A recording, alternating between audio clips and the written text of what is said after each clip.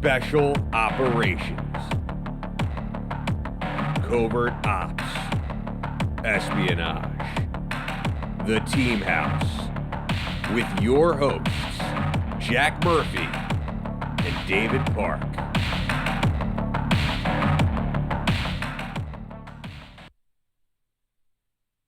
Episode 299. I'm Dave Park. Jack is out right now. We welcome our special guest, Uriah Popp. Thanks for being here, Uriah. Came all the way up to see us. Deeply appreciate it. Real quick, I'm going to bang out our sponsor for tonight. So let me tell you guys first, I am a very hot sleeper, like a miserably hot sleeper. I wake up, my pillow's soaking wet. I have to have a fan on me if it's not at least 68, 65 degrees. But if you sleep hot at night like I do, you know just how disruptive it can be. Whether you're having trouble falling asleep, you're waking up sweating in the middle of the night, or all the above, that's where GhostBed can help. As the makers of the coolest beds in the world, GhostBed is your go-to for cooling mattresses, cooling pillows, and even cooling bedding. From their signature Ghost Ice fabric to patented technology that adjusts with your body temperature, every GhostBed mattress is designed with cooling in mind. So whether you want a plusher mattress that cushions your shoulders and hips, or a firmer option with exceptional support, your GhostBed will keep you cool and comfortable all night long. When you purchase a GhostBed mattress, your comfort is guaranteed. You can try out your mattress for 101 nights risk-free and make sure it's the right fit for you. Plus, they offer free shipping, and most items ship within 24 hours. If you are not sure which GhostBed is for you, check out their mattress quiz. You'll answer a few questions and get your personalized recommendation, or reach out to their friendly team of sleep experts for all you need. Even better, Team House listeners can get 50% off site-wide for a limited time. That's 50% off site-wide. Just visit ghostbed.com/house and use code HOUSE at checkout. Again, that's ghostbed.com with the code HOUSE at checkout and save a whopping 50% off. So guys, go check them out. They've got a lot of great stuff. Back to you, Uriah. Thank you so much for being here. We really appreciate it. No, thank you. So, we like to start this story off with your story. Your origin story. How did you grow up, and what led you into the military? Oh, so it's going way back. So I was born in a small town in Jasper called Jasper, Indiana. It's right next to French Lick, Indiana. If anybody knows Larry Bird. Okay. So Larry Bird's from French Lick. Jasper's a little small town right beside of that. Grew up in a trailer next to my grandmother's house until that burned down. My mom and dad ended up splitting up, and my mom moved to Florida and went to beauty school where she met my current father, and they got married, and then my dad joined the Army shortly after, I think around in 1982, and so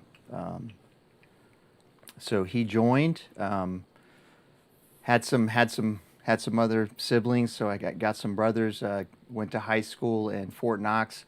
So I kind of grew up around the military. So long way to say I grew up around the military. That's really all I knew. So my father was in, his father was in, and so I really didn't know anything else. I grew up in the DoD school system. Okay. So a lot of folks may not know what that is, but the government actually has high schools on military installations. And so I went to Fort Knox High School, and then we moved to Hawaii my senior year. So my dad was a drill sergeant on Fort Knox. Then he became a warrant officer, and then went to the 25th Infantry Division in Hawaii. And I graduated high school, and then after high school I wanted to do something, so I enlisted in the Army. So that's the Reader's Digest version of how I went from just basically a kid growing up around the military, and then that was the thing that seemed like it was the right thing to do, or the thing that everybody was doing. Well, I'm sure that your dad had, or maybe he didn't, but Did he have like strong opinions about what you should do in the Army, like what the best jobs would be or anything like that? Not really, actually. Probably like most. I'll say well, I don't want to generalize, but I'll speak for myself because I got 3 sons who have all served. They didn't want me to go in the military. They actually wanted me to go to school, and I didn't want to go to school. I wanted to get out of the house. I think my generation, it was all about not staying at home. It was about getting out of the house as soon as possible, Right. and the military was the way to go. My dad actually swore me in, so that was pretty cool. He was a warrant officer. He actually swore me in. They had just moved to Germany, and from Oklahoma as he was finishing warrant officer school, and I had to fly to Germany. I did the MEPS process in Oklahoma. Flew to Germany. He swore me in, and I enlisted to be I think at the time it was called a 91 Bravo. It wasn't a healthcare specialist. I think it wasn't a combat medic. I think it was like a medical specialist. That's what it was. It was a medical specialist. I think everything was called a specialist at the time. Yeah. So it was a medical specialist, so a field medic. And I think he actually wanted to be a field medic, but ended up being a field artilleryman. Mm-hmm. So they didn't have any issues with it. And I had selected, at the time, you used to be able to pick station of choice. Mm-hmm. And I had just got to Hawaii and finished high school, and Hawaii was pretty cool. So I signed up for station of choice. That's the option I picked. Mm-hmm. And I went back to Hawaii.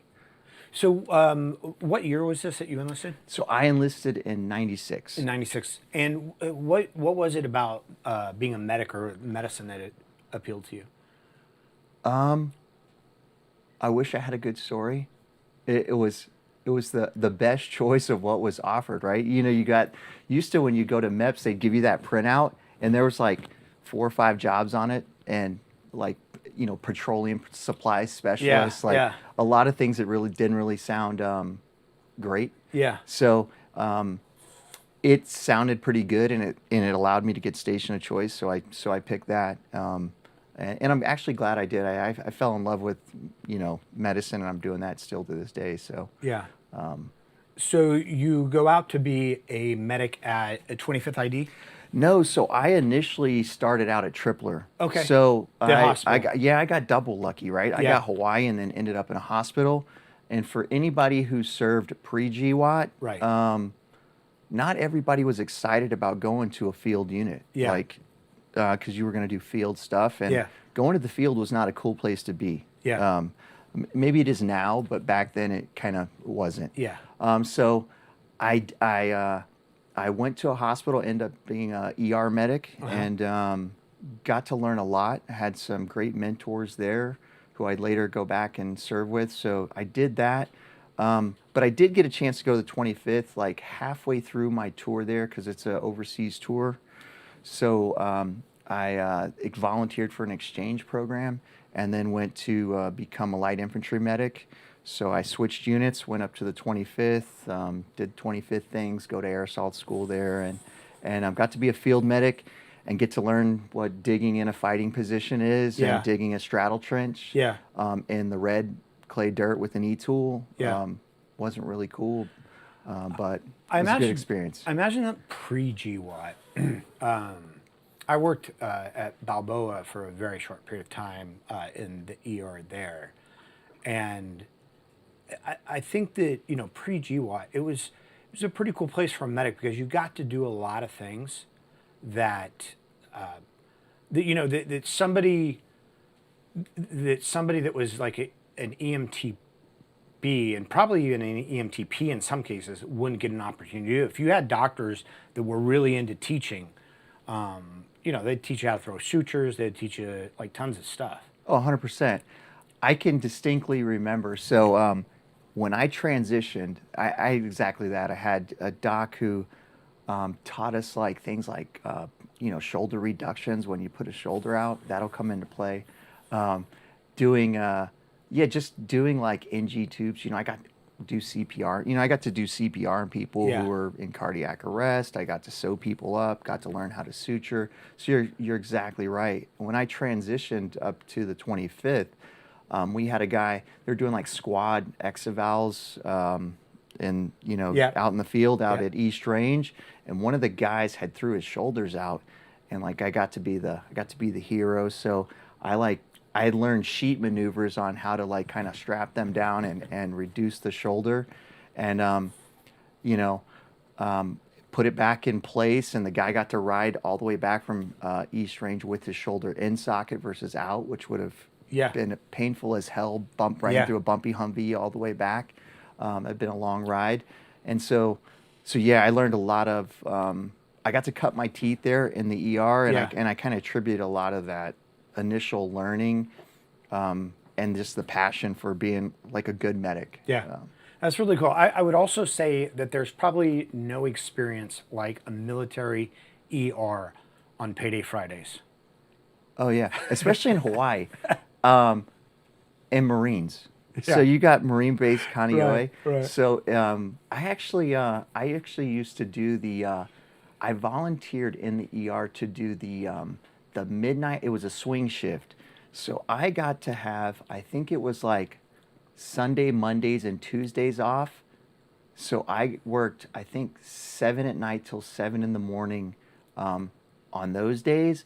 So it was all the action. Yeah. Like, and then Hawaii has a pretty large homeless population, and so you get to kind of. I don't want to put this in the. It's not a negative at all. You actually get to take care of a lot of homeless vets. Yeah. And so I actually appreciated talking to them. It's kind of sad, you'd get these routine homeless vets in, and you kind of get to know them. Yeah. Right.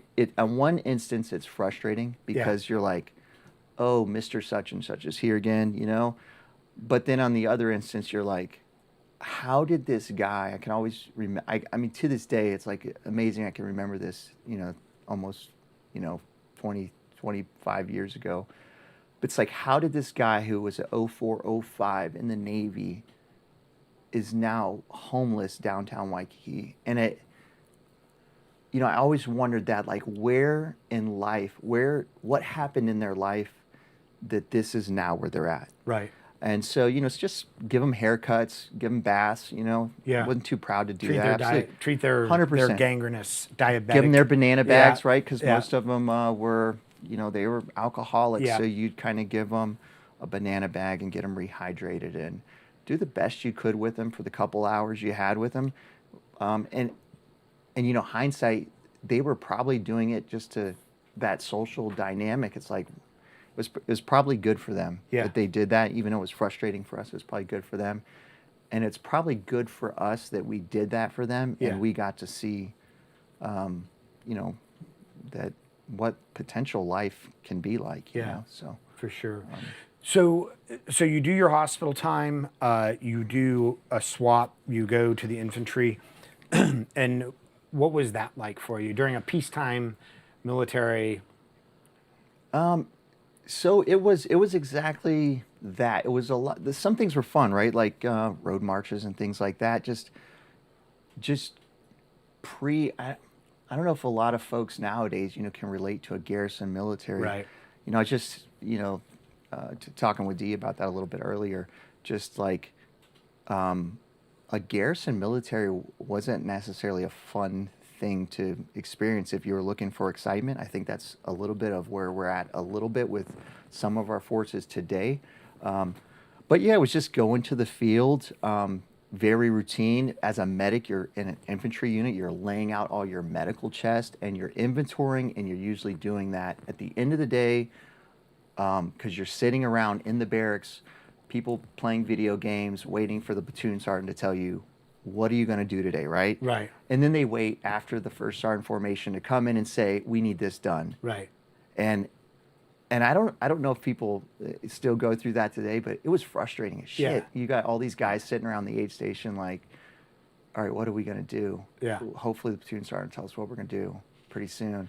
And that's usually like, it was just task, right? You're just taking care of stuff. Vehicle maintenance, like motor pool Monday. Yeah. Yeah. Yeah. all that kind of stuff. And what was like TCCC like at that point in time, and what kind of training were you guys getting from like your doctors at the clinic and stuff like that? It was non-existent, right? Yeah. So back then it was, oh man, what was the, I think it was like ATLS Yeah. protocols. So 2 large Bore IV, IVs, yeah. Bolus. combat lifesaver Yeah. thing. That was a combat. It was like 2 liters of fluids Yeah. and some Sudafed, Motrin, some ACE wraps, all hospital grade equipment packed in a little Yeah. trifold bag. And so, yeah, there wasn't, you did get mentorship. Actually, the PAs at that time were still embedded in the aid station. It's no longer like that now. The Army medical system has changed it. I think throughout the services, they've actually changed that dynamic.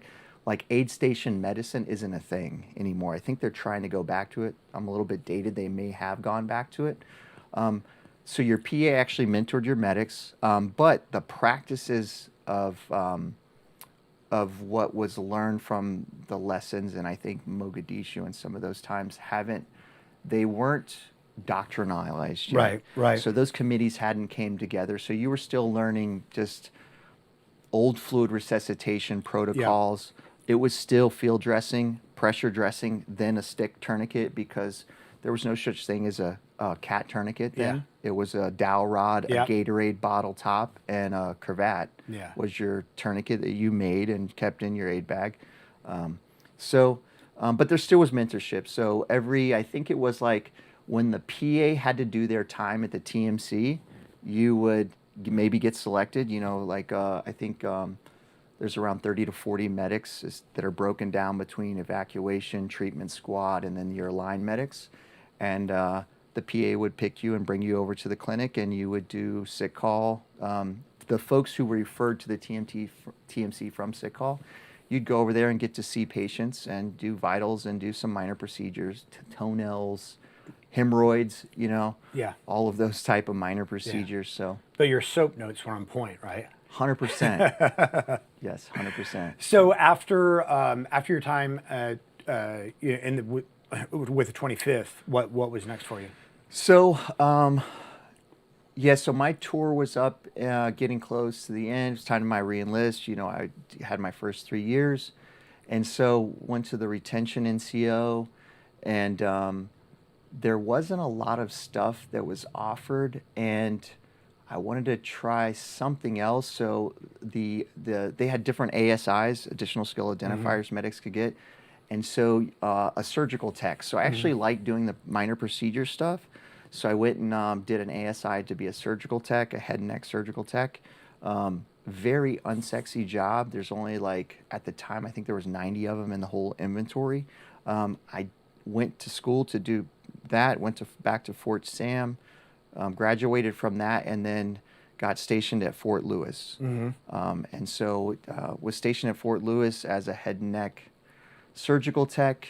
And that was kind of like the beginning, I would say, of my soft exposure. So I was working there. And At the hospital there? I was, so I was actually at Old Madigan. Okay. If not the new Madigan.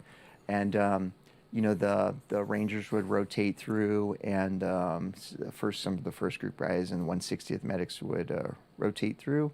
And so was like, oh, this is pretty cool. These guys are, they're doing field medical stuff, and they would talk about it and talk about their job a little bit, and it was, you kind of just rumor mill. Yeah. Hey, there's cool guys doing cool things. Yeah. And so as a young, I think at the time I'd maybe turned, I was in my really early 20s, maybe 21 or something like that.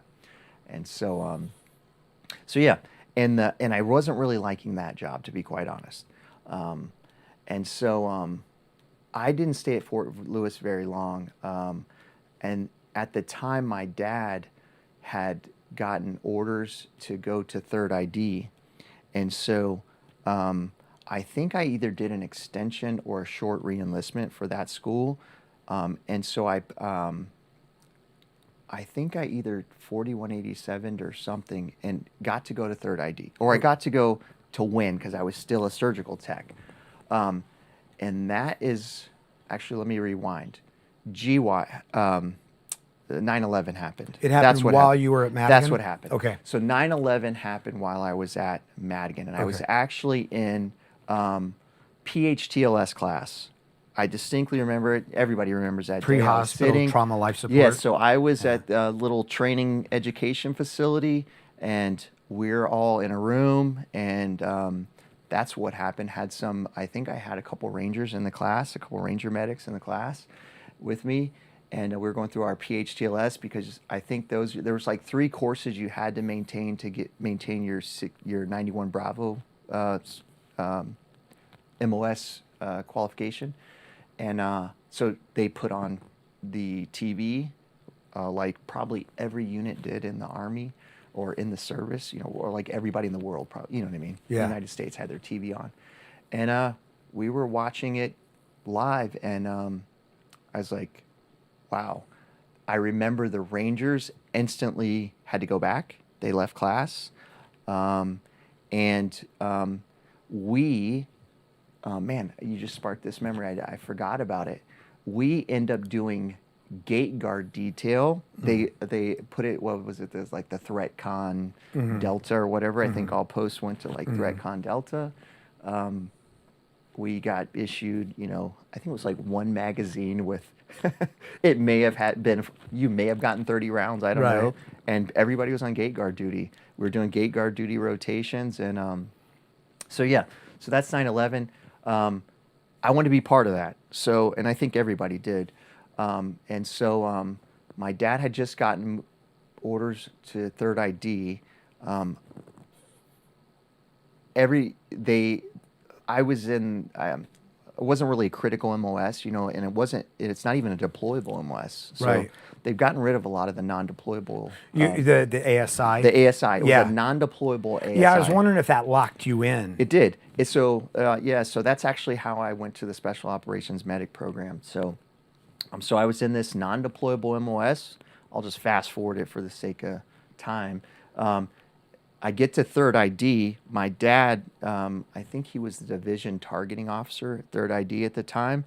He was on the initial push into Iraq, and I wanted to go. So I went to my CSM at the hospital because they were pulling people out of the hospital to fill. So all the soldiers were on profile or something and couldn't go. And the line units, they would 1-for-1 them. Yeah. So they would take medics out of the hospital, fill the line, and then, people were going over. So this is around the 2003 timeframe? Yeah, so this is, fast forward a little bit. Okay.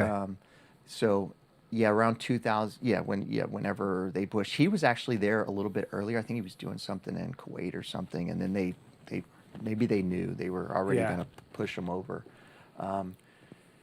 And so I went to my CSM, and I was like, hey, I want to deploy. And he was like, no, go back to your clinic. Right. And so, I was like, well, this sucks. And so, I mean, it was crazy. I can remember like a full rotation of medics got pulled out of the hospital, came back, and they're telling their stories of war, right? This is the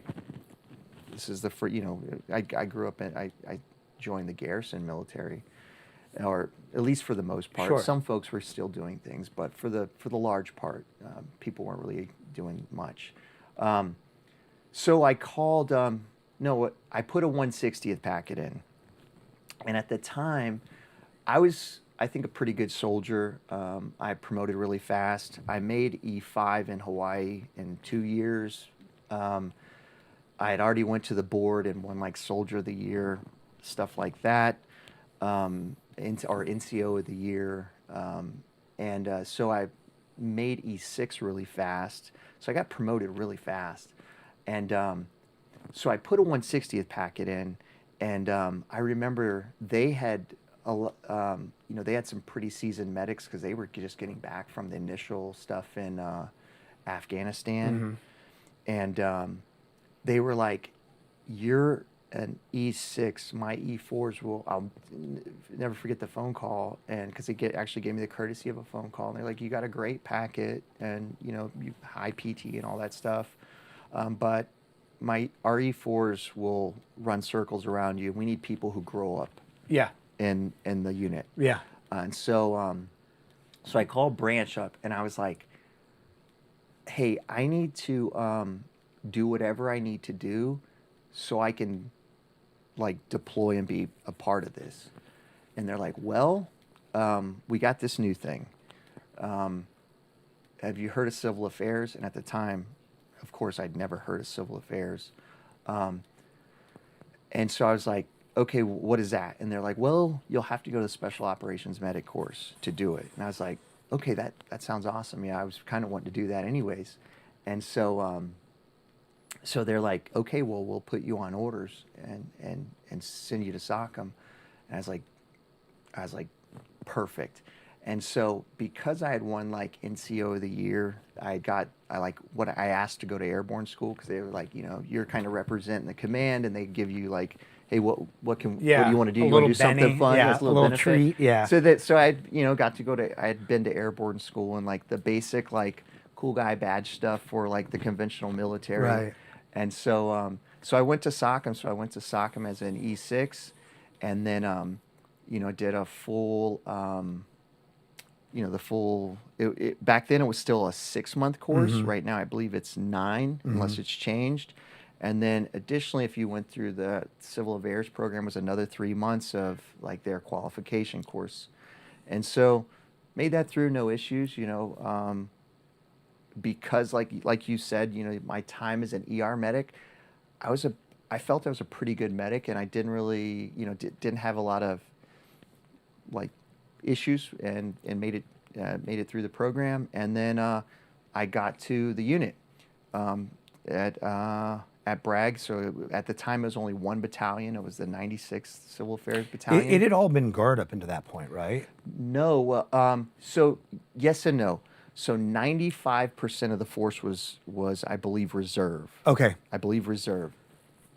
There was one active battalion. Oh, there was was. the 96, and Okay. it was on Bragg. It was right by the GB Club. So Okay. it was right behind there. There's one building, and there was what was there? Alpha through Foxtrot company, and every company had a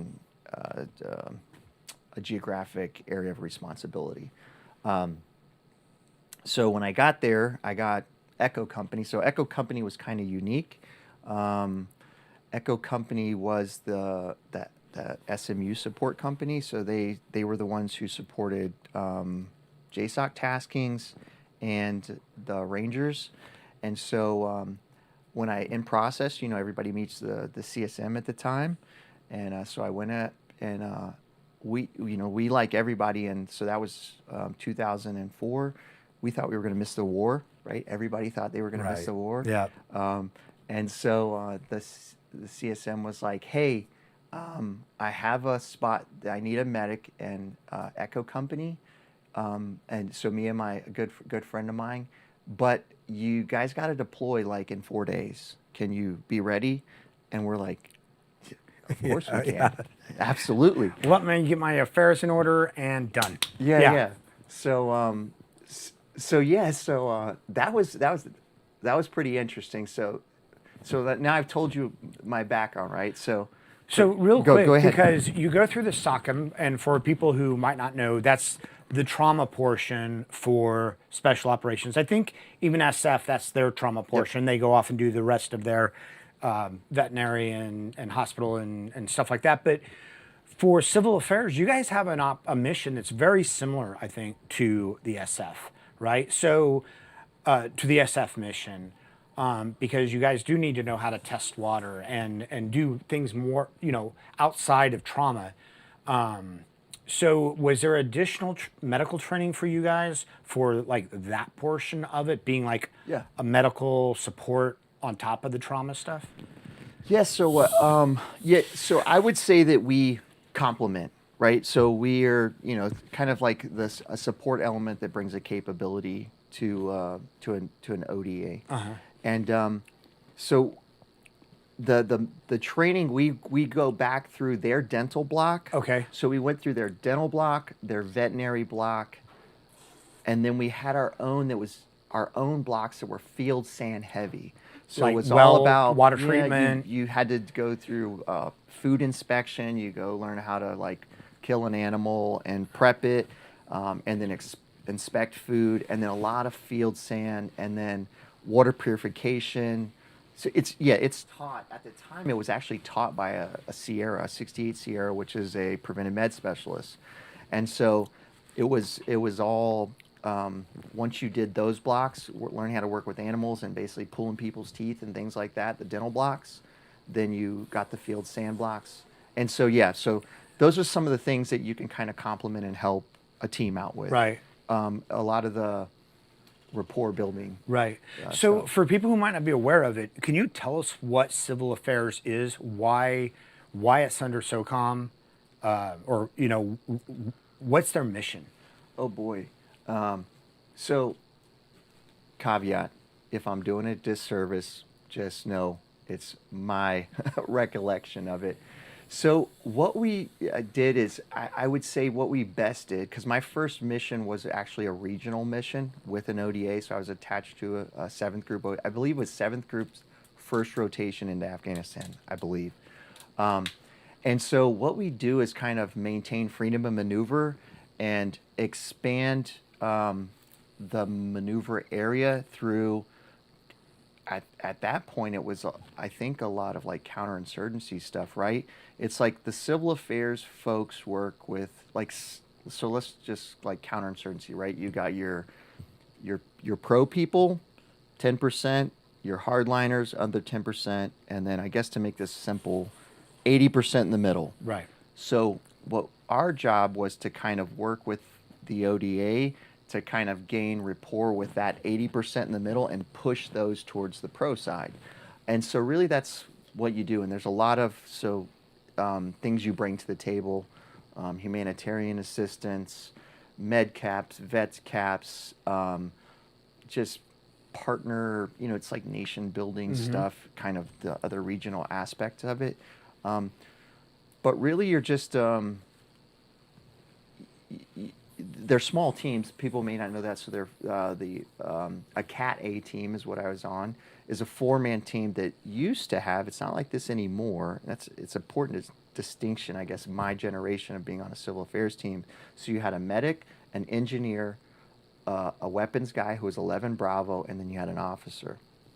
And so my tenure there is when basically SF needed all the SF guys back, because that battalion was all SF guys, and they were pushing them back out to the team. So they were usually your older, kind of long in the tooth guys, very experienced guys, or just maybe they were hurt or something. So they would end up in the civil affairs battalion. So they needed to go back. So they basically took a bunch of Rangers from Ranger Battalion. So Echo Company had a lot of Rangers from Ranger Battalion, where they were typically your team sergeant, and then you had a lot of 82nd engineers, and then medics that they were generating medics through the course, because I think I was in the 2nd class or 3rd class of medics that are being recruited to basically push the deltas back out to the teams. There's very few deltas left in the battalion, and then we were backfilling them. So I don't know if I got to the answer to your question, but in a roundabout way there. So what I'm taking away from it is that civil affairs is, we talk about special forces being hearts and mind, but civil affairs is really kind of the backbone of that hearts and minds. So it's a lot of the civilian engagement, and in the counterinsurgency strategy, it's the idea to win over the population 100%, and help create that sort of area denial, not necessarily through force, but through goodwill building. Exactly, and so I think where we come in, and I can remember at the time, they were talking about the phases of military operations. So going from phase 3 combat operations to phase 4, which is, I think, support and stability. So that's kind of that transition from combat operations to support and stability. It's kind of the nation rebuilding, establishing governments and things like that. So you're exactly right. So that's kind of, honestly, we thought that's what we were phasing we were going into phase. I can remember that as people, because I don't think you get a combat patch, a shoulder sleeve insignia, if you're in phase 4 of operations. I think you have to be in phase 3. Interesting. And I can remember You people guys were were sweating freaking worried about that. That was a thing. I believe it. I understand, and I understand why. And it's funny because I can remember the 7th. I can remember. So we were attached to I think it was 723. I could be wrong, but a lot of those guys. So they were getting there. Those guys they're Army guys. We're all Boy Scouts at the end of the day, right? Collecting like badges and flair. And they were worried about it. And like I can remember like the guys who didn't get a CIB yet, they were like we need to like get into something so we can get our CIBs. So somebody needs to shoot at us, yeah. Yeah. Let's just drive down this road and see what happens. Yeah. It's like movement to contact. Yeah. Let's keep recon going by out fire. there. Yeah. So yeah, and if you remember Afghanistan at that time, I did a lot of time. Well, I guess a lot of time is relative, but I did, I think, 4 or 5 tours there. At that time, in 2004, it's a Hilux pickup truck, 2 dudes, and 4 Afghans. And you're driving for 3 hours. That's unheard of, I think, later on. But it was relatively I would call it permissive to semi-permissive environment. And so a lot of people, they've never seen you before, and, you're there. So as a civil affairs guys, you got goodies to hang out, coats, backpacks, engineer kits, school supplies, soccer balls, all that cricket kind of stuff. And, you know what it is. Yeah. And you're going out with the ODA too, because they're trying to maintain their get in the freedom of firefight. maneuver. Yeah. Right? Well, there's a No, I get it though, but Yeah. exactly. I mean, it's one of those things where if you don't use it, you lose it, right? If you're not getting out there and actively patrolling and showing presence, then encroachment happens and things like that. And if back in that, we were still handing out the green matches with the picture of Osama bin Laden on it, like asking everybody if they knew where Osama bin Laden was, like probably everybody else. Right. And so it's it's that period of time where they're like, no, we don't know who that dude is, but can we have some jackets? So I have to ask you this because it's kind of funny to me. Like you say, a lot of civil affairs used to be made up of long in the tooth, SF guys who had a lot of experience, working with indigenous cultures, doing foreign internal defense, things like that. And then they need those guys back, understandable. And so they backfill them with Rangers and 82nd, who probably aren't known for their civilian engagement, strategies. How did that all work out? So I think because we didn't have a lot of seasoned fighters, like our people were seasoned combat veterans. Maybe that's a better way to say it. Seasoned veterans. It was all new to all of us, and I actually didn't go to the qualification course till between my first and second deployment. So I didn't get school trained. I'd been through the MOS portion of it, but then you had to go through like the SWIC portion of it, the schoolhouse portion. And so I think you understood that you were trying to like make these people your friend at the end of the day. And so some of it comes, I would say, a bit naturally, and at that time period, they weren't really aggressive towards us. So right, you could still get on Chicken Street or whatever and buy rugs or buy. You could exactly. So it was just, I think, a different time, and so I think that at least it didn't seem to be an issue. It didn't seem to be an issue, and I never I didn't think, say, because we had, like, my team sergeant was I think he was a 1st Battalion Ranger, and he had already deployed with the battalions to Afghanistan, and I didn't experience guys who were just overly aggressive, wanting to like not do their task and try to like get it on. Yeah. And so, it just seemed to, I guess, we were discovery learning. It's like learning a new job. It's kind of fun when you're doing that though, because you also, like, there's not an overbearance of leadership at that point in time. You're kind of creating your own missions. That nobody is sitting there with their thumb on you. So really, whatever you guys come up with, like, that's your op. Yeah, it is. And like I've had con op parties and I remember the pain of con ops and getting them approved. But you're exactly right. Then it was just like, hey, where are we going to go tomorrow? Yeah. Okay. And we would go somewhere almost every day. Yeah.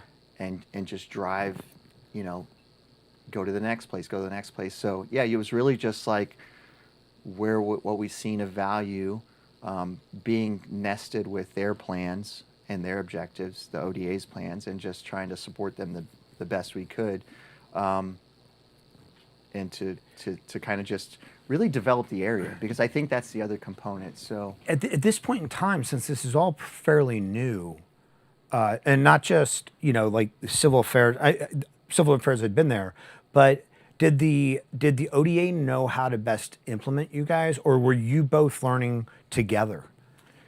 I think we were learning together, to be quite honest. I think that it was a little bit more natural from us than the PSYOP guys. So they had a PSYOP team attached as well. So they kind of had the full package. So you had I think they had an intel team attached to them. They had a PSYOP team, and they had a civil affairs team, and we were all at Camp Tice. So in Dehrawood, down by Kandahar. And so I think with them, they didn't really know how to implement them. They were handing out their flyers yeah. and things like that Yeah. at the time. Yeah. Leaflet drops, right? Yeah. But for us, it was a little bit more natural. I was a medic. There was only one medic. They had split up. I think half of that ODA went up to Cobra. And so I instantly gravitated. So I was a fairly senior in both grade and experience as a medic, at least, because again, the ER time helped me. So instantly had a great senior 18 Delta who took me under his wing, and we just did a lot of, tailgate medicine, right? Yeah. And then we ran Camp Sick Call, right, where folks can bring people in from all over, and you get to see everything. So that trip, I probably, next to Iraq and next to the surge, I practiced the most medicine. I mean, we did a whole blood transfusion. One of the cooks from the cook, we, Eldon carded him, and we had an Afghan come in from a garden tool fight. So he had took a pickaxe to the chest, and so he needed blood. We weren't getting flights for him. Yeah. That was the things they didn't. And at that period of time, they didn't evac these guys. Right. You had to set on them. So gunshots. I got to do full repairs and put in drains. Just things that are unheard of. Yeah. I mean, you're talking like surgeon, physician level stuff. Yeah. So just a lot of mentorship. Burns, right? You remember all the burn kids? We ran a burn clinic, so we got to learn about ketamine use. That was the big thing. That's one of the biggest things. He had wrote some papers. Just a phenomenal 18 Delta who just really made the best of the time and experience and honing his skills. Yeah. And then taking me under my wing or under his wing, and just we ran a great clinic there, and just really we got to see a lot of things and experience a lot of things. I did my first field amputation. Wow. That's amazing. Yeah, I wanted to do another one. It's probably a good thing I didn't, because I remember the ODA commander. So this guy came in. I don't know. I think he got bit by a dog or something, but you could tell his leg was septic and I needed to go. Yeah. And I wanted to take his leg off, and the ODA commander was like, "Uriah, no." He's like, "If he dies here, that's a problem for me. So no." So we ended up didn't do that. But another time, a kid got his hand caught in a fan belt working on engine. So it was like a partial. So Like an avulsion type of, or no, it had taken like it was just a mess. It was Yeah. a mangled mess. Yeah. It kind of ripped everything away. Oh, wow. So there's nothing you could do Yeah. but basically complete it and just work through the joint Yeah, space yeah. and then just kind of undermine the tissue and pull it, wrap it around, Yeah. and then kind of close it. And then I called up the B team, you know, where the PA and doc were, and basically put him, you know, taught him how to do wet to dries and put him on a broadband, you know, I think I forget what we gave him, like shots of Rocephin or something. Yeah. And so just really got to do some really great things. And then I got to learn some lessons. I remember this one time, this old lady came in with her ear in her hand, and a dog had bitten her ear off. And so me, the great like suture person, I thought I could sew that back on. And so I get like, it was beautiful too. Like I had approximated all the edges perfectly and lined everything up. And I like sewed it. And then the Jeremy came in and he's like, "Hey man, what are you doing?" I'm like, "I'm sewing this lady's ear on." He's like, "What?" And I had like the ear canal, like I had like, you know, both exteriorly and interiorly. He's like, "Dude, there's no blood supply to that. What are you doing?"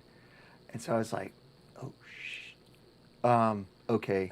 He's like, "Okay, do this." He's like, "Take that back off and just take what's left of the skin and just close it up the best you can, and then let me take a look at it when you're done." So I did that, but you know, so I got to like make some mistakes, I guess you could say. So because of like the cartilage and whatnot, like there's just no way to.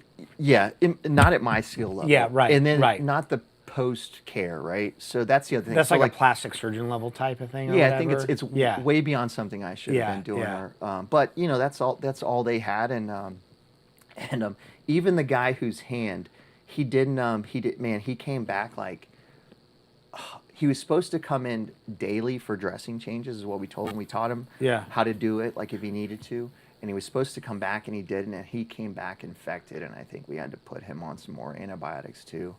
But yeah, it was just a great trip was just a great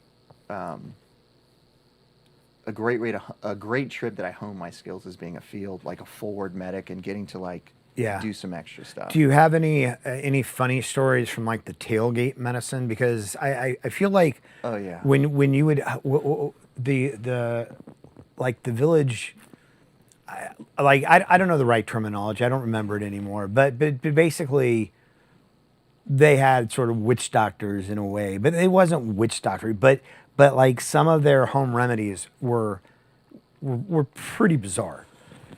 Yeah, I mean, kind of a lot of STDs treating, oddly enough. Yeah, you know, you'd eventually tease it out. It's like it's burning when I pee. Yeah. And so, you know, then it's like you already had the pill packs like made up for them. Okay, here's your pill pack. And then I remember my team leader, he was like taking a liking to it, and like we were running out of vitamins. So everybody wanted, I think it was like vitaminas. I think that, I don't know if that translates to what it was, but they would ask for they wanted vitamins. And so we would run out of vitamins because like we would just give them out. These were hundreds of people coming in. They would be a line, like in the morning, there was a line ready to see us. And some of it was people just want something. Mm-hmm. And understandably, and so my team leader wanted to get involved, so we like would make Skittle bags for the people who wanted vitamins, because we didn't have any.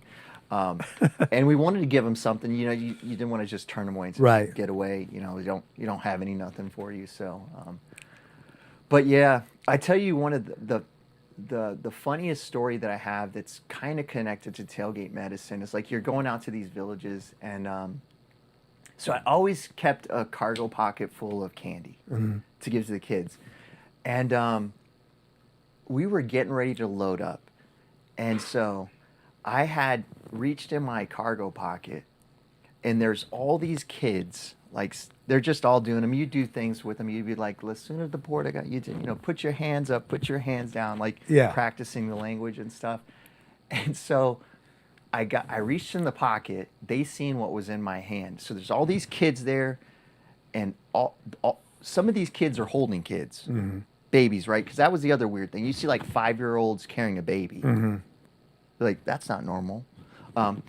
So I throw the candy up in the air, right? So what happens? They dropped the kids. They start dropping babies. There's all these babies falling in the rocks, and I'm like, oh man, what did I just do?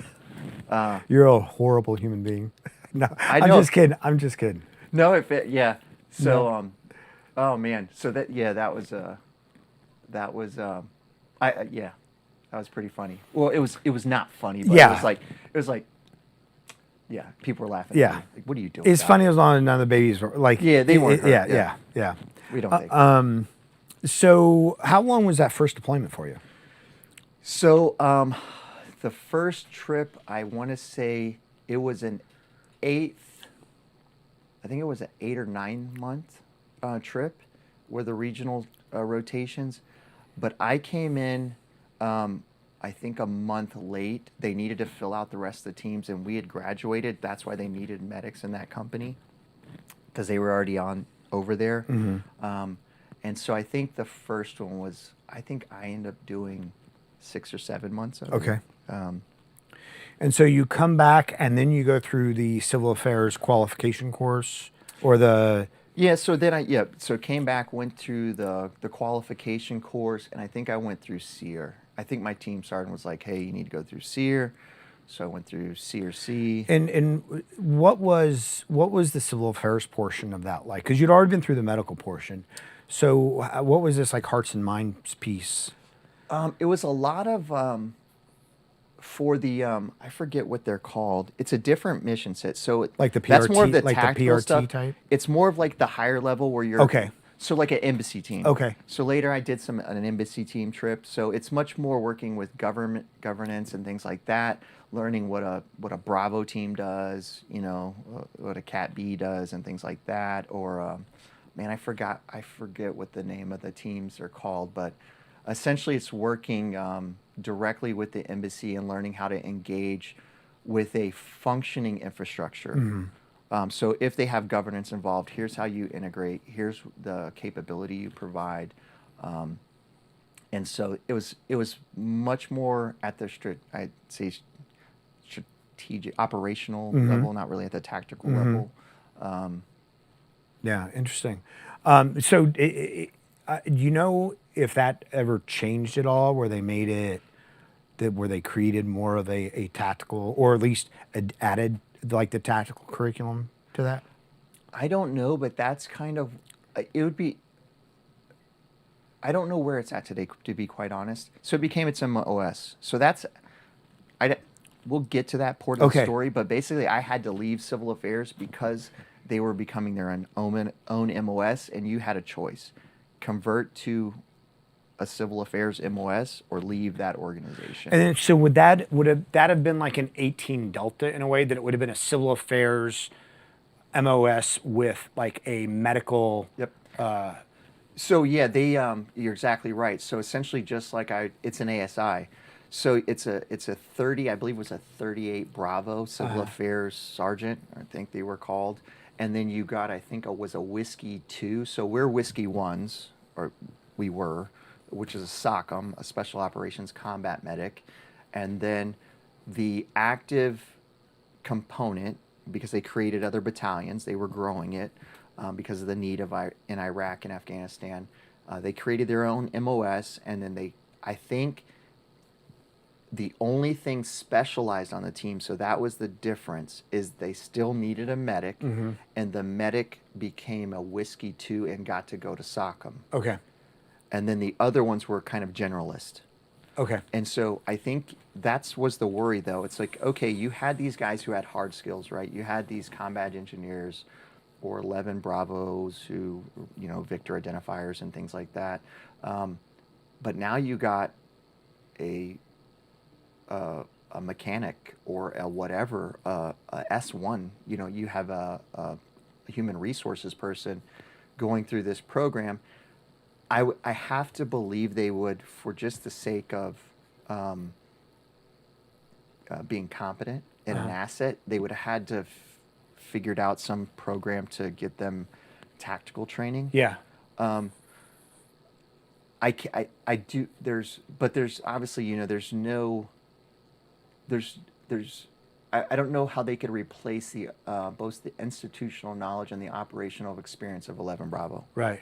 Right.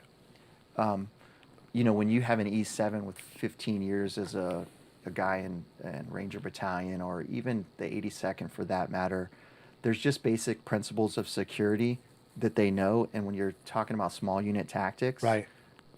and I think that's where it got a little bit dangerous. And so they've had to have mitigated that liability. Yeah.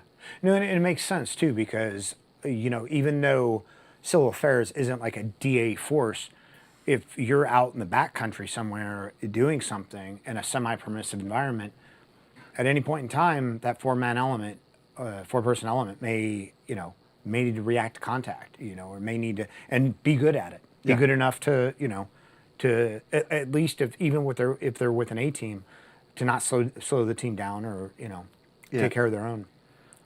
Yeah, and I think I transitioned before that started, but I think that probably, you asked me earlier about did they know how to utilize you.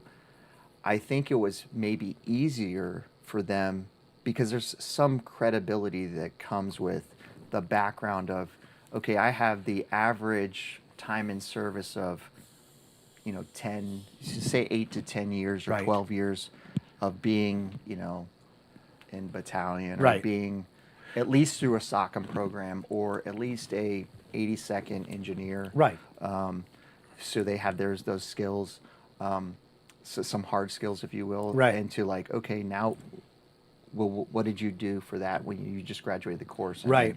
Right. So I think it may have been easier for us to to integrate with them. It makes sense. Guys. I mean, if you have a guy show up and he's wearing the civil affairs or the SOCOM patch or whatever, but he's got a scroll as a combat patch, and it's like, okay, like, or even with the 82nd, if he's got a combat action badge with an 82nd, like you look at them a little bit differently than just somebody who may have only come up through that pipeline. Yeah, and it's again, not to take anything away from with it, and I'm sure there's, they've worked through that.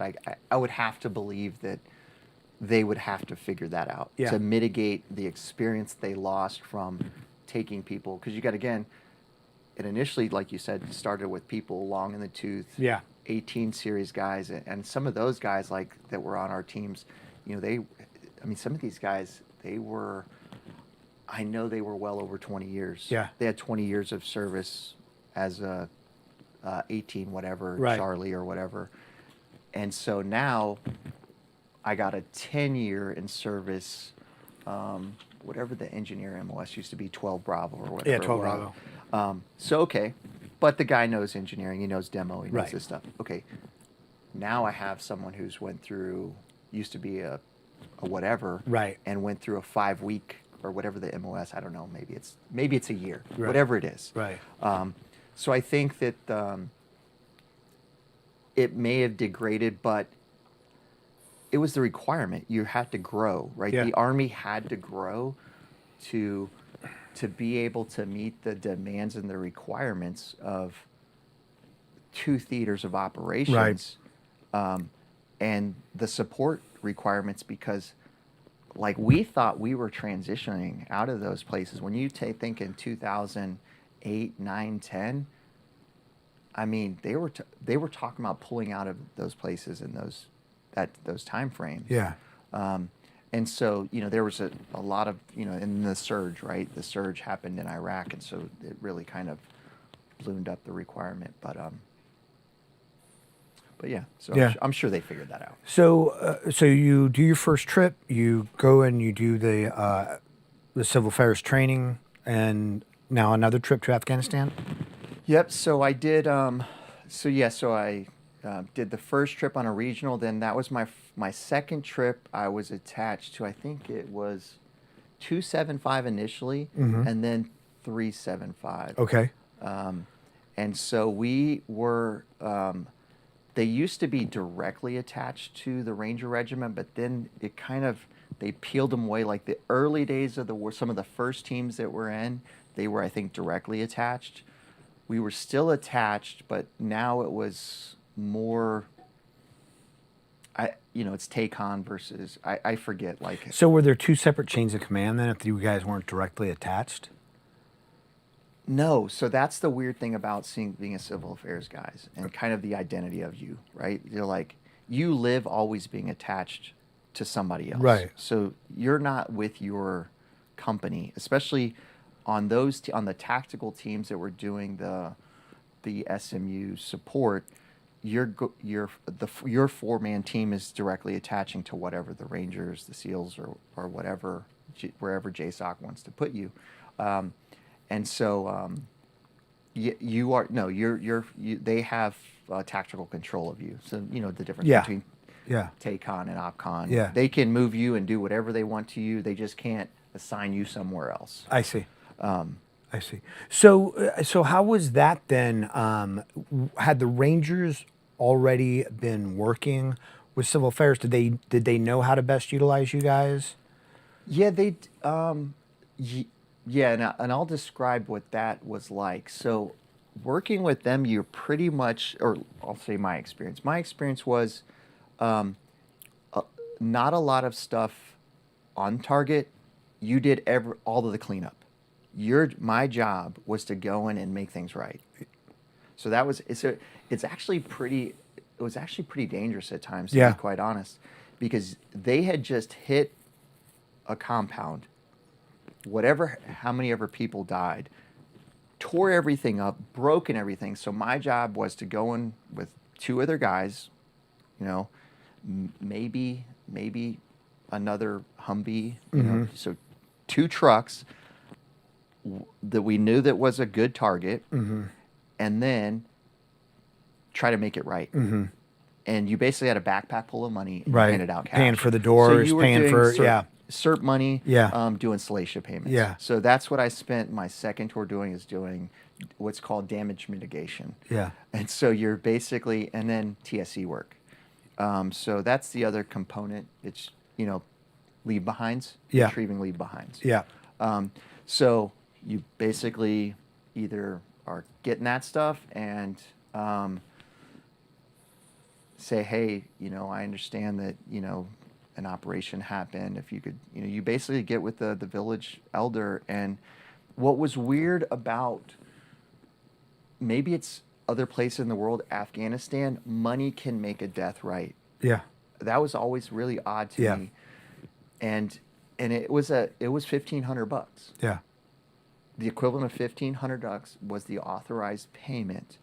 And I know I did damage mitigations for some very large targets. One of the biggest ones was, I think, mandated by I think ISAF at the time, because I think ISAF had moved in by the time 2005. I believe they had taken over, I think, Kandahar. And so it was 54 deaths. So it's basically a tough box full of money. You're taking a tough box full of cash out there and giving it to this guy. And sometimes they won't take cash because they know that somebody's going to come and take that cash. So then we're doing animals. Right. You basically buy livestock and you give them to them. And so, and that was the case of my second deployment. And on the second one, the medic who needed to, I returned back. So so I finished that one out. It was mainly working for the regiment, mainly doing damage mitigation, doing salacia payments, and working with TSE folks. I think the Jayatak, or I forget what it's called.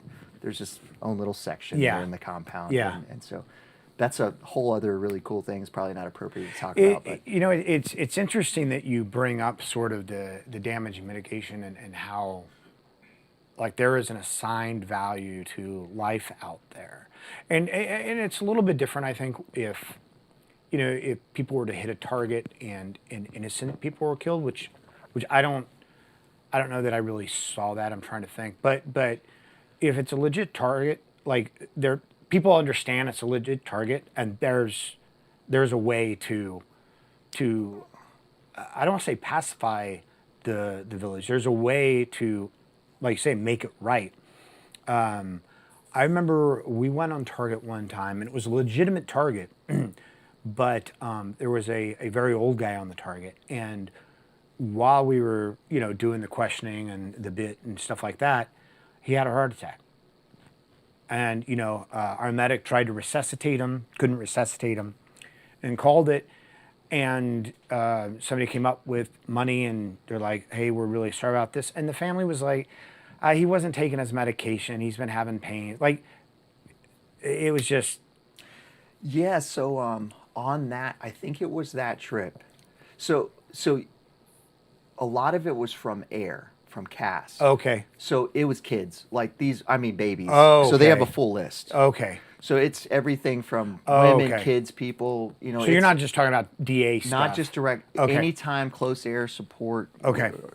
came in, or a JDAM got dropped, Right. whatever. Right. I see. And so yeah, those would be because the International Red Cross gets involved. Yeah. And so some of the big ones, you had an International Red Cross rep. You had these were big deals to clean this mess up.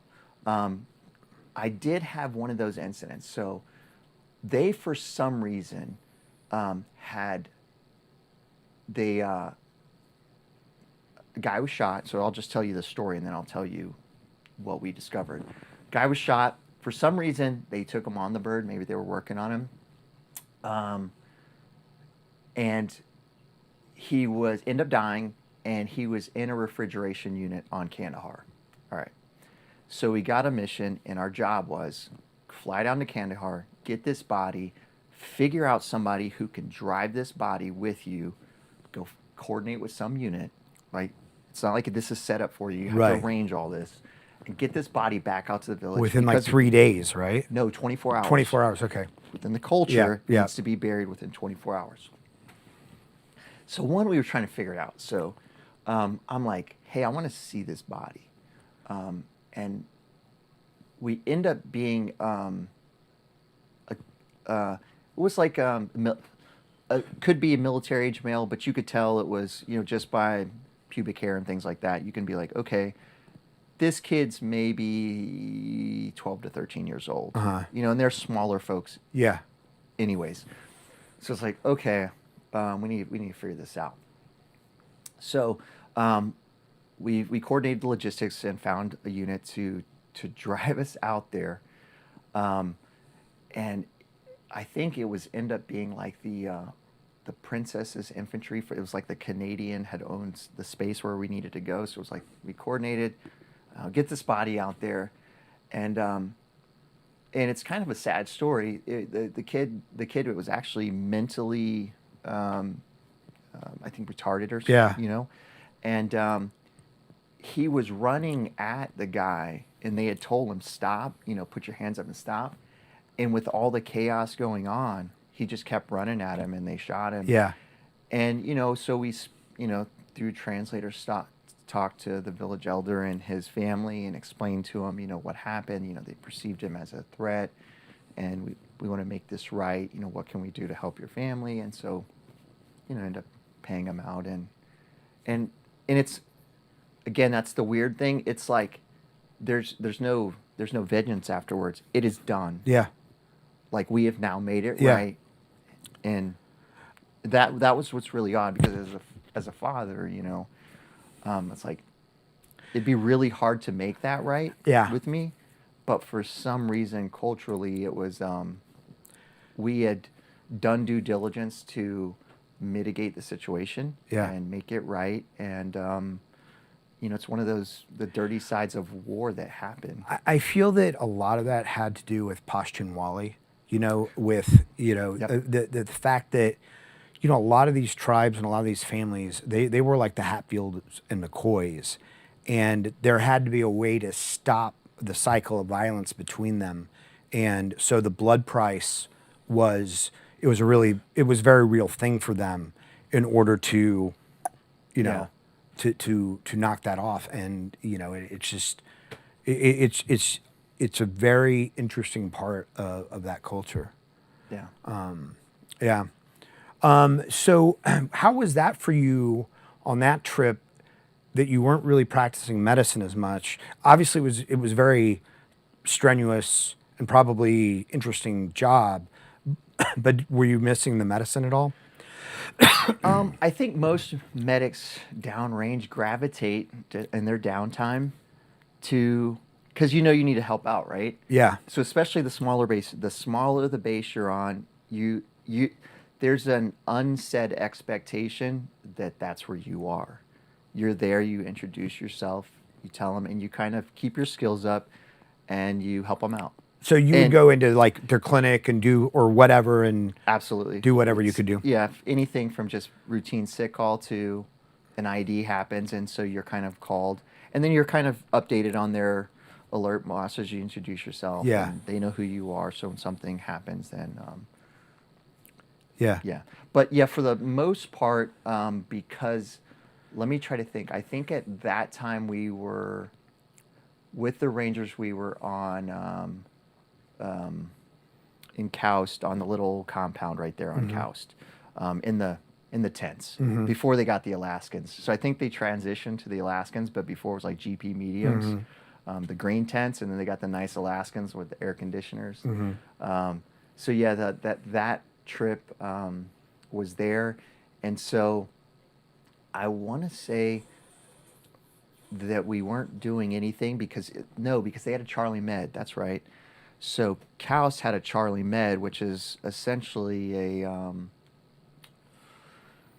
it's like a MASH, I guess, Yeah. if you will. Yeah. So they have as much capability. So you go over there and introduce yourself, but for the most part, they have enough. Yeah.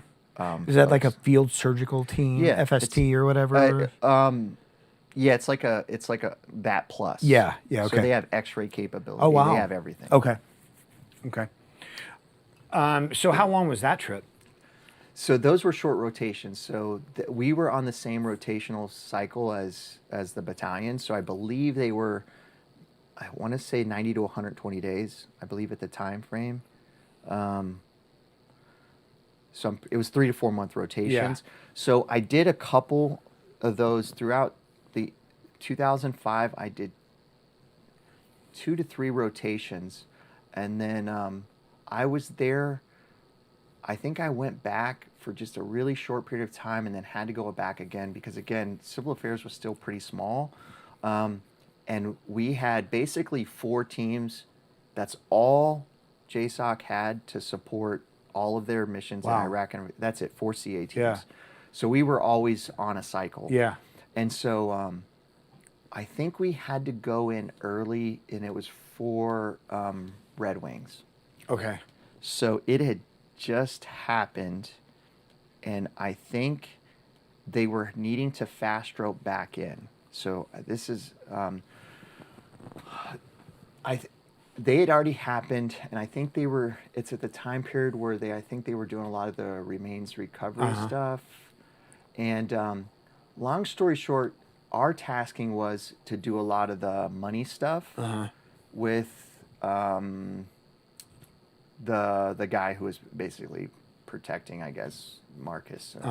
And the team leader, he was an older SF guy, and he just wasn't fit and just couldn't. He was just an older dude. It was a brutal environment. Yeah. Yeah. And so they had spun us up to come in early, so we came in early.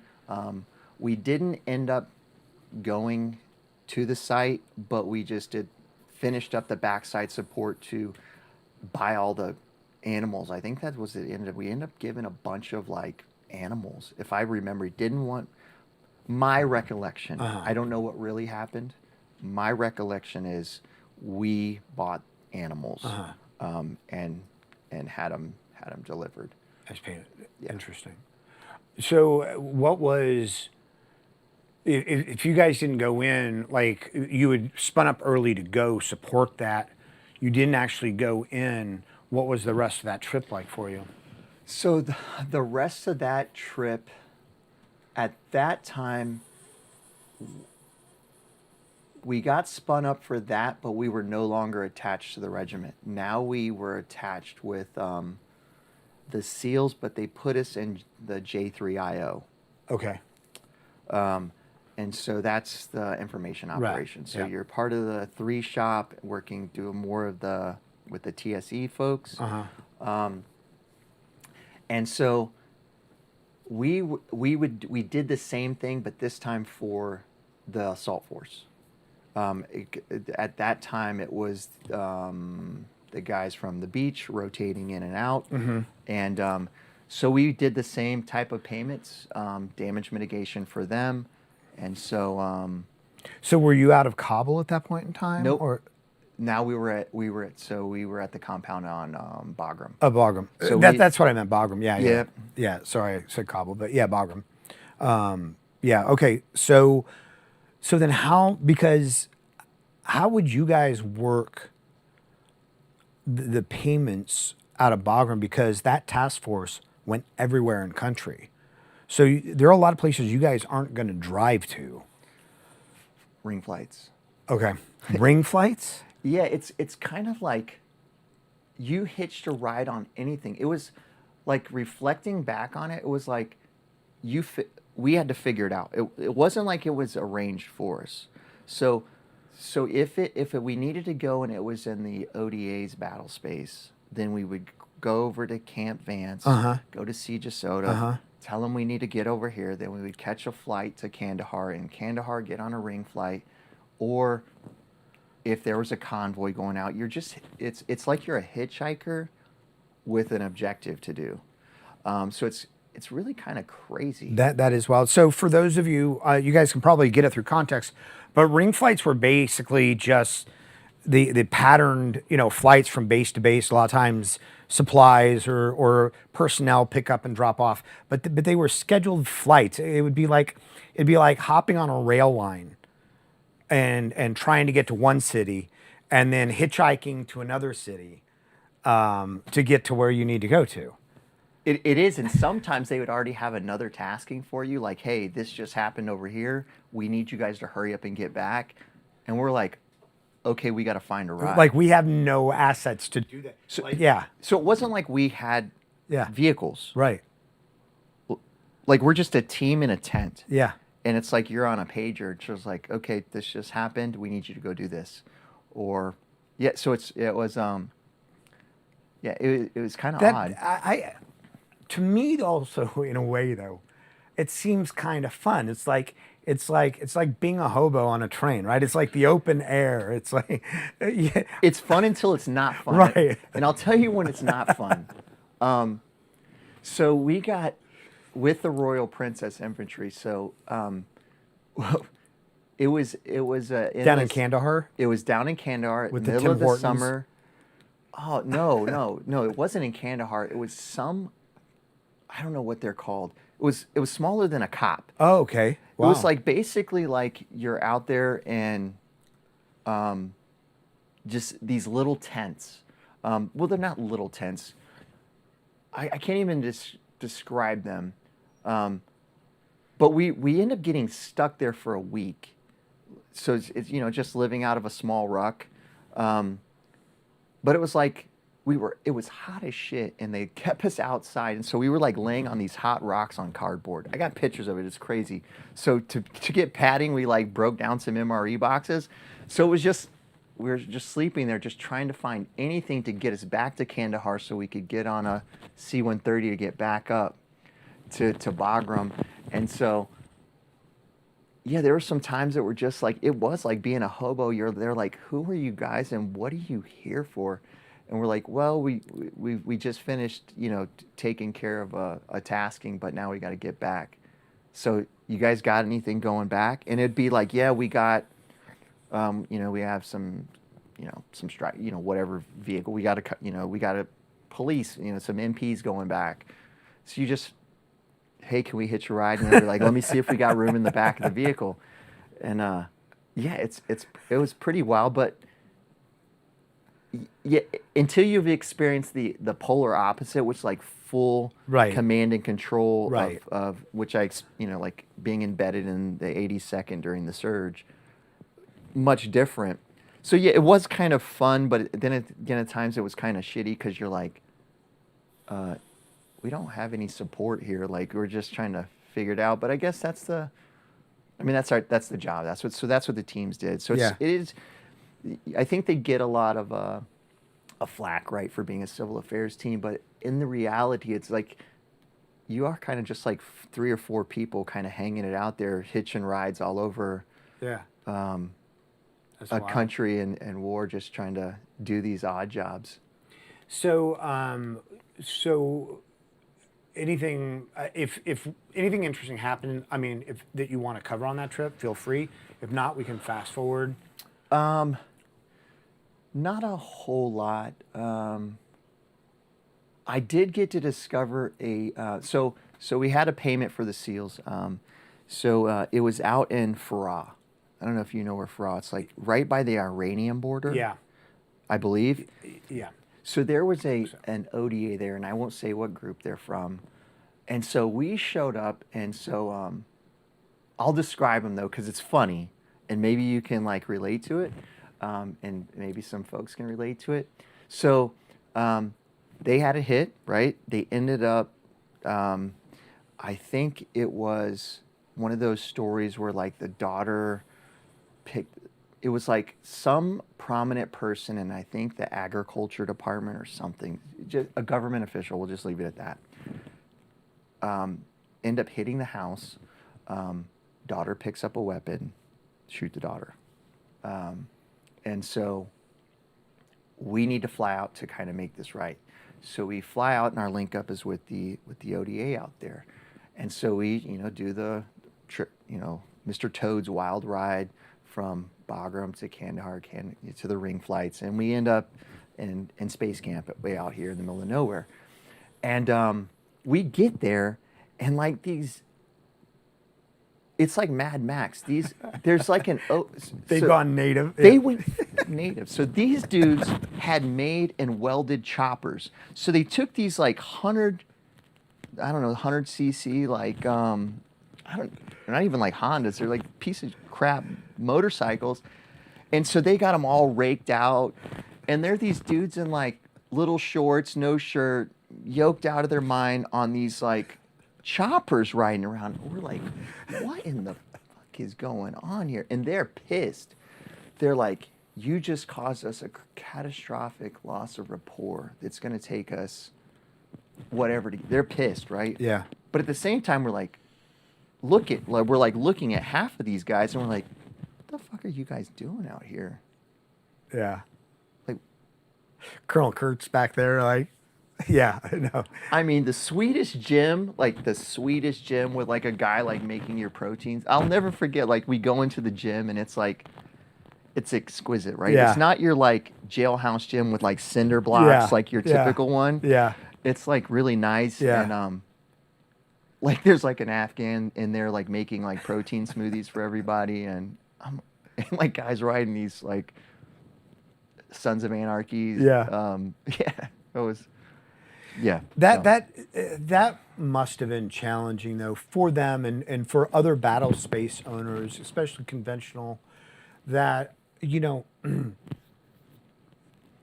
sometimes task force or other units, any DA units would make a mess, and generally that mess was deserved, right?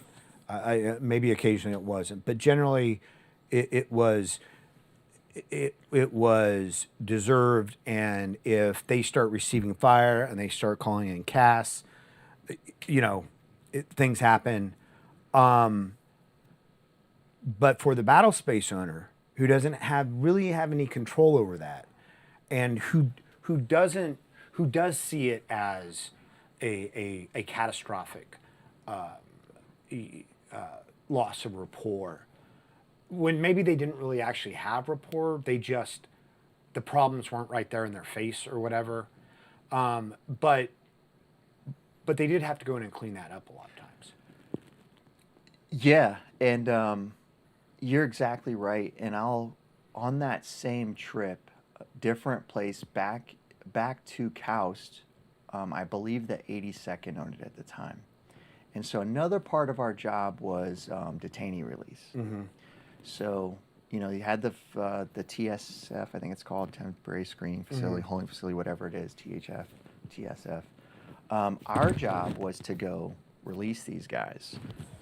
Now, some of these guys were still on people's list, and they didn't know that these guys were already there. Right. So they were either releasing them back to go recruit and to do tasks. Right. And so I'll never forget, like, they had just did something. They had done an op in this area. We had given a bunch of pictures and were told what to brief this commander. So you're going in, I think it was a BCT commander. So you're briefing this commander. Here I am, I think at the E7 going in there briefing an 06. Yeah. A total bullshit story with pictures and everything to go with it, and here's what just happened in your space, and here's what's going on. And so that was kind of I think sometimes we're the left hand didn't talk to the right. Right. Maybe it's by design and intentional, and I think it was. Yeah. I think there's certain things that people need to know and they don't need to know, and apparently that battle space owner did not need to know that we were going to, not only did we make a mess, but now we just released somebody, and I at times I had issue with this, but there's nothing you can do about it. When you think about conventional soldiers out there, as someone who later became a senior leader, there's people who are going out there risking their lives because they have a target deck, and they're young troops who are executing missions to find a guy that they don't realize, well, that guy's already been found, and he's back out there, and he's back out there for a different reason. But these guys could be going out there just doing their job and hit an ID. Right. And, Yeah. and I'm sure they did. And Yeah. I'm sure people did lose their lives. Yeah.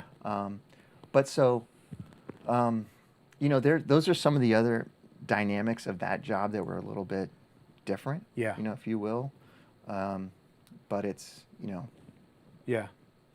I mean, would it be because they thought that they had flipped the guy, or because he wasn't, even though he may have been an IED facilitator, they had his number, and they were waiting for him to unwittingly lead them to a fatter target? I think that's what it 100% was all the time. Yeah. It was, for the most part, it's just, hey, they had already got him, and you do this task for us, and then you get to go free. It's almost like cops, right? Yeah. It's like, okay, we got you on a small. Yeah. We'll flip you. You go catch us a bigger fish. Yeah. And we'll make this good. But generally, I don't know. I have mixed feelings about that, because especially for the IED, those guys were so difficult to prosecute. They were not as targets, but as criminals, because they generally weren't going to pick up weapons during fights. They knew that there probably wasn't, a lot on them, and units would roll those guys up 2 and 3 times, put them into the American system, the Afghani system, or the Iraqi system, and then those guys would be back out on the street in no time flat, back doing business. And they're not the ones out there digging the holes and putting the IEDs in. That's some farmer who's getting paid, $20, $50. It was a very challenging environment, for sure. Yeah. So how long roughly was that deployment then? So I think at that time those were I want to say 120s. Okay. I think those were just 4 months. Yeah. But you guys weren't on their rotation, because they are on red, green, yellow, whatever cycles they're on. They're on, but you guys, you guys have to match every. Sometimes we would, sometimes we Okay. wouldn't. Sometimes, I think once we switched from directly supporting direct attachment to like the units that made up the task force to directly being a task force asset, then it was much more fluid. Okay. You just, you had a 2-day rip. Yeah. And then, everybody goes up, meets in Bagram, do a high five, they go, you stay, and you instantly are back on. So I believe we were on 120 days cycles at the time. Okay. But yeah, it was interesting. The other interesting dynamic of that is being in the IO cell. You also got to see, because I believe at the time, so Red Wing happened, and I remember this one time we got pulled into the talk, and it was basically that we were writing the narrative about another aircraft getting shot down, and it was like, okay, well, it had gotten shot down, but we're like, at the time, I think there was like, well, we're not going to give him credit. We don't want him to get credit for shooting one down, so it had mechanical failure. And that was my first really experience with PSYOP. those two things. With there's another narrative, and the narrative can evolve based upon the needs of the bigger picture or organization or objectives, and not really based upon ground truth. Right. And I think a lot of people get upset with that, and you hear a lot of stories where it's like, well, why didn't they tell the truth? Or they expect people like myself or like yourself who were there. It's on the onus becomes on you to correct the narrative, and you see this all the time. And that's tough, right? Because it's like, well, we're service member following orders, and we're doing what we're told, and we didn't come up with the narrative. For some reason, it was needed to be that way. I don't know why. And I think another part of that too is I don't think that, I'm not saying always, but I don't think generally it's with the impetus to mislead Americans. It's that there is a full-blown propaganda war going on with the Taliban, and they're out there saying we're using human shields. They're out there saying these things, and you can't give them these victories of shooting down an aircraft. And vice versa, I think when some of our folks, something happens. So I think you're spot on, and I experienced that. We talked about it a little bit earlier. I experienced that myself, in a later deployment. So I agree with you that it seems nefarious and ill-intention and ill will behind it. The reality is, there's a strategic. We're not playing checkers here. We're playing chess. Right. And so it's a bigger narrative that ties into, a soldier's death. I was told one time, a soldier's death is a tactical loss. A innocent civilian death can be a strategic loss. Right. And so sometimes they need to adjust the narrative to gain or achieve the objective or perception of what's going on. Yeah. No, it's I'm in Afghanistan by probably maybe 2007 or 8, I'm not sure. Like, they were very good at, and I'm not saying there were no civilian casualties in Afghanistan, because there were. But they were very good at saying that teams had gone out and just killed all these kids and everybody on target. And I'm not talking about casts. I'm talking about bullets to the head, execution style, and International Red Cross they would shut the battle space down. They had the power to go to our government and whomever else to basically shut the battle space down while they conducted an investigation. Yep. And and that was, so in Kandahar, you might take all this ground and push, the Taliban out, but then the Taliban say, hey, execution on this target, and battle space would get shut down. International Red Cross go out, do their investigation, and the Taliban would all move back in. So there was very much a propaganda war going on at all times. Being in the J3IO, were you ever privy to any sort of theoretical good idea fairy stuff that just having been out there on the ground you knew was not going to fly? Not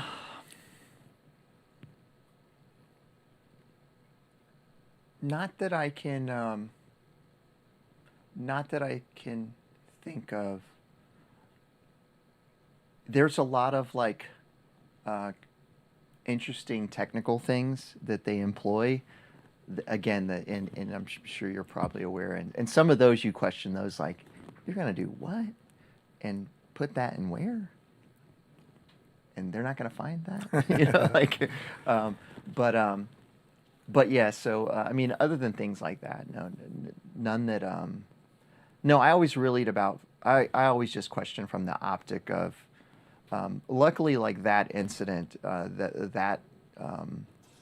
that 47 when that one got shot and no one died on it. But that's what people seem to gravitate towards, is where kind of the conspiracy theory kind of jumps in.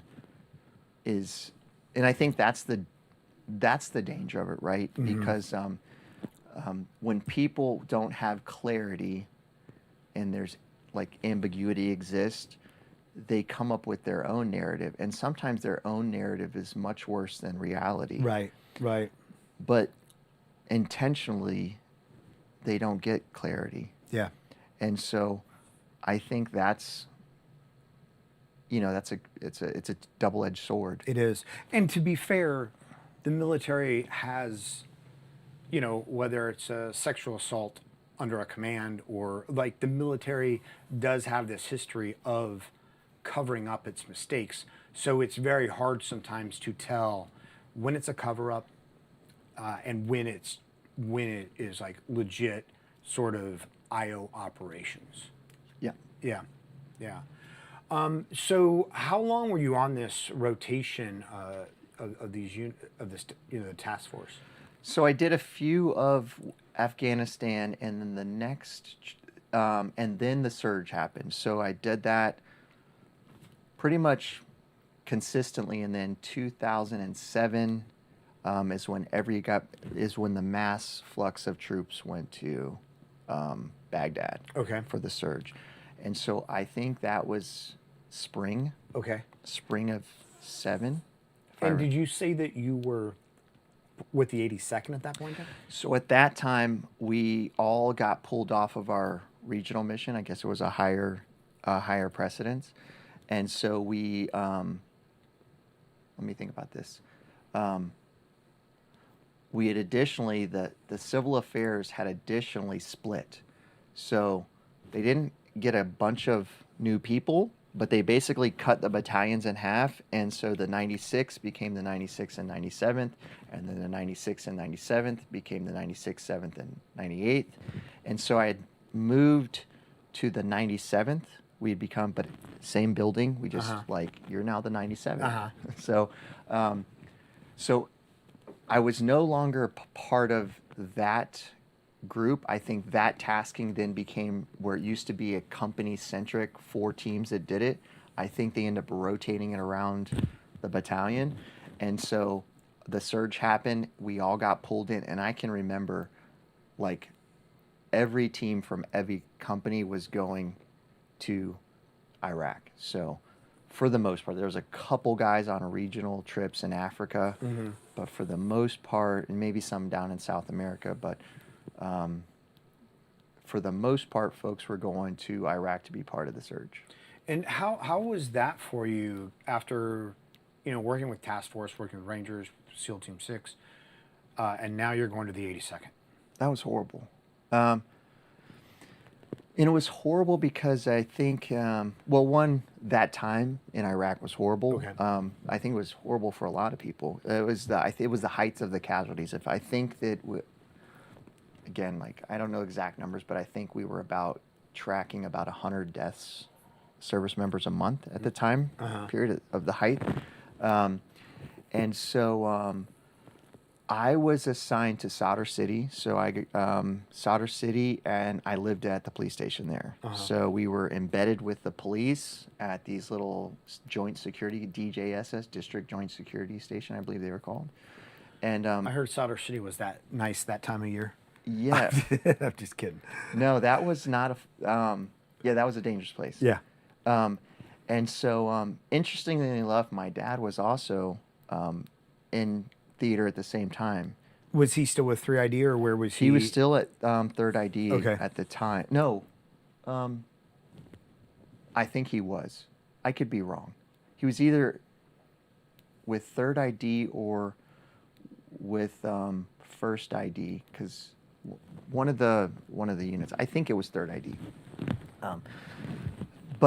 So he was at, I don't know what main base he was at, but I was, we were working, our headquarters element was in Taji, and then we lived at the police station, and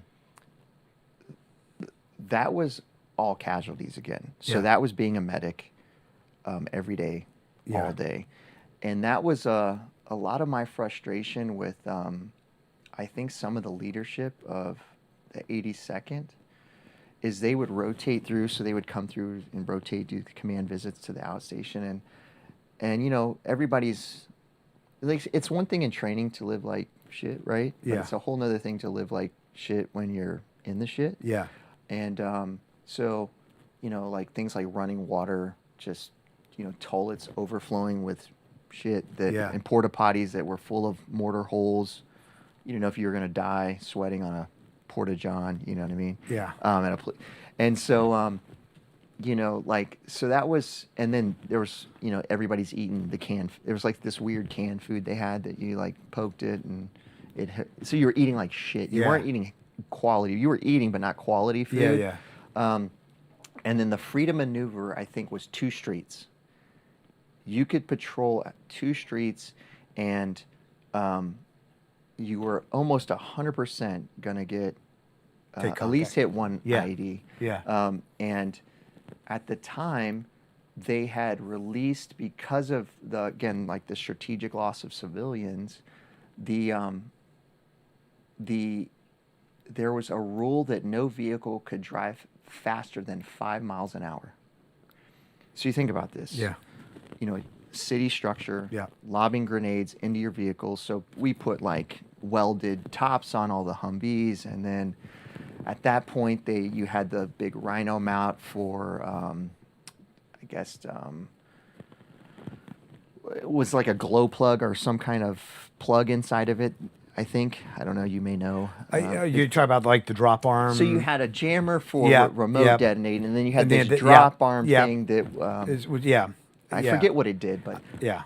essentially, like, you had this weird like hodgepodge of vehicle with welded glass all over. So people were like welding and up armoring their own stuff because Yeah. at the time, I mean, it was horrific, like deep buried mines where they would flip Bradley fighting vehicles. Yeah. I mean, it was, you know, there's some lot of bad stories, and so from that time of just like, you know, those vehicles would flip over, and you'd watch soldiers burn to death. Like you would see them trying to get their arms out of hatches, and it'd be engulfed in flames. And you know, those really it messed me up. Yeah. Personally, and a lot of medics just never. Like probably people, I shouldn't just put that to medics, but I know some of our medics, they didn't do well after that. Yeah. And we had some that during the surge took its toll on folks. It certainly took its toll on me, and I think I changed as a person after that trip. Yeah.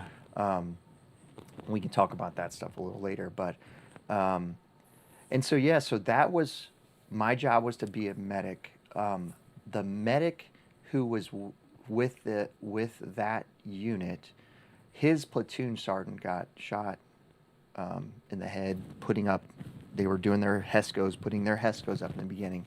So the medic became the platoon sergeant. And so we had a little 4 detachment. He was, believe it or not, an E5. And so I was like, and so my team, we were all E7s. I was like, hey, man, just do your job. If there's anything medical, I'll take care of it. Yeah. Don't worry about it. So we set up a little hasty, 1 liter in an in a Sealand container at this little police station, and that's where we lived for 7 months, and it was injuries every day, and it's really what kind of honed me into some of the device stuff that I'm doing today. It's just some of these injuries from the EFPs. That was when EFPs got started. Yeah. And EFPs would go and take people's legs off. They would just go right through guys' torsos. I'll never forget, I had one go through, basically, I don't know how this ended up happening, but a piece of it went through under his plate, under his skin, but not through his thorax, but Wow. basically a big hole in one shoulder and a big hole out the other. And I can remember trying to put pressure. At the time, they had quick clot sponges. Yeah, yeah. There were these, man, I had these sponges and I kept them I must have stuffed those sponges in somebody every day. Yeah. So all my pockets, because you're just walking around and you're on this little police station, so it's not like you're wearing full kit all the time. Sometimes you're just wearing your uniform, maybe your vest.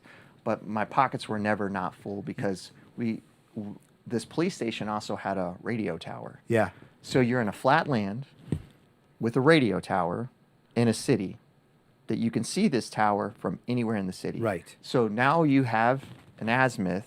Now what do you need? Distance. Right.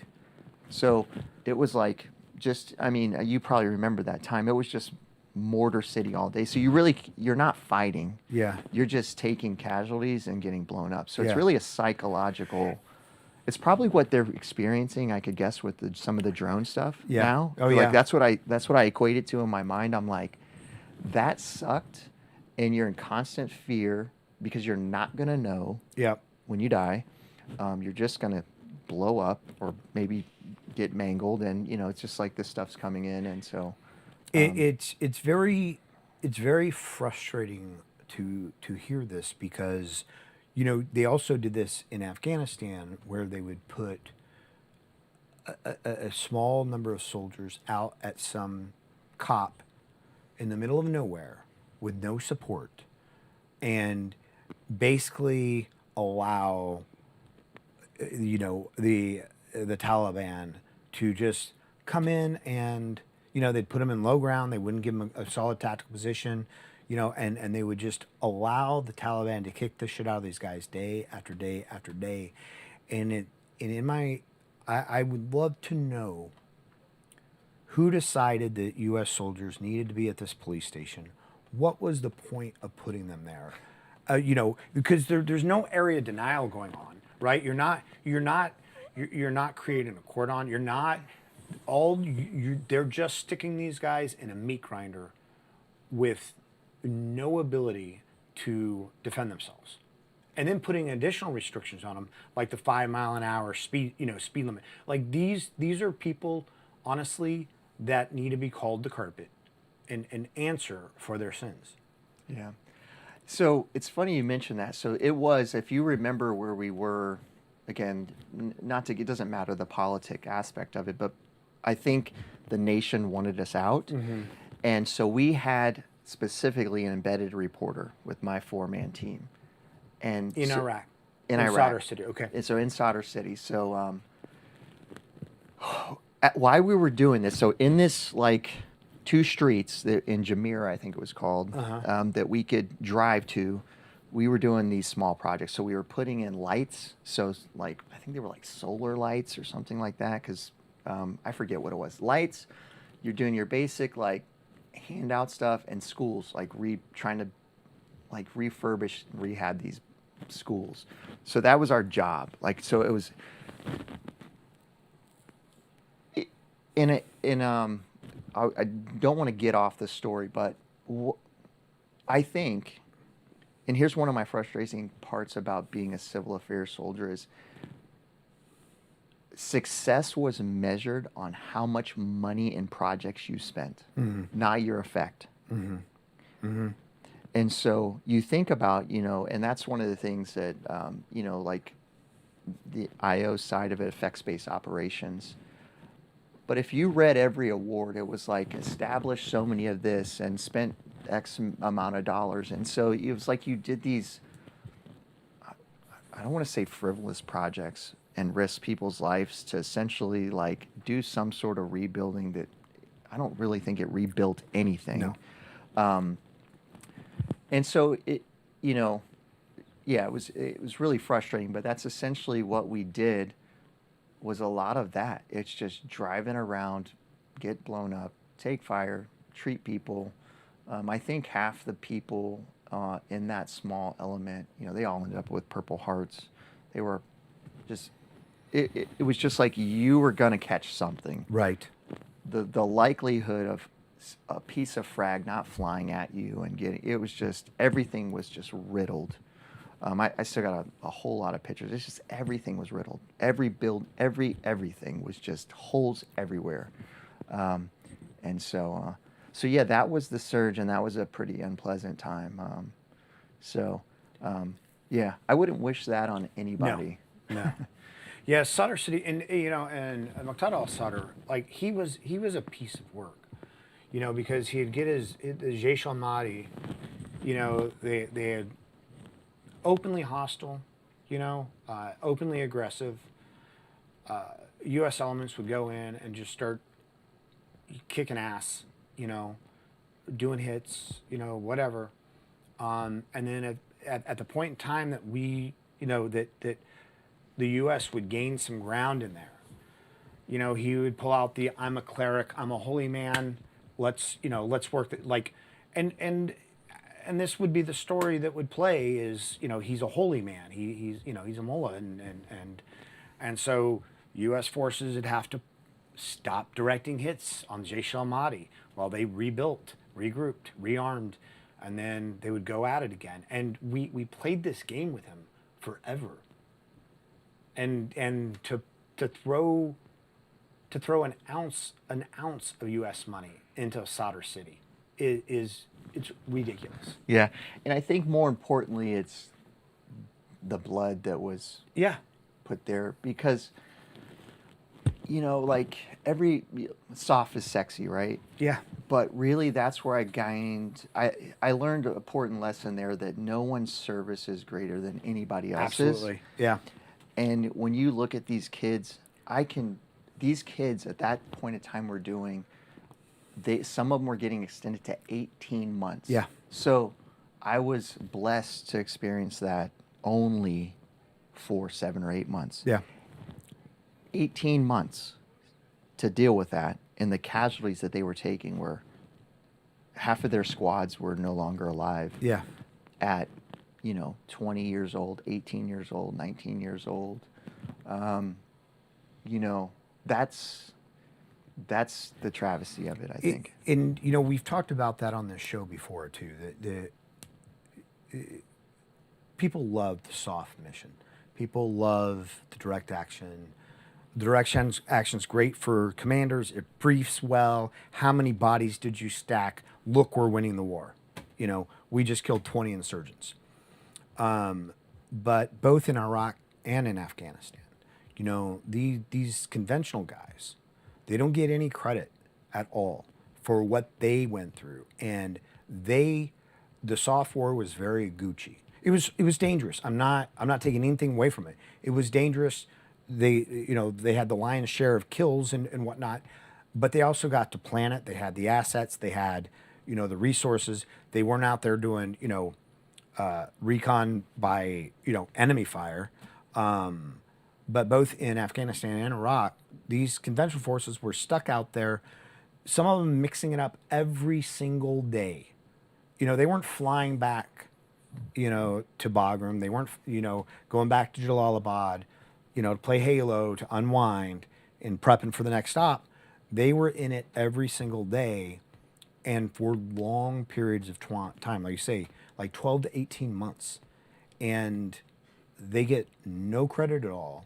Everybody is so focused on SOF because that's what they make movies about, and that's and yeah, these kids, these guys, these women, they deserve a hell of a lot more credit than they get. Yeah, yeah, they do.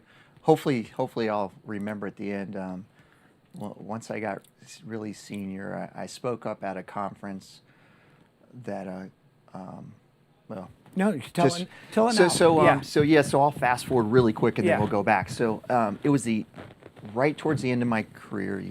I was a brigade CSM, but a lot of soft experience. Once I had 23 years in service, and as much as a physician stood up from one of the elements within JSOC, and basically it was about prolonged field care. And he basically was saying how prolonged field care was a soft problem and conventional people needed not worry about it. And so I stood up because at the time I had already worked with some prolonged field care stuff for the conventional Army. It was a tasking given to me based on my background. And some stuff that was going on with Korea and Fight Tonight, where we thought we were going to fight in Korea. And I was in that area.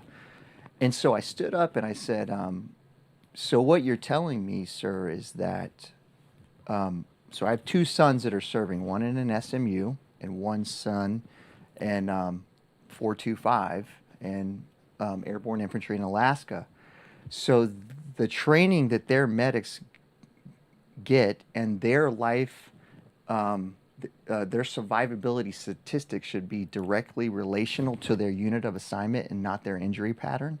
So we should invest only in soft training and teaching and preparedness for prolonged care. And so it really it struck a chord with me, and I wanted to just rake him over the coals, and I think it even actually made them rethink. Maybe not the group, and maybe I didn't have a bigger play in that, but it definitely made me reflect upon, because I was back now working for the conventional military, of the importance of, hey, those are the dudes staying out there for 18 months. Yep.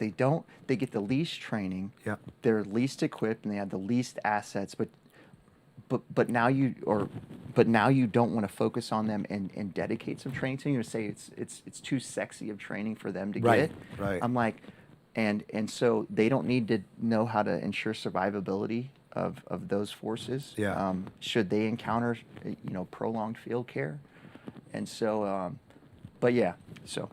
Yeah. Yeah.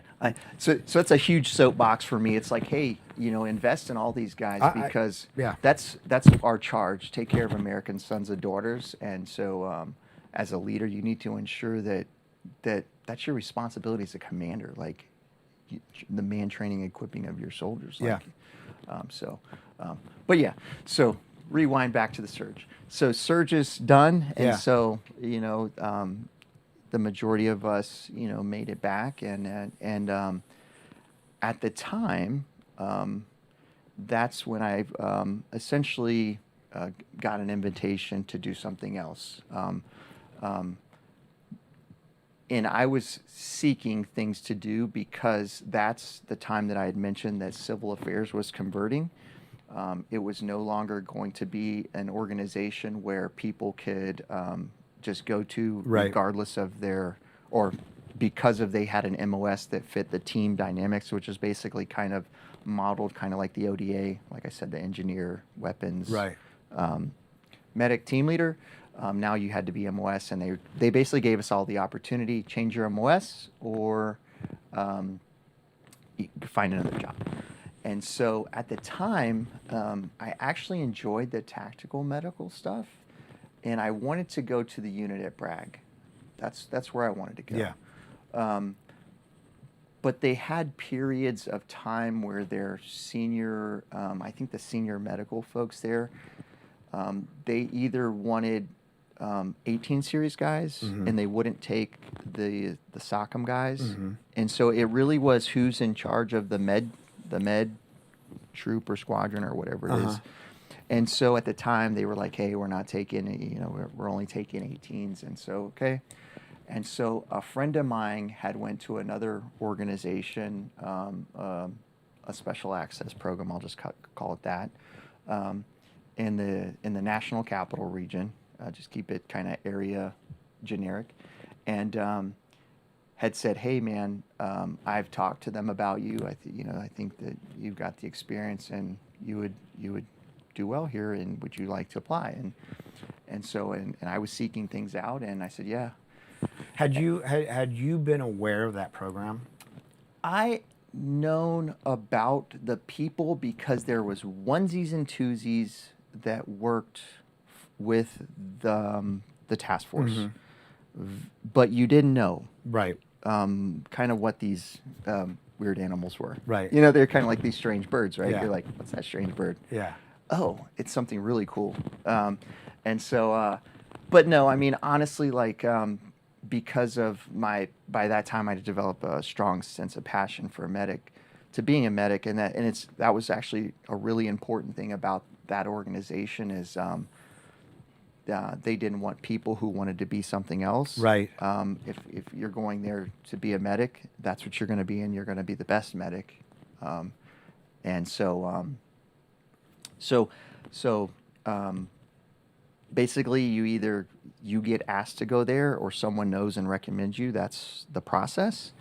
And so, funny story is, I actually filled out another packet, and I thought that I was getting packets in, and you don't really know where these packets are going because I'll tell the dirty secret. The dirty secret is there's a lot of places you can go. Yeah. It isn't just one place. So there's a lot of places up in the National Capital Region. So I had fully applied and been like hired, and then I talked to my buddy who was at the place that I wanted to go, and he's like, because I think I'd filled out the packets for both, but again, the names on the packets, they're just like names. They don't really correlate. And he's like, dude, you didn't go through and so I called the other guy because you get a point of contact, and I was like, yeah, I don't want the job. I'm actually trying to go somewhere else. Yeah. And he's like, okay, I understand. And then long story short is I filled out the packet. I got offered to go up and interview, and I went through my interview process, and I'll talk a little bit about that later, because my CSM at the time, which I did know was also a former unit member, and but he never told me that. And he's like, I need you to do one more deployment before you go. So I went, basically I got, if you get the job or not, but I told him, hey, I committed to another deployment. And so after that, I had to do one more deployment, and that was to, I had now switched companies to the 97th had split and also became, the 96th and 7th had split and become the 98th. 98th was Latin America. So then I got a tasking to go down and do be part of finding the hostages in Colombia. So ramping all up and going through language immersion.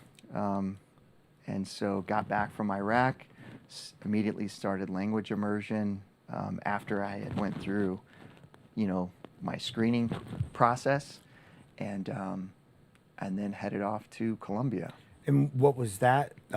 What was the search still ongoing at that point in time?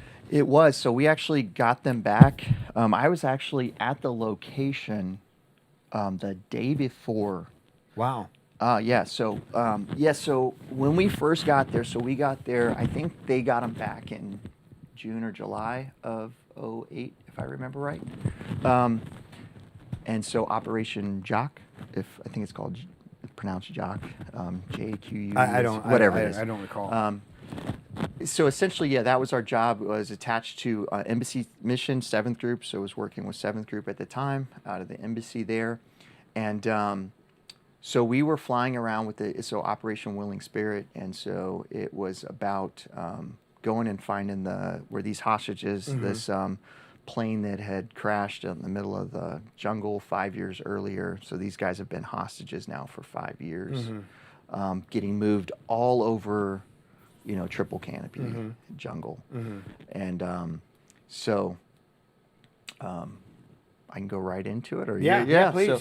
So I finished language immersion, just came off Iraq, and honestly, like I said, Iraq kind of changed me, I think, as a person, and so I struggled a little bit on this deployment, but that's when I first started like angry outbursts and things like that. Somebody, if you used to have an escalation of 1 to 10. Now it's just 0 to 60 like that. Yeah, it's just 10. And so we get there, and without focusing too much on that, we instantly start going out, and basically you're doing these civil affairs type activities. So it is more of the traditional, I think, doctrinal mission of going out and working with their government and supporting them, and then using resources, the monies that are afforded to go out and do larger scale med caps, not like essentially like tailgate medicine, Afghanistan. These are where we actually bring in 10 host nation doctors and dentists. Wow.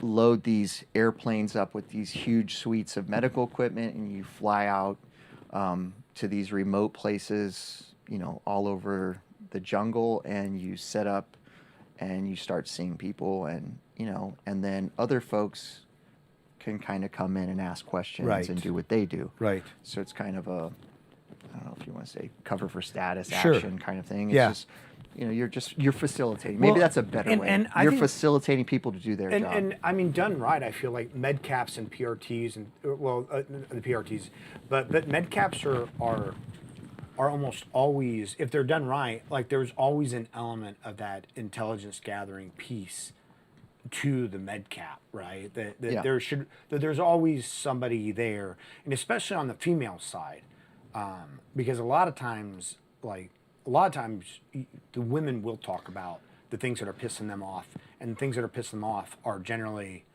the things the guys don't want to talk about. That was a huge. You're exactly right, and that's probably more so in Afghanistan than even Iraq. Afghanistan, I've never talked to a woman. Yeah. Never. Yeah. Iraq, yes, because they have like the ones that don't kind of wear the full burqa type, a lot of them traditional. They have a much more Western mentality. Western, exactly. Yeah. They're kind of more westernized. Yeah. It's more socially acceptable Yeah. For them to kind of associate with males. And so could work with females there. And then in Latin America was didn't matter. no real real deal. But yeah, 100%. I can, the utility in Afghanistan, I didn't get to experience those, I think the female engagement teams or whatever they're called. And then we didn't get females in CA. My very last trip, we had some of our first females. And is that because it was still considered special ops, and so? I think it was the MOSs. So if you looked at it, no female medics that went through. I actually had the first female medic in my SOCM class. She was Air Force. First female go through SOCM, I think. That's a whole nother crazy story. That was integration gone awry. That's a funny story, so I should tell that, but we're too far past it. But at any rate, I kind of lost my track of thought. So you're in Latin America. You're doing the med caps. So we're large doing med caps. Yeah. So the big, large med caps. And so we're really just asking questions like, any FARC around? Has anybody heard rumor of them moving? Because that's what they would do. They would move these. They moved these guys for 5 years everywhere. And so I think it was San Jose Guaviare, the Guaviare River area. We were there. Now, we didn't know the op was going to happen, but we were there the day before setting it up and doing planning to do it.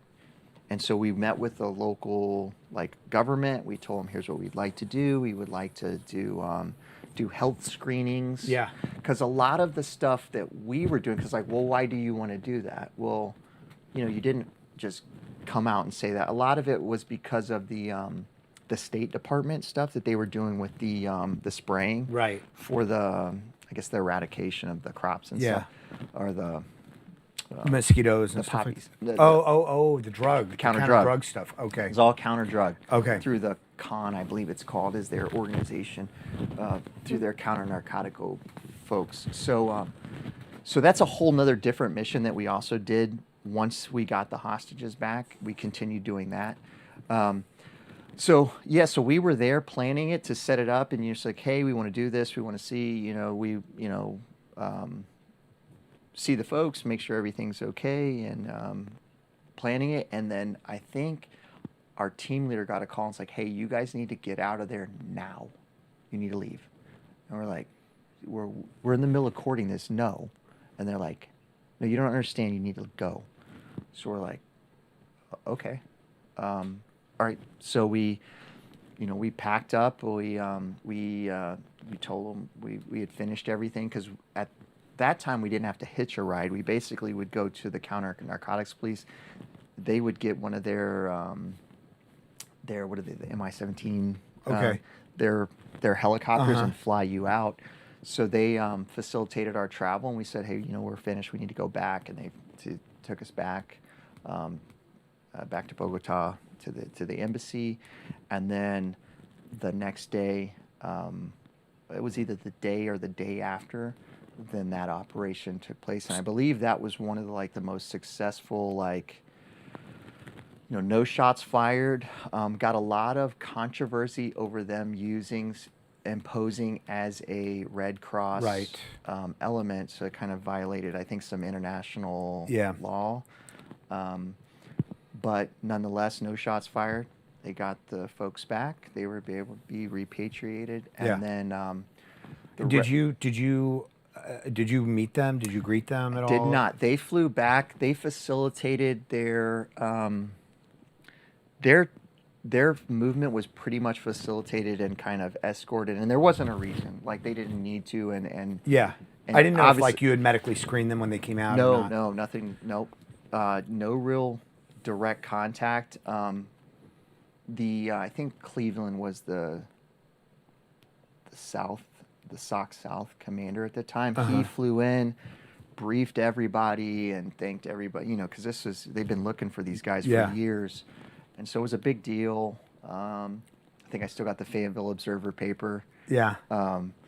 From that, and so that was but that was actually the very beginning, or towards I think 2 months into our rotation, and so after that, didn't get to see them. They went back, and we continued on mainly working with the State Department stuff, and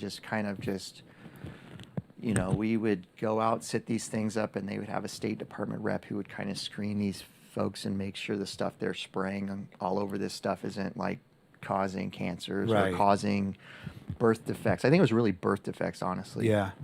That they were not causing health ailments with the population. Right. From the spraying. It's interesting, because as I think about it, when I think about med caps, I've always thought about intelligence gathering.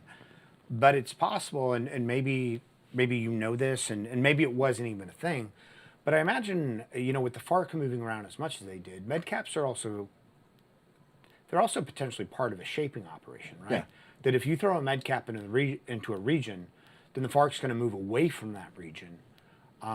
So you can almost, in a way, if you have a general area, you can almost channel them, or at least, influence their movement. Yeah, I think I think you can, and what's interesting, you bring that up because we're not the only people who go and build wells. Like in the beginning of Afghanistan, there's a lot of well building, Right. Because people needed water, Right. And you would find, I want to say like Taliban built wells too. Interesting. Yeah. So they would do their own kind of like humanitarian assistance. Yeah. Like there was some weird stuff where you would be like, well, who built this one? And they're like, oh.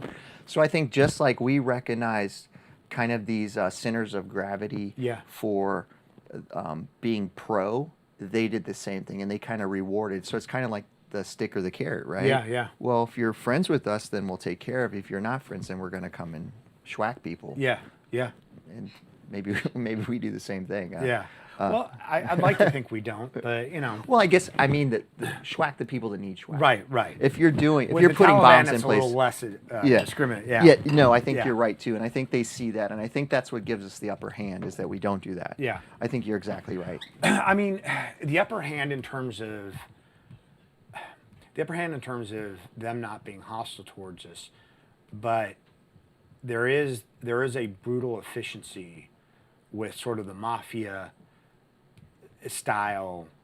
It's Play nice or will come in. It's you know. fear. Yeah. I mean, you can exactly. It's it's Yeah. influencing through just direct Yeah. fear. So Yeah. I don't think that we, I in my experience, which isn't every experience, but my experience, we haven't played. We yeah, didn't there play may that have game. been some folks who do that, but it's not because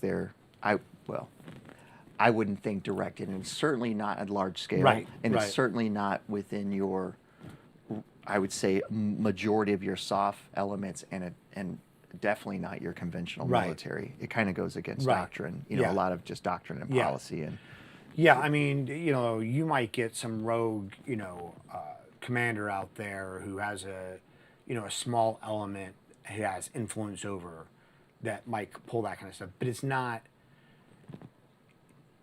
within our ROEs, it's not within our Yeah. TTPs, it's not within our doctrine to do Yeah. something like that. And I think that's actually important to know and think about. The military it's an organization. It's an entity. It has a value system attached to it, but it's not a person. Right. And so there may be people doing those things, Right. but it may not reflect the policies and regulatories and common procedures Right. of the larger entity or how it expects its people to behave. Right. It's so there's bad apples in every bunch. And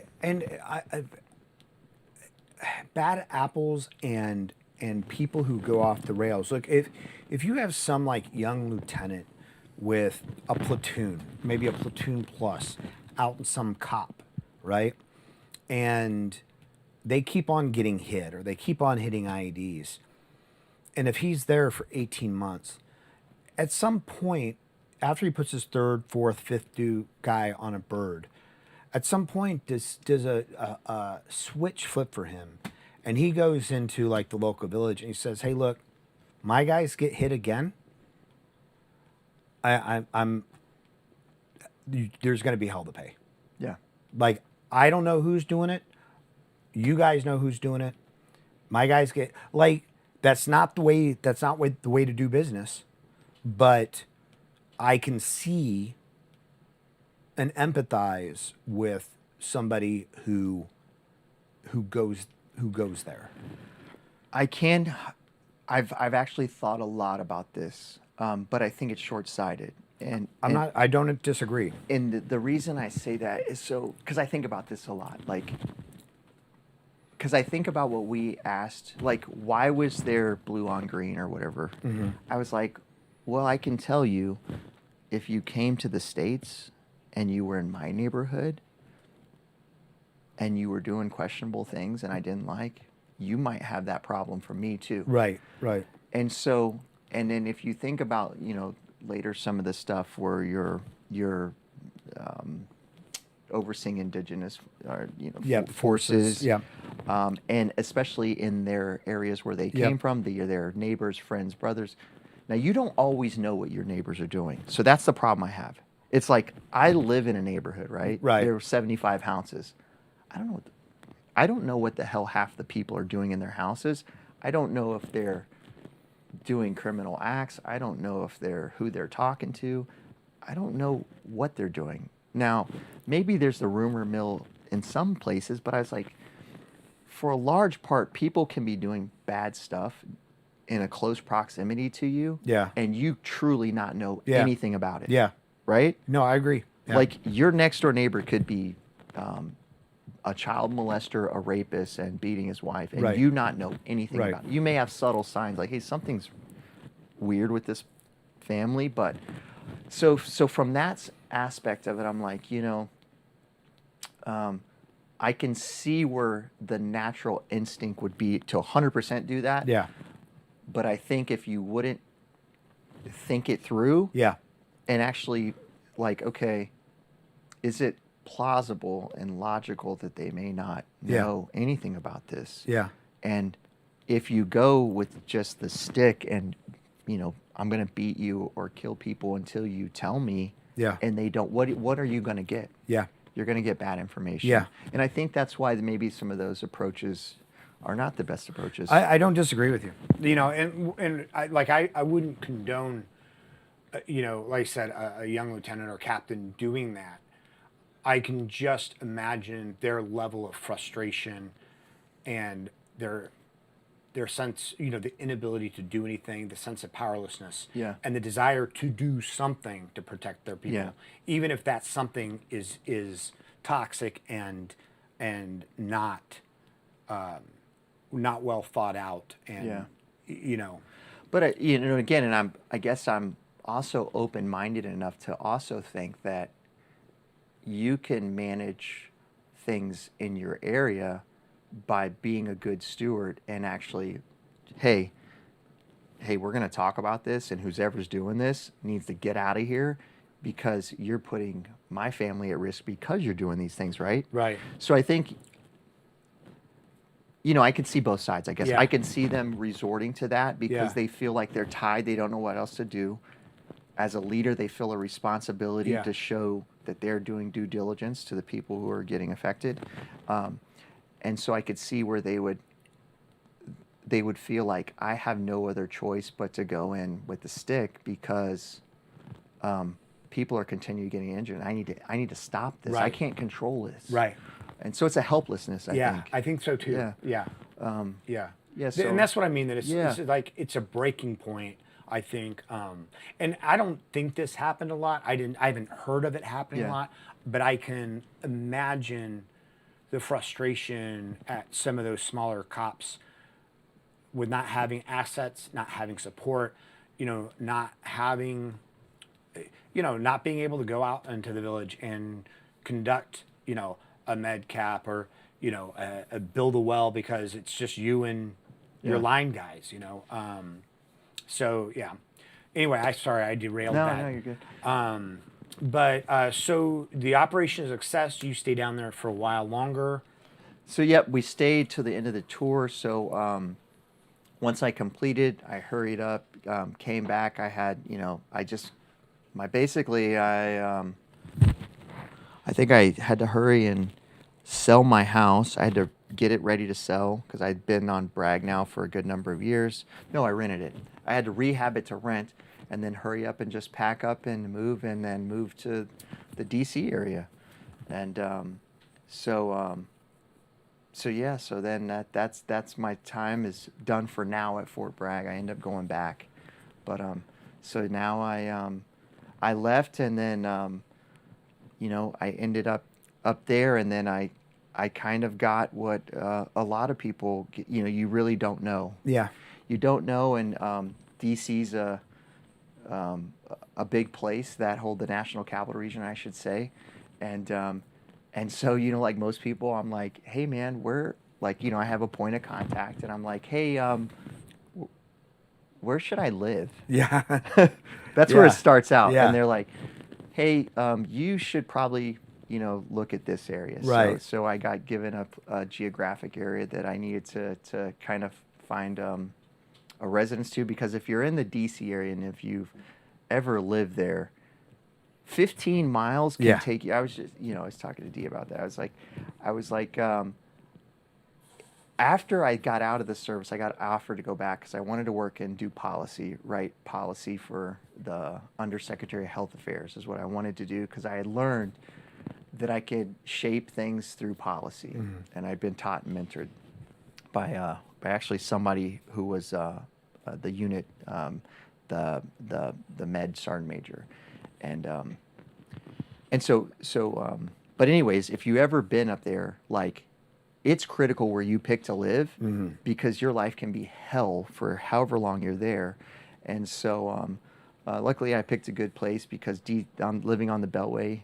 For those that live around there, it's probably like this, like it's like 4 miles will take you an hour to go 4 miles. I honestly think that traffic in that area is much worse than traffic in New York. Traffic here it can get messy, but I feel like there it's always messy. Yeah. Traffic there can be brutal. Yeah, if you don't, like, if I needed to go to our headquarters, which was much more central, if you did not leave that building by 3:30, and you had to go over the bridge in Alexandria, then you weren't getting home till 7 o'clock at night. So it was, and I was like, man, some days 3 hours each way in traffic. Yeah. It's like 6 hours of my life every day is in traffic, which, So I get there, and like most people, I'm like, okay, what do you do day one? Like, what's day one? That's what most people want to know. What's day one look like? Well, day one looks like, meet me in a parking lot. Meet me at, the KFC over here, and then you get escorted, through into the building, and then it's a whole different environment, and it's like, if you folks who worked around skiffs before, you get very used to just like leaving your phones. Well, if you're in a typical soft element, your electronics and your watches aren't a big deal, but it's like, hey, if you have anything electronics, so that was all new to me. Yeah. I dealt with it, going into certain places, just with working for JSOC overseas and things like that, but never for my everyday work. Yeah. And so so that was kind of new, and so I get there, and surprisingly, the organization I was a part of, I was end up being on the manning role. So there's a lot of medics who've been in there over time. So I was a medic. So that's one important distinction. So I was, that's what I was. But I was hired to be a direct support medic. And So just to break down the difference, or when you're saying this, that it'd be sort of like being at Ranger Battalion, that you have your line platoons who are the main effort, or not necessarily the main effort, but they're the technical experts in what they do, and then you're there as direct support to those. 100, yes. So that's 100% right. So let me. I'll rewind a bit, and then we'll pick back up. So going through the screening process, they make it very clear that that's what you want to do, Right? And they ask you that, and I had kind of asked, like, well, what else can I do? Well, no, Oh. I didn't. I didn't ask that Yeah. because I had no desire. Yeah. That's an important thing, and Yeah. actually, later on, I was part of building their enhanced selection program for medics. Uh-huh. I ran the very first one as the kind of enhanced screening sergeant major, but yeah, you do not want folks who want to do something else. Right. If you want to do something else, you need to go do that. Right. What you're here to do is to be a DS medic. And we had two kinds of medics. We had clinical medics Right. and direct support medics. And so to direct support medic, we pulled from all services, and from, except, all services that actually have medics. Marines don't have medics. And essentially a soft background. You had to have a soft background, and you had to have certain combat qualifications. That's what I asked. It's like, why you know, how did I make it? You know, how did I get this far? And they're like, I'll never forget. They're like, Uriah, nobody's here by mistake. And so it was pretty fulfilling just to hear that. And then, you know, the next thing, you know, because I had already went through the screening portion, and I won't talk about that because it's important to keep that component protected. Yeah. And so they're like, we're looking for folks who will reach for the brass rings, knowing they could be styrofoam and hoping they could be brass. And so I was like, okay, that's a lot to think about. Yeah. But essentially, it's like it's willing to try something unknown and that we can't talk to you about, and we're not going to. Yeah. And so that's why it's really important to keep that. Yeah. Just not for people to know. And I think it's important for people to know things are out there. Yeah. And to challenge yourself, because I think that where we are in today, and I don't know how folks feel, but it's just how I feel. You know, I have 2 young sons who are in the military. All 3 of my sons served, all paratroopers, proud of that. I think that we have a culture that's, and it's throughout time, we pay homage to the court jesters and not the gladiators. Mm. And folks need to have an appreciation for the folks who keep our nation safe. Mm.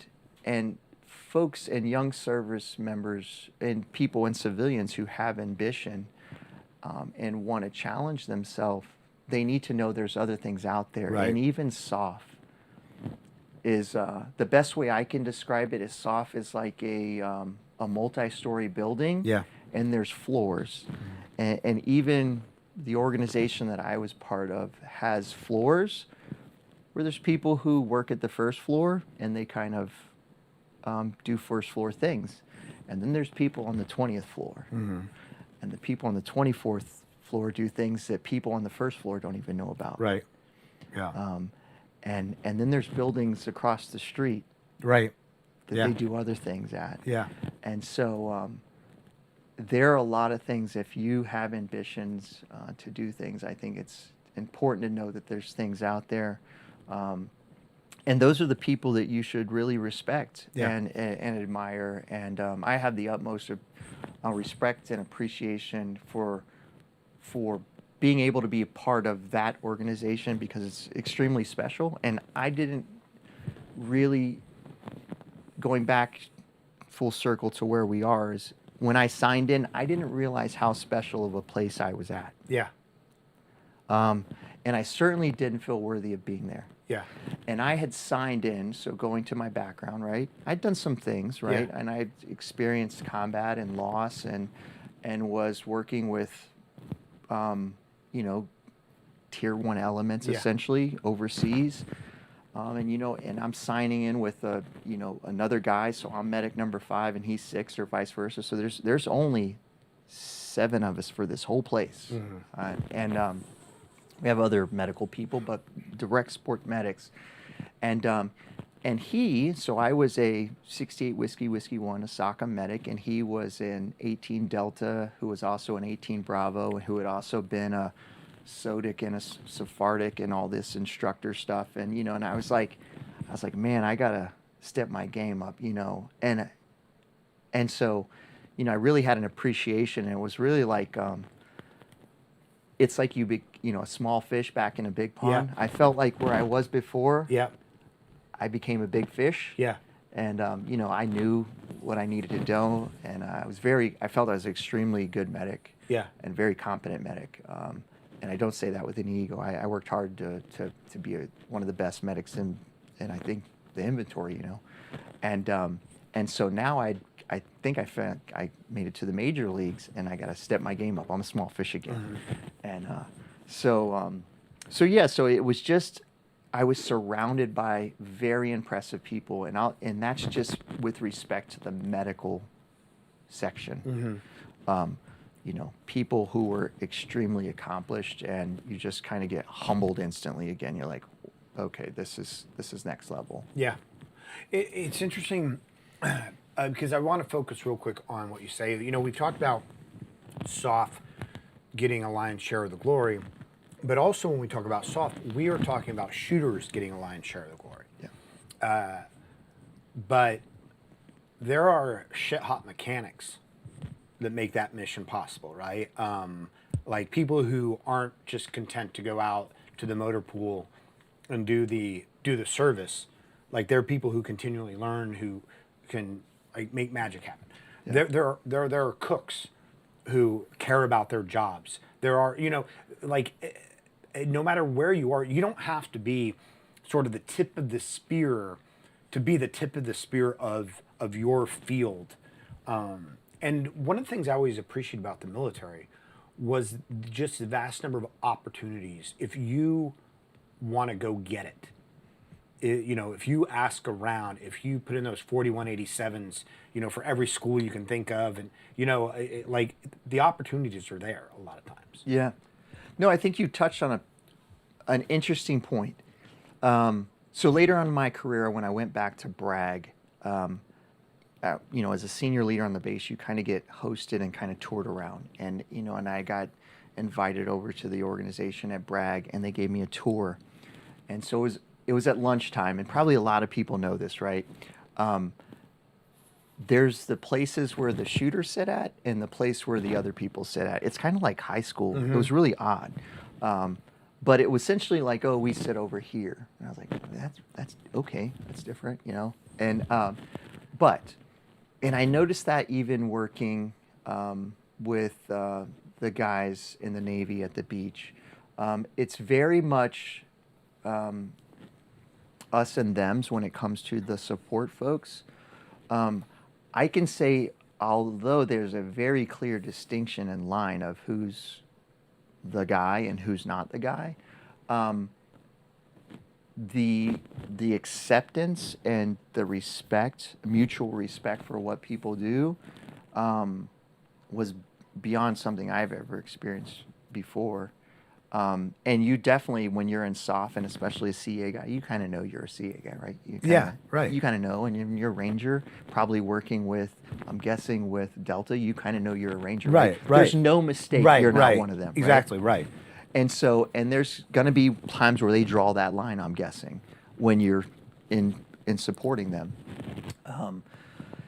And so there, it was very much different.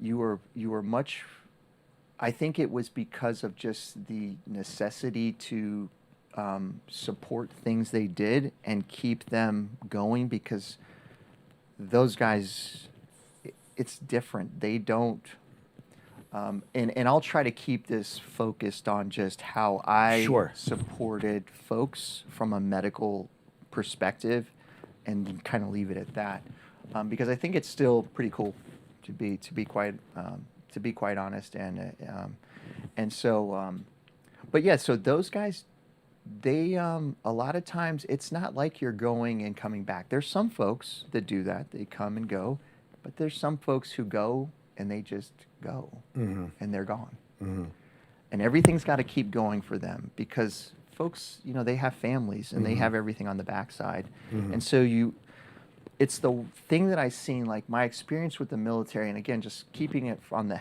healthcare centric, your families aren't getting seen at the aid station, right? Right. It's just not normal. There are some other elements that actually do extend a little bit more for the family, but that's one of the components. Like the family's very taken care of. And so, you know, the positive light is there's folks doing this, and I think that they know that their families are being taken care of, and we would do anything to take. And it's very concierge-based medicine. It's like, hey, if I need to, you know, at the, you know, 6 o'clock at night, run over and drop some medicine or pills off to somebody's house, that's not abnormal.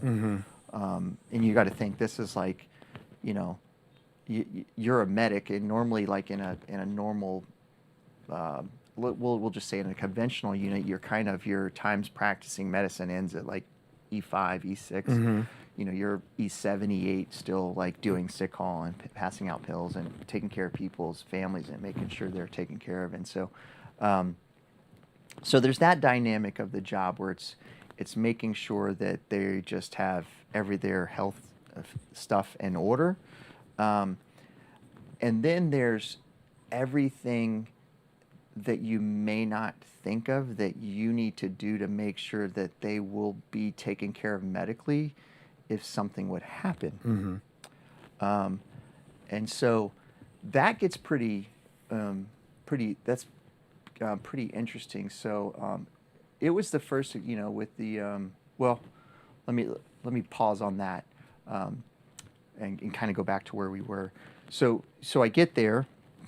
Yeah. Sorry, I derailed things. Go Yeah, ahead. no, it's okay. I definitely want to touch on it, but going back to when I got there, so I get there, and I'm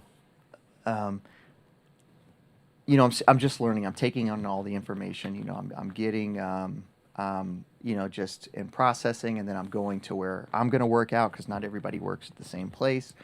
And so I'm, getting told where I'm going to work. I already kind of know because it's where I'm going to live, so I know the area. But then I kind of get my headquarters stuff done, and then go out to where I'm going to work. And we find out that we traditionally did not participate in this tasking, which is, if you've ever been a part of GhostBed or the organization or any one of the units in there, like we touched on before, the place exists, you don't know what they do. Like, I feel comfortable. I've talked to enough people without telling them anything, because people like, what did you do? That's the first thing in soft, like the butt sniffing. And, well, I worked up in the DC area. They either know or they don't know. And if they know, they think they know everything, but they probably don't. The reality is that's okay. And if they don't know at all, then it's too much you just leave it alone. Yeah. You're just like, well, there's something else up there, and that's where I work. Yeah. You just kind of leave it at that. So we didn't play in these taskings, and so we were getting the taskings to do the mega stuff. And I think you've had folks talk about that before. So the medic who had kind of brought me in and recruited me, he had just came, and now we were going on a second rotation. They needed somebody to backfill him in a rotation, so he was just getting ready to go on his, and I needed to get spun up. So I had to do all my, I got in processed, and then I have to do all my basically training to get me full mission qualified, to be a direct support medic. So I had to do a paramedic transition, because at the time, I don't know if they get paramedic certification out of SOCM. Yeah, I don't know if they lost it for a while. Oh, they did the lose schoolhouse it. lost Okay. it.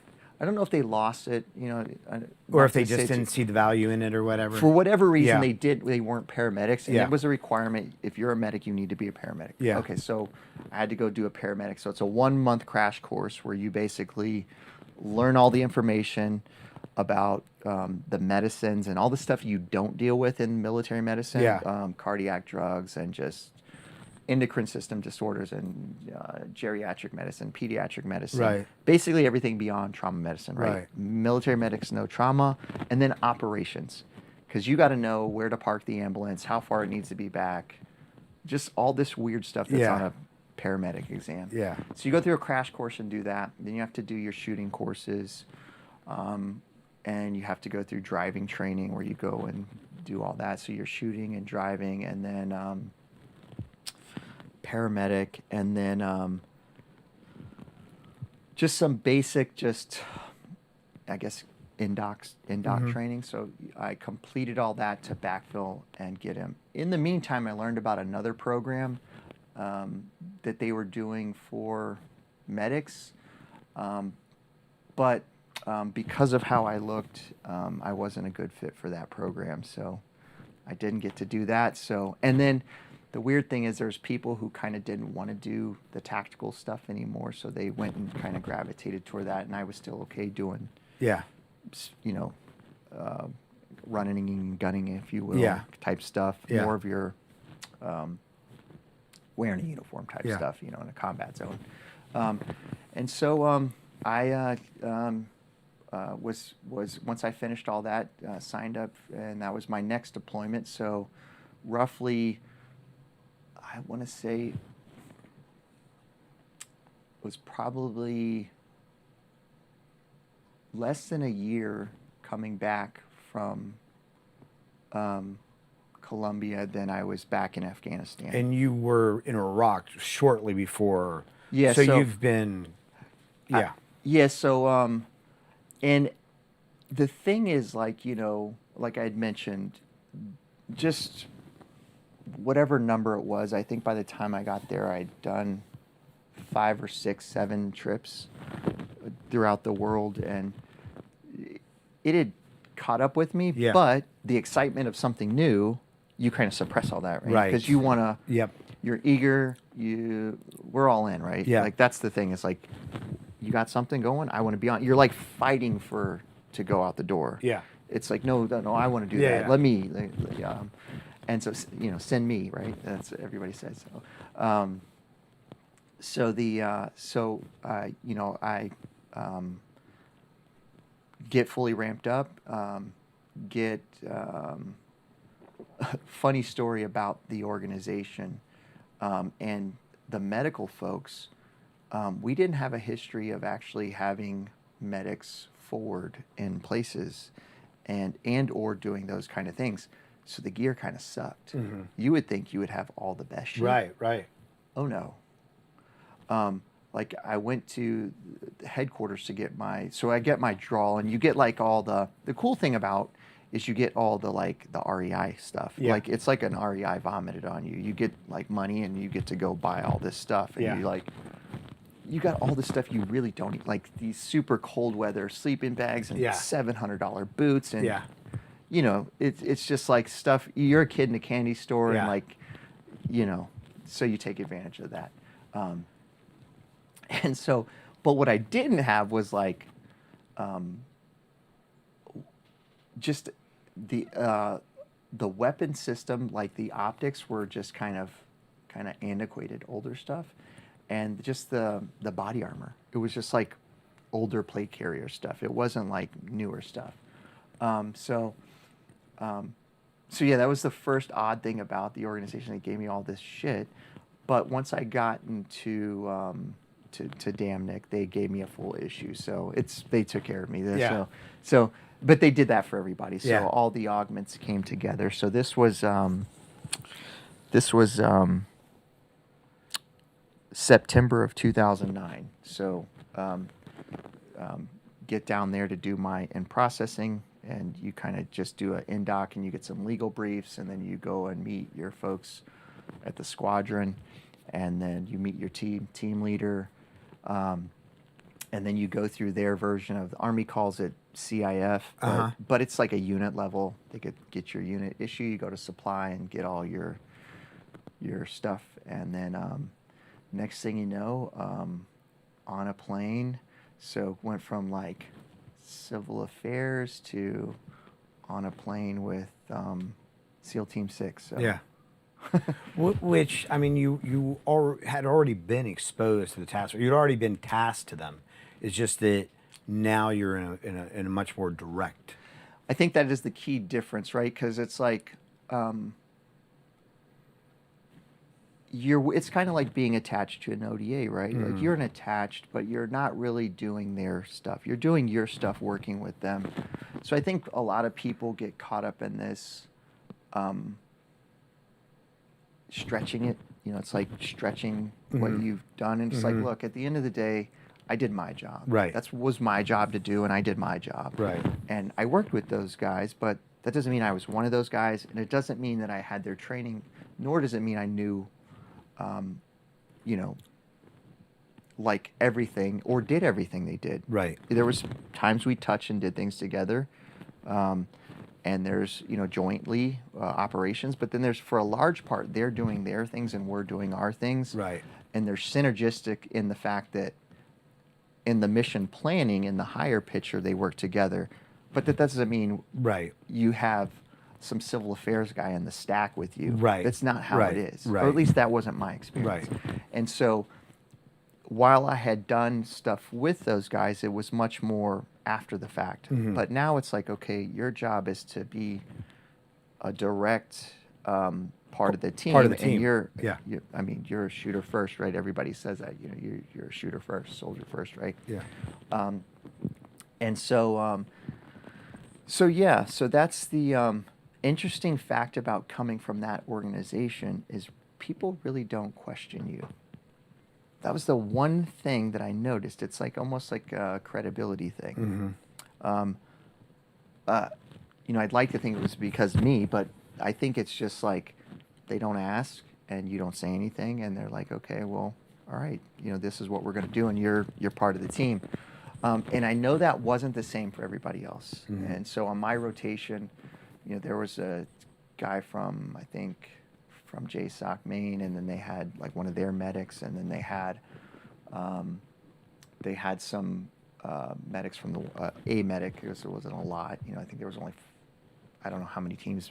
They'd fit on both hands how many teams outstations there were, but from the 160th. And so I knew, because he had told me, we had talked before, and we kind of keep, you know, we talk back and forth on the, you know, on the computer chat. And he's like, yeah, you know, they're giving me problems. They're not going to let me go out with them. Which, you know, The just 160th? a younger, Yeah. And I don't, you know, and not to say that happened to all of them, and it's not to say that they all didn't, but it was just at that point of time with that and guy, and so, but for some reason, I thought I attributed it to, it's like, okay, we don't, you know kind of what you do, but if you say that, you know, you're a direct support medic, Yeah. so it's kind of weird. Out of curiosity, how come the Omegas or the SEALs needed attached medics when they have their own corpsmen? They didn't at the time. So that's actually a good point. So all these units were growing at the time. So again, like I told you, I was medic, I think 5, right? And that means like on the manning, they're authorized 5, right? Because they're manning documents. And at the time they were using PJs. So the assault force, I think, was all using PJs at the time. It was actually one of our guys who later went to them who built their med section, and I think he was from, I think, MARSOC. Okay. And he took a bunch of MARSOC corpsmen and built their med section. Before, they had medics, but they were clinic medics. And I could be wrong in this, but that was my experience signing in, because they had medics. I remember they had a female, a male, and then the ones that I worked with. But they worked at they worked at the JBAD clinic. They deployed forward, but they worked at the clinic. That was their job.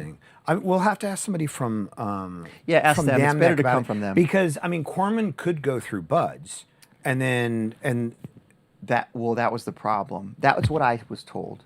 If you were going there to assess, it was kind of like beneath you. So it was much different than what I've heard of. Again, so I've never been part of either of those two organizations. But what I had heard, it's much more socially acceptable for an 18 Delta to go be a direct support medic for Delta than a SEAL corpsman to go be a corpsman there. I don't know. Oh, I get it. If they're going to assess, they're going to be an So same way with 18 Deltas. If they assess, if they go through selection, then they're not really. I'm sure. Then their primary role is a shooter. Yeah, they're they're not necessarily they're not there. part of the medic. They go through 2 different tracks. I get it. That makes sense. Okay. That So makes our total organization was no different. So they hadn't set up any corpsman that screened, any SEAL corpsman that screened, they were a shooter first. So they wanted some sort of direct support. They weren't going to do the They wouldn't. What was told to me is they won't even come screen to be a medic. Right. They screen to be a shooter. Exactly, which is much different, because a lot of Deltas really enjoy, I guess, and there's not to say that there's some that don't. Right. But like my TL was a prior corpsman who was then a shooter. So Right. he was a shooter. Right. He knew how to be a medic. He was a little bit dated, but Right. he knew how to be a medic. But so Bragg had a fully functional med section Right. and could support themselves. Right. They relied on augments, which is why That makes sense. Okay. otherwise there would be no reason Right. to task Right. to fill their medic billets. Yeah, I mean, I don't know why in my mind, like if an 18 Delta doesn't screen for direct support, but does the long walk, they're not, even though they still have that medical knowledge, their first and primary mission is as a shooter, right? Yeah. So same with Damneck, I'm sure that. Yeah, and I think they've all offer them positions. So I've been told, like, if you go to the Bragg-based organization and you don't make it, there's a pretty good chance if you want a job and you are an 18 Delta that you can be a direct support medic. Makes sense. Their organization, I think, is the same, but no one is willing to take it. They want to go and, I guess, screen again. Okay. Our organization, we have the opportunity to, because a lot of those guys are Yeah. medical Yeah. from whatever services they are. But we've, at least in my tenure there for 6 years, when you knew that wasn't their passion, Yeah. they wanted to do that. Right. And so that they would screen, a lot of them would screen, and then you would just figure out that they were better off to go back and track and go be a team sergeant or go be whatever Right. they're going to do, because you know what I mean? Like, all of the medical people went up there with every intention. And you have, there's something that I used to say, it's you have to be comfortable being the man standing next to the man. Right. And you got to know your role and be comfortable in that role. Right. And some people aren't comfortable in that role, and it's always like, well, it's the easy foot in the door. Right. I'm going to go screen to be medical, and then once I figure it all out, they'll get, then I'm going to go. Right. And you can, pretty much all those folks are weeded out. Yeah. Because they'll usually tell you. Yeah. Yeah. And it's part of the process. Yeah. It's figuring that out. And they don't want to put that investment in somebody if they're then they want to go to, be the guy. Yeah. Yeah. So that's I think a key difference between the three organizations. Yeah. And so back on track. Yeah. So we all get there, we get assigned our teams, and so I ended up back in, going back to Afghanistan. Ended up going back to Asadabad. I'd been there before doing my round robins of payments to folks, and so I'd already experienced, I kind of knew the landscape. And so, but never really knew that concrete building, what that was. It's a very different structure. There's like one building that's like, one of these things are not like the other. Right. And so getting to work there on the compound there, and so I get there, and right away I can say that was instantly like integrated well, and a lot of guys didn't integrate well, and I think we can talk a little bit about that. There's some history with that organization, and just outsiders. Are you talking about the organization Damneck, or the organization Damneck, that I'm you sorry. were partnering with? Yeah. Okay. So being over there, and then outsiders coming in, and either something happened. I mean, you just look at the media. I don't need to talk about the scenarios. Yeah. And so I didn't experience that. I had a great team leader, phenomenal guy.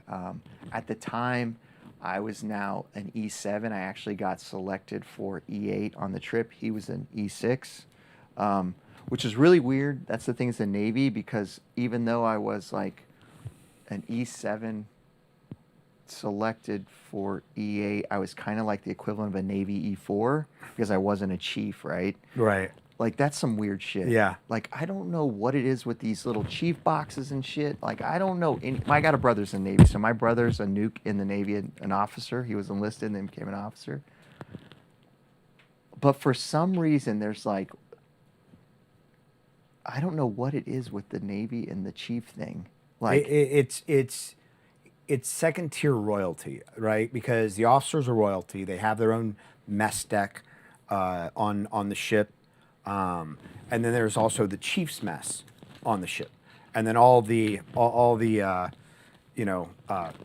it's all the institutional. peasants. It's institutional elitism. Yes, yes, So it's breeding it. yes, yes. That's interesting. Yeah. It's like what you try to weed out, but they. I mean, they wear different uniforms. Yeah. Than Yeah, I guess you get a stripe on your leg when you're in the army. So that's- yeah. got that going for you. Yeah, yeah. It's it all goes back to a ship being its own kingdom, with the Okay. the captain of the ship being the king or queen, and then you have your officers and officer country and everybody like jumping to the side when the officers are walking down the hallway and like I said, there are different levels of mess. Chow halls. Yeah. There's the officers' chow hall, which is very nice. There's the chief's chow hall, which is nice. Just not a little bit nicer or a little less nice. And then you have the enlisted, and we're down there eating. Well, I mean, great food, pancit and adobo, and and everything. But yeah. Yeah. So here was another thing that I think that helped me out as far as integration.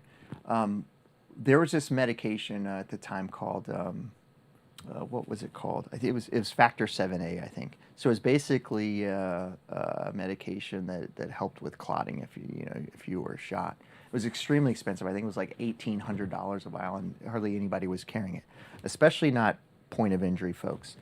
And so, and I forgot a lot of the components of it, but essentially, like, when I was learning about it, I went back through med refreshers. So part of being a SOCM or 18 Delta or SEAL or PJ, whatever, you have to do your med refreshers every 2 years.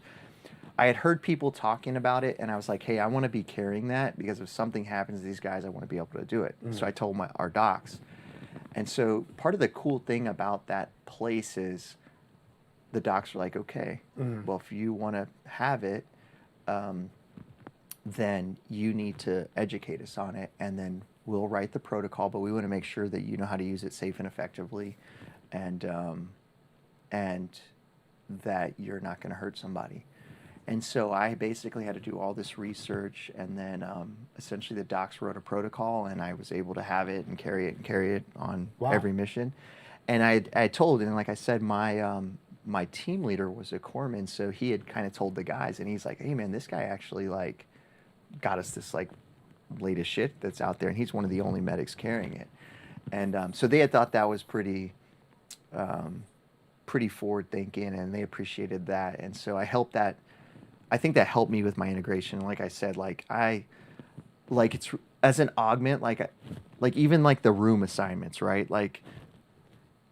It's like the chow hall, right? Yeah. But my room was right next to their rooms, all in order. Yeah. So some of the guys, like some of the augments, were down the hall, the other rooms. Yeah.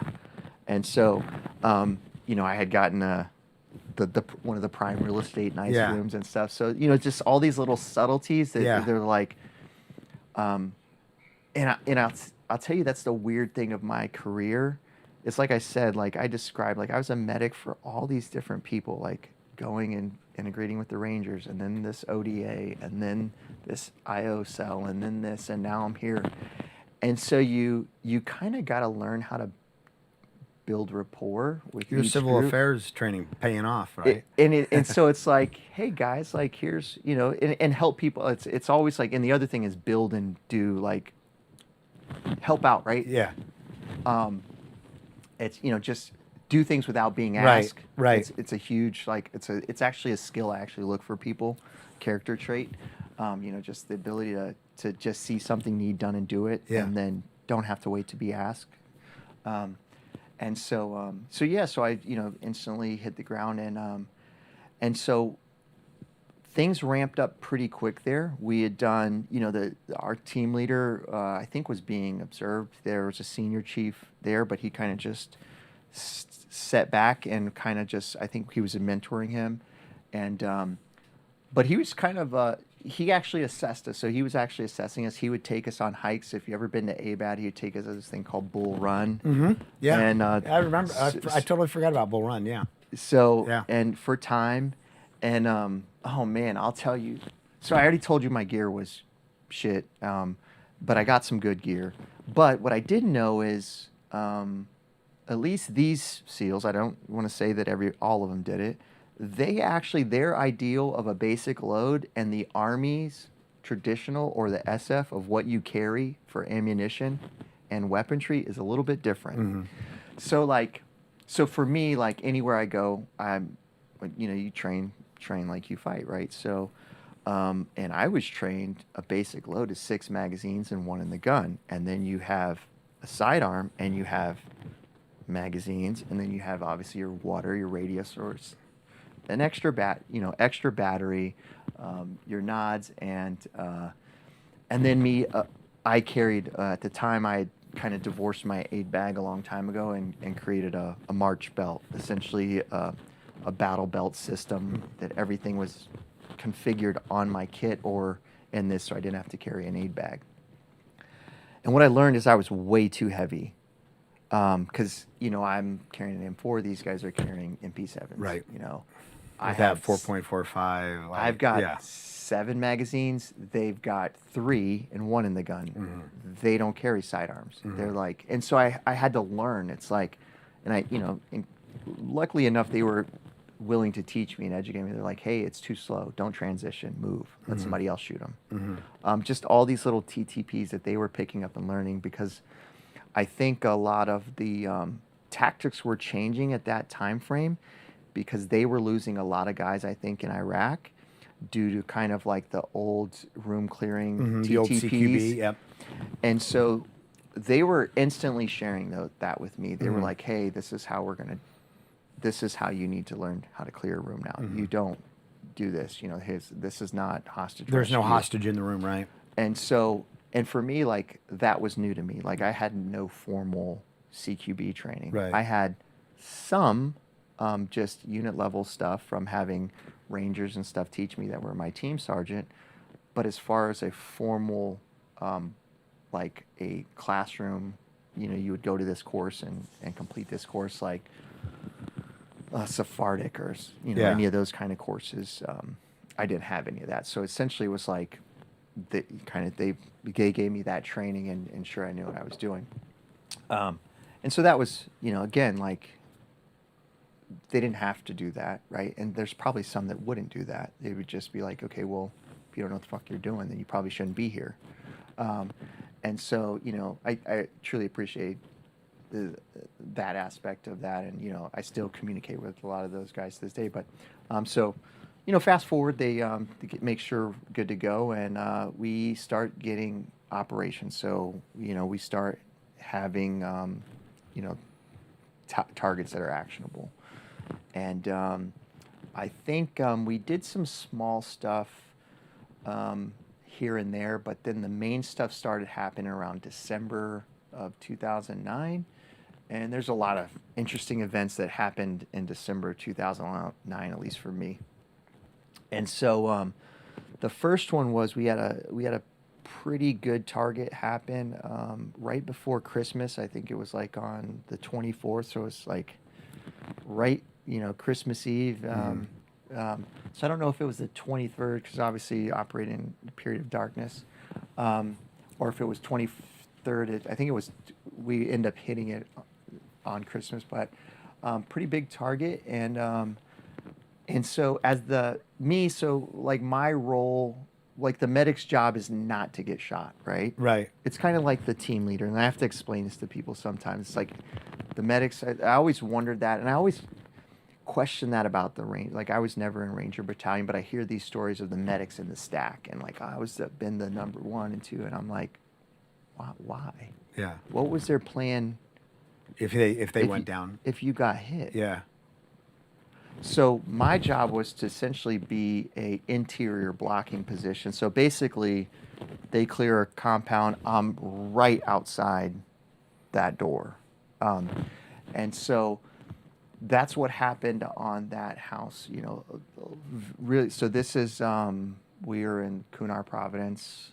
Those mountains they're relentless. Like, so I don't know how long the offset was to walk in there and carry those fucking ladders and Yeah. everything, and Yeah. all the stuff that you know about, and we have obviously our folks from the agency with us, and then our team of Afghans Yeah. that do these type of operations, and so so we get straight set up on the compound. There's like a little low wall in front of it. It's kind of like this compound structure that's going right up. It's like we walked in through the water, like through the river, Mm-hmm. and then there's houses, and then there's like a huge like cliff. Mm-hmm. And it'll come into play later because there's these fighters that come in after. But essentially, we set up on this compound, and as soon as we get up on this wall, on the terrace, it's like a 3-story or maybe a 2-story structure. Maybe it's just 2 stories. We start seeing heads pop up, and as soon as those heads pop up, that's obviously when shots start getting fired. And so as soon as that happens, my job is, I already know where I'm supposed to be. You know, we have our building, our grid reference system, and I know I'm supposed to go to building, the 10 series building, and sit right here.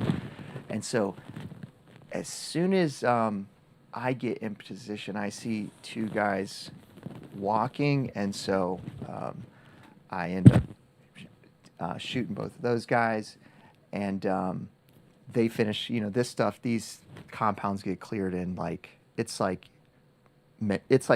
It's not, this is not like you're staying there all day. Yeah. For 30, I mean, you've done this work, Yeah. so you know, it's like super fast. And so it was my first experience though. So for me, it's like, it's burned in memory. It's a lot, yeah. Yeah, it's like a lot of things you remember your first day, Yeah. right? So, and so come to find out, like, you know, everything's done. You know, they've kind of got all the kids kind of corralled up, and you know, they're kind of keeping them calm, and you know, people are crying. It's all the typical stuff that happened. Women are crying and screaming, and kids are upset, and so you're kind of like putting them in different rooms, and they go over, and the one of the guys that I shot ended up being the target. So you know, it's like, that's pretty cool for me. Yeah, You yeah. know, it's like, oh man, Jackpot, I just yeah. I just got one of the guys on the target list. So actually, no, what that's right. Right before after that, those 2 guys, we started taking guys. That's where the cliff comes into play. They started kind of maneuvering a whole bunch of people, so there was a lot of cast that was called in. Mm-hmm. So all the cast is kind of coming in on this the On the- JTAC's calling in the hilltop. I think some of the guys find a bunch of I don't know if it's like fertilizer or what it is, like bomb making material. So he's one of the guys that's kind of rigging all that up to kind of bip it later. Yeah. As we're kind of moving off the objective. So then they're corralling the kids. They're doing, I guess, all the, you know, taking all the SSE photos. Yeah. And that's when we kind of figured out, oh, this guy's him. And so I'm like kind Right. of pumped up. Yeah. And, but, so it's kind of I guess, a great target. Right. The guy that you're actually going for, you actually got him. No one else. People who are actually maneuvering, they're kind of eliminated. We find like, and I still have some of this stuff, some of these like they're these black like embroidered Yeah. head. I have one like hanging Yeah. in my office, and soldiers' ID cards. So we actually find like soldiers' ID cards, US soldiers' ID cards, and some U.S. You know, M4 magazines, green tip round. You know, so we actually find stuff where these guys actually, they were involved with hurting Yeah. U.S. soldiers, and so great mission, great target. We kind of walk out, you know, the long walk out. And we get back, and so we're doing, you know, all the additional SSE stuff, and then just kind of nothing big, and then it's Christmas, right? So, Yeah. And so, so we kind of have like a down day, and then the next day, another target popped. So you're kind of they're triggered by something, something either human or again is obviously triggering these things to pop. And so the next day we get another one pop. So it was kind of odd because you got to think about this. Like, so we're sitting there since I think we get in there mid-October, but now in December we're actually getting some good targets. So there's a lot of like waiting. Yeah. You're just kind of waiting for something to go. You're building con-op. This is where I learned about con-op parties. So before I'd never done this stuff, this was like we had for every one of these, there was a fully done con-op package already done. Yeah. So the next, right after Christmas, another one popped. So we instantly go into planning and getting everything going and coordinating and figuring out. We're going to do like an offset, drive in, and then do an offset and walk in. And I have the same response, same task. Nothing changed, right? My job is to I think it was me and the terp. For some reason, I think the terp was always positioned with me in the beginning. They would pull through, and if they need him, they would tell me, and then I would send him to what building system, or what compound, what building in the structure, and so same type scenario, a little bit different layout. They start funneling through, and then same thing. Two guys but this one it's like really close. It's probably like. It was an elevated, it was almost like a wooden structure versus your typical mud wall. Uh-huh. And it, as crazy as it sounds, like a rear porch deck. Okay. But I just remember I could only see half of them, and so same type thing. So two guys kind of, they're going through. You can hear them going through, and then two guys go out and. Same scenario, it's like I can't see what they're doing there. They were out the door, popped down, and then, eliminate the potential threat. Yeah. I don't know what's below them. And so, go through the whole compound, and they finish clearing the compound. We don't find the target. There's, it's like most targets, right? You have people squirting off in different direction, maneuvering to a different maneuver position. elements. Yeah, it's an important word. I learned to never say the word squirter. Yep. No, there are no squirters. There are there's only no maneuver such thing elements. as a squirter. Yeah. They're maneuvering to a position of advantage, and so potentially that's the guy. Yeah. Made it. So we, everything's done, and we start heading back. The next morning, it's chaotic. And so I don't know how the message came in, but essentially it was the story that you kind of started saying. It was like, hey, we just had something. I think it was probably like the elder for the area or something, like, hey, people came in and murdered 10 people or 12 people last night. And so instantly everything gets shut down. Yeah. We're a full shutdown, and we're on full shutdown, and as soon as that happened, all of our counterparts from the agency side disappear. They all got on helicopters and left and rolled out, and so it's I'm an augment. I'm like, oh, okay, this is not good. Rewind one. On Christmas, because you send the sit reps up, the after action of the mission. The unit commander called me. So I'm a new guy to the unit. So actual unit commander calls me on the phone, and was like, hey, Uriah, I got word of, first name. It's kind of still with when you're dealing with the command, even though everybody in SOF is first name, when you're dealing with the commander, he's like, I heard about, everything because I got briefed and, just want to say you're doing a good job. And so it was really, really kind of just cool. It's like the unit commander that you had gotten the jackpot. Yeah, so it was really cool. And so had that, then 2 days later, this happens. So now there's this, it starts getting thrown around like, hey, we need to investigate this. And it was... Now, did they say there were kids murdered also? They did. So that was the thing, that they were actually handcuffed or zip tied up and executed. It's actually executed. Yeah. Is the way it said. And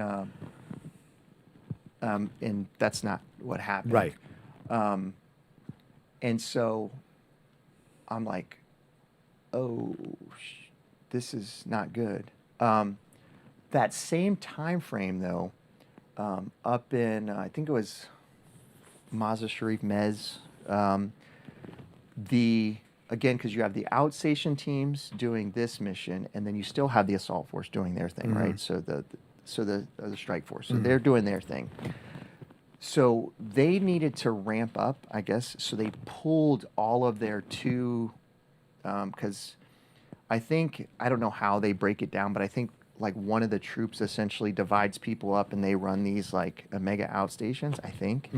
And then they can consolidate if need to. And so that's what they did. So they pulled each of these two basically organic to their organization guys. They got on a flight and they headed up to all link up to hit a target. And so I'm there. So it's like you had the chief of base, but I didn't really associate. I knew him. You say hi in the little dining facility, but you're really not having conversations with them. The medics you do, like some of the contractors that are working, and so and I didn't know what to do. So then came down that they were sending out an officer, and it ended up being a general officer because they're thinking war crimes happened. Right. And so I'm kind of freaking out a little bit. And so I call back, and I think I was talking to the troop sergeant major, and I was like, hey man, like this is going on, what do you do? And he's just like, you do what you were told to do. And I'll just leave it at that, because I didn't really know like how to respond to a lot of things. Because again, I'm a medic. I'm not one of the other guys. Right. So they have specific training for how to deal with situations. And, right. And I didn't get those blocks of instruction. Yeah. And so, an officer flies out, and I'm sitting there, and he's taking my statement, and I'm like, oh man, this is not good. And he ended up, the only people were left, it was like me and their intel, because they had a, they have they bring their equivalent of the, I don't know, is it N2, S2? Yeah. Essentially, each group, team has has their organic intel guys. So it's me, him, and maybe somebody else. But were you the only one on target, or were they on target also? No, he was not, and I believe I don't know who they questioned, but I know of like the main core element, because these teams are only, so it's a medic, 2 organic team guys from them, and then you have these other white side, the white side augments. The white guys, yeah. And they were gone, and they I think one of those guys was rotating out because he did, and it's actually so it was, I'll say his name because he was on extortion, but JT. So JT was our augment. He was our JTAC. So he was our augment, and he had made it, I think, through their green team. So they were flying a new augment in. He was going back, I think, to do I guess I don't know, whatever what he had to do. And so, and the other guy, either he didn't go on that mission for some reason, but essentially I think I was like one of the main guys who basically had to go through the scrutiny of this. And it was something new to me. I had never experienced it before. And so, I went through that investigation, but it wasn't really an investigation because like now being like in a command team of a military organization, I know what a 15-6 is and all these. So this is not, it was more of collecting a witness statement. They knew that you guys had not handcuffed or zip tied a bunch of kids and executed them, but they still had to go through the motion of. Yeah. So I'll tell you that I didn't know that at the time, and nobody basically gave me that peace of mind. Right. And so it really kind of messed me up for a long time. Right. Because I really started to question myself, like, did I need to shoot? Like your mind just. Yeah. So I've already like have, PTSD from everything else, and now I'm like, did I just kill people that I didn't need to kill? Right. Like what? I did everything I was supposed to do. Right. And I started to question every action. And so I didn't really know how to process that. Yeah. But to your point, basically, it kind of like just went away. Yeah. It wasn't like there was even any follow-up. It just kind of, this guy came out. To your point, I think he was directed to do an inquiry or an investigation or whatever. Yeah, they have to. To report to their government, Yeah. because their government was saying, hey, you're going out to do this. So it was like, I don't want to call it check the box or whatever, but it's kind of what hindsight, looking at it, was like, well, maybe that they were doing what they needed to do to fulfill their obligation to look into it. I'm not saying that there were never any questionable killings of military-age males on targets throughout theater, throughout Afghanistan, but you're talking about like 2009, 2010, right? People who had been in and out of theater by that time were used to the idea of, these killer teams killing kids, like executing kids, of using human shields, of all this stuff that was not going on. They knew it wasn't going on, and but you still have to. You can't just at the highest level go that didn't happen. Yeah. So so that's the 26th, 27th, 28th. We get to 29 December, and if anybody knows about, I think it was 29 or 30 December of 2009. Oh, yeah. We instantly, I think, Chief of Base got a call that at Chapman, they had just had a suicide The VBID, bomber. yeah. The VBID. Yeah. And instantly, I didn't really know what was going on at the time. And to be quite honest, I still really don't know a whole lot about it today. But people were not okay with the procedures that were allowed to not be followed, and it was instantly being talked about. And I remember that, and I know that those folks, they made the ultimate sacrifice. Right decision, wrong decision. So I'm certainly not going to question their decision nor shed bad light on them. But it was being talked about that the person in charge did not make the right decision and had told the other people to not follow the normal procedure in the sake of they were trying to build rapport with this person and to not do it.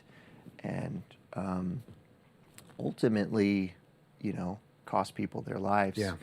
And I remember the medic. So that medic, the 160th medic that I mentioned, he was actually there, and that was his station. And he had told me the stories of, just trying to stop the bleeding and hold pressure. Man, I don't like telling other people's war stories. People need to tell their own stories. I can only tell mine.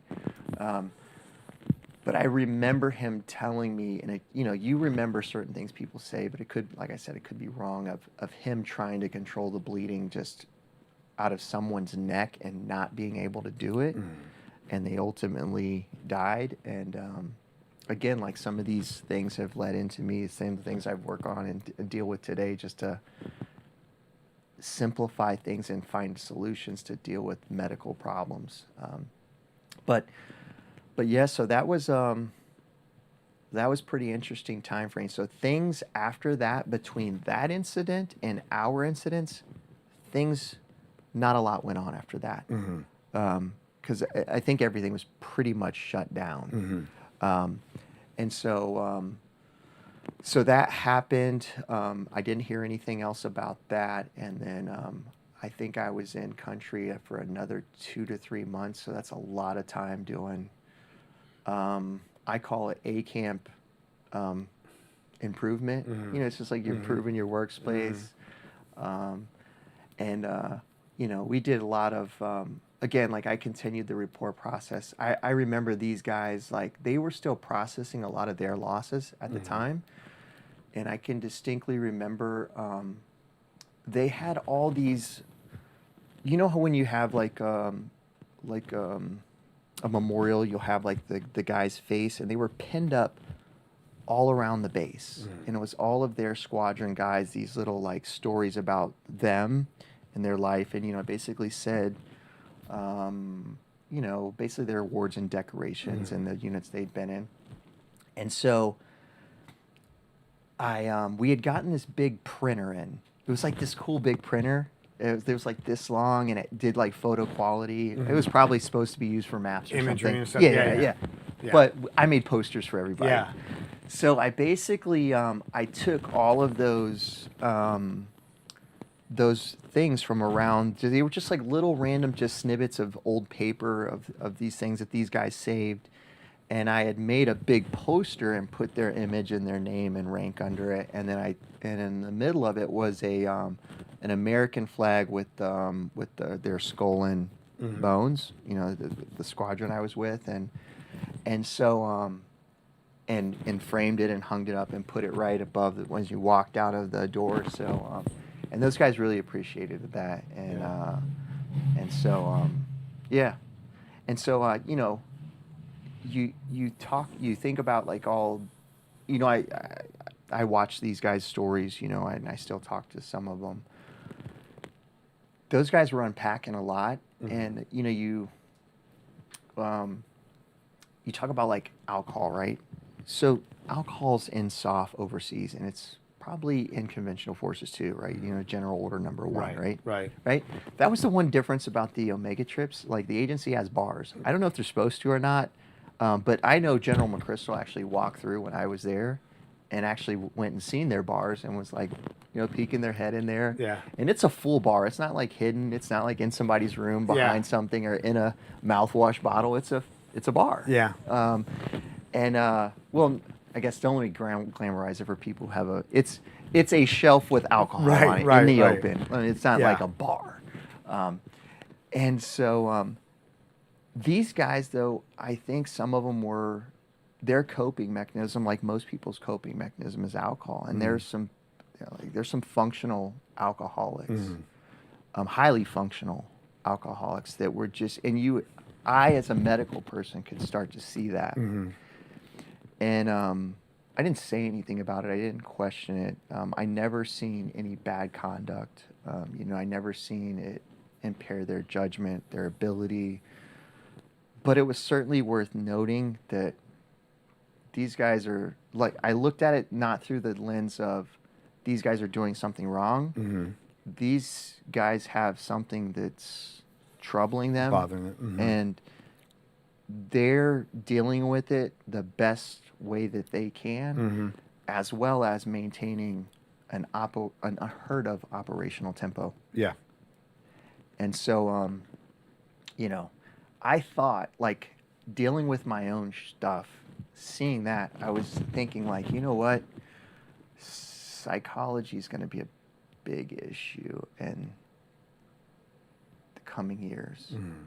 This is becoming to be a long, war, and you're seeing it pop up everywhere. Kind of the stuff you said. Yeah. People experiencing mass loss. How do they cope with it? Taking out their anger, vengeance. Yeah. And I know it was talked about, like, those guys definitely avenged some of their teammates, and they would tell you the stories of it. And again, it's not; those aren't my stories to tell, but they certainly did do business, and take care of business. And some people scrutinize them for that, and maybe rightfully so, maybe not rightfully so. It's not for me to judge or to pass judgment, but it's certainly something that they'll carry that. I think just like Vietnam veterans and other veterans from different wars, they're gonna have to deal with that stuff, and I think that's why we have the veteran suicide rates that we have. Yeah. Hopefully we'll get to talk a little bit about it. I mean, I got to experience it towards the end of my career, and so I'm happy to share that just before awareness, because I think it's important for people to not. It's okay to judge it. Well, it's not okay to judge. You can have judgment, but you've never, it's the thing, you've never walked in their shoes. Right. You weren't there. You don't know. Right. So while hindsight's always 20/20, you just don't know what the people are dealing with. Right. And people, we're imperfect beings. Yeah. I believe. Yeah. We're flawed. Yeah. We make mistakes. I'm a spiritual person. And that's actually helped me. I think it's helped other people in the community, but to each their own. And so, but yeah, that was that trip. That was a lot to unpack there, but that was a little bit of taste of that environment. So I got to experience a lot of different things thus far, and so now I get to, I get back to the unit, and sharing these things with the folks there, and then we actually sustained that site for a good bit of time. And I can say everybody did not have the same experience I had. In terms of like integration? Yeah, certain guys dealt with integration. I can tell you there's one guy who got, he had something happened where they had a personality conflict with his team, and he was not from our organization but from another one. And he ended up getting beaten pretty good, to the point where he had to, I think they put him in ICU. And, I've never heard that story publicly. It's well known in the medical community at JSOC. But it's not one of those stories that's floating out there. But that's one of the earlier stories of just some conflict. Why that happened, I don't know. But it definitely happened. And even one of our augments, we sent a guy, and he didn't mesh well, and he kind of got isolated, and oh man, got his phone lines cut and his computer lines cut for communication, and we thought we were going to have to get him out of there just because we were worried about something happening to him, and luckily nothing did. He just kind of sat for a while. And were these two incidents? Were they were they solely with the DevGru guy or the DamNet guys, or were they also with like the Red guys? No, I'd never. After that experience, I didn't work with the Rangers again. Okay. So I actually didn't even know they did those rotations. To be quite honest with you, until recently. It was specifically with those guys, and again, like, I had such a positive experience. Mm-hmm. I hate to even, like, I don't even know. I feel bad. It's like I almost feel like, well, why did you bring it up then? But it's, for him, it's, it shouldn't have happened, right? I mean, if you got put in the ICU, I yeah, mean, yeah, it shouldn't have happened, and but it did happen, and I don't know why I wasn't there. Yeah. But it's one of those kind of known thing. It's kind of one of those like it's just an ugly mark. You know Yeah. what I mean, it's a stain. yeah, It's a stain that doesn't need to be there. Yeah. It's like there's different ways to manage that, but again, going back to the psychological aspect, I don't know. I don't Yeah. know what happened. That certainly wasn't justified nor should be tolerated, but I don't know the dynamics. yeah, So, so yeah, so I get back from that, and then it's, just going back and doing the normal stuff. Well, it's not normal. Let me just, I guess, try to provide a little bit of insight. I think what folks want to know is like, well, what do you do? And it's so what you do is you do a lot of high risk training support and support people becoming part of that organization. And so really that's your role, is to, that's where I was going to a little while ago. Your job is to ensure that every dynamic of the medical aspect of their job is taken care of, to include initial training support, their selection process training support, their routine support, their equipping of their gear, packing their stuff, putting them through enhanced training. So that led me, again, what shaped me into what I'm doing today. We had a medical training program that was skills for providers in austere medical situations. But essentially what it was is it's like you're training folks regardless of how they got there, how to take care of themselves, right? So it's like, I'm not going to be there to patch you up, Right. or your buddy up. And a lot of times you're you and you're it. right, So here's your stuff, and here's all the training you need to use that stuff. And then make sure that stuff is good and you have the best stuff. And then again, like medications and, it's almost like the pre-equipping, but then there's making sure that you give them stuff that doesn't highlight them. Right. So there's that component of I was it going too. to ask you about that. Is there being how some of these units work, and how they conduct their missions? Is there an improvised medicine aspect to it? Like, look, if you can't walk around in this environment with medical gear, so this is how you would use super glue. This is how, Yeah, it's kind of like the wilderness medicine Yeah, approach. yeah. So there is, and I'll tell you, that's one of my frustrations with, things you shouldn't say in a public forum. My frustrations with like the COTC component, the Committee on Tactical Combat Casualty Care, and it's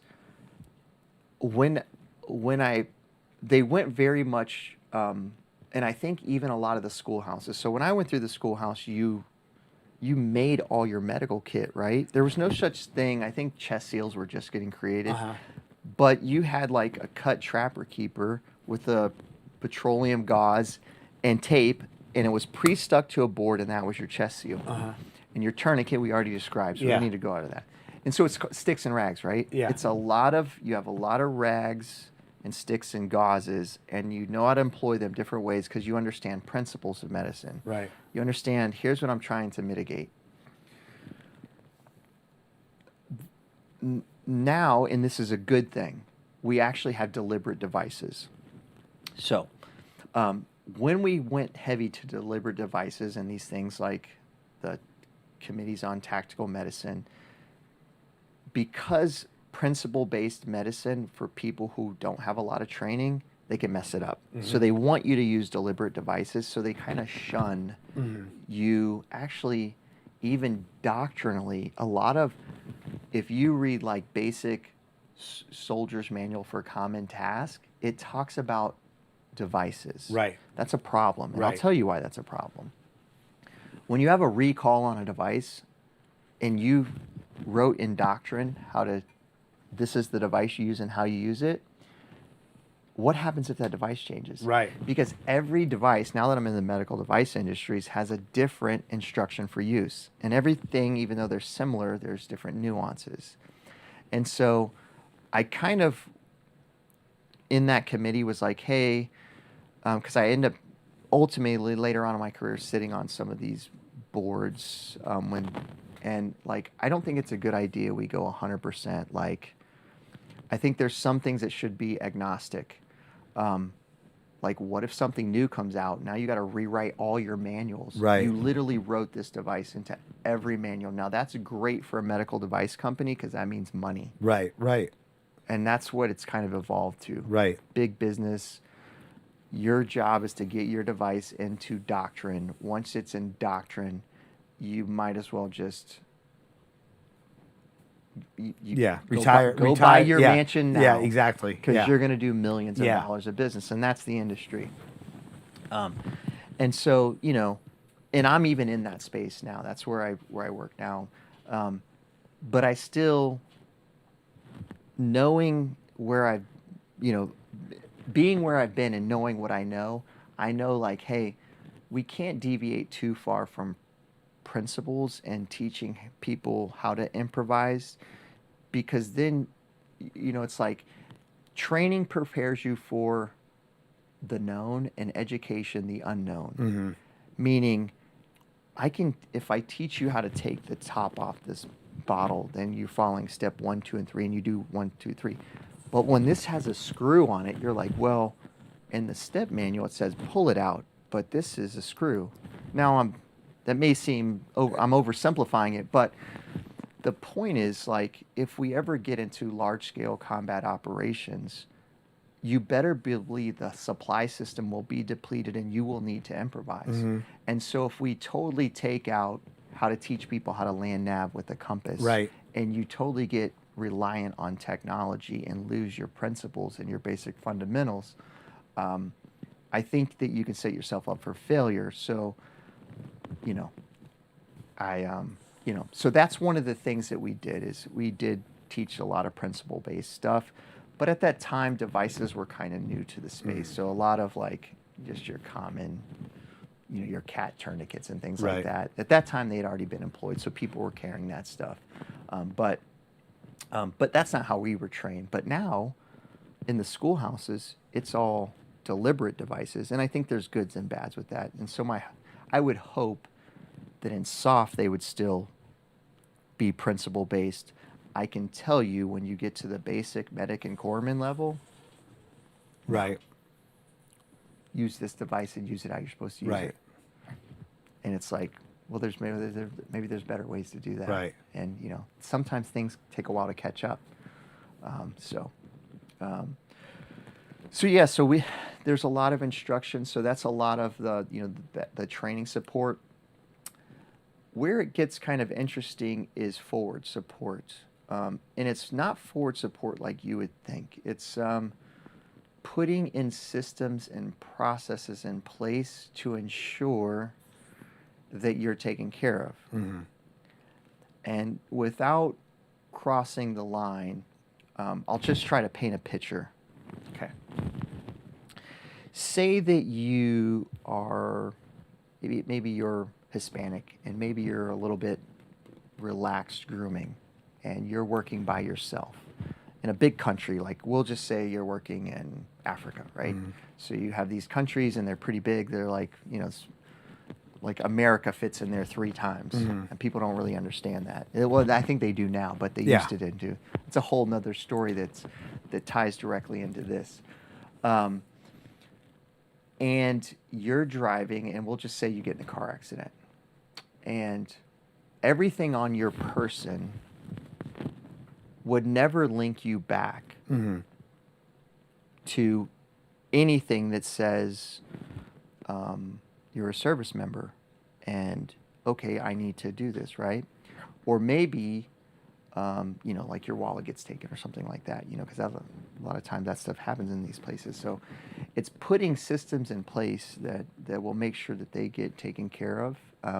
because we're not going to be there to do it. Right. And there might not be anybody else, and people may not know where they're at. Right. So that takes a lot of magic. And it's not really magic, it's a lot of planning Right. and a lot of validating.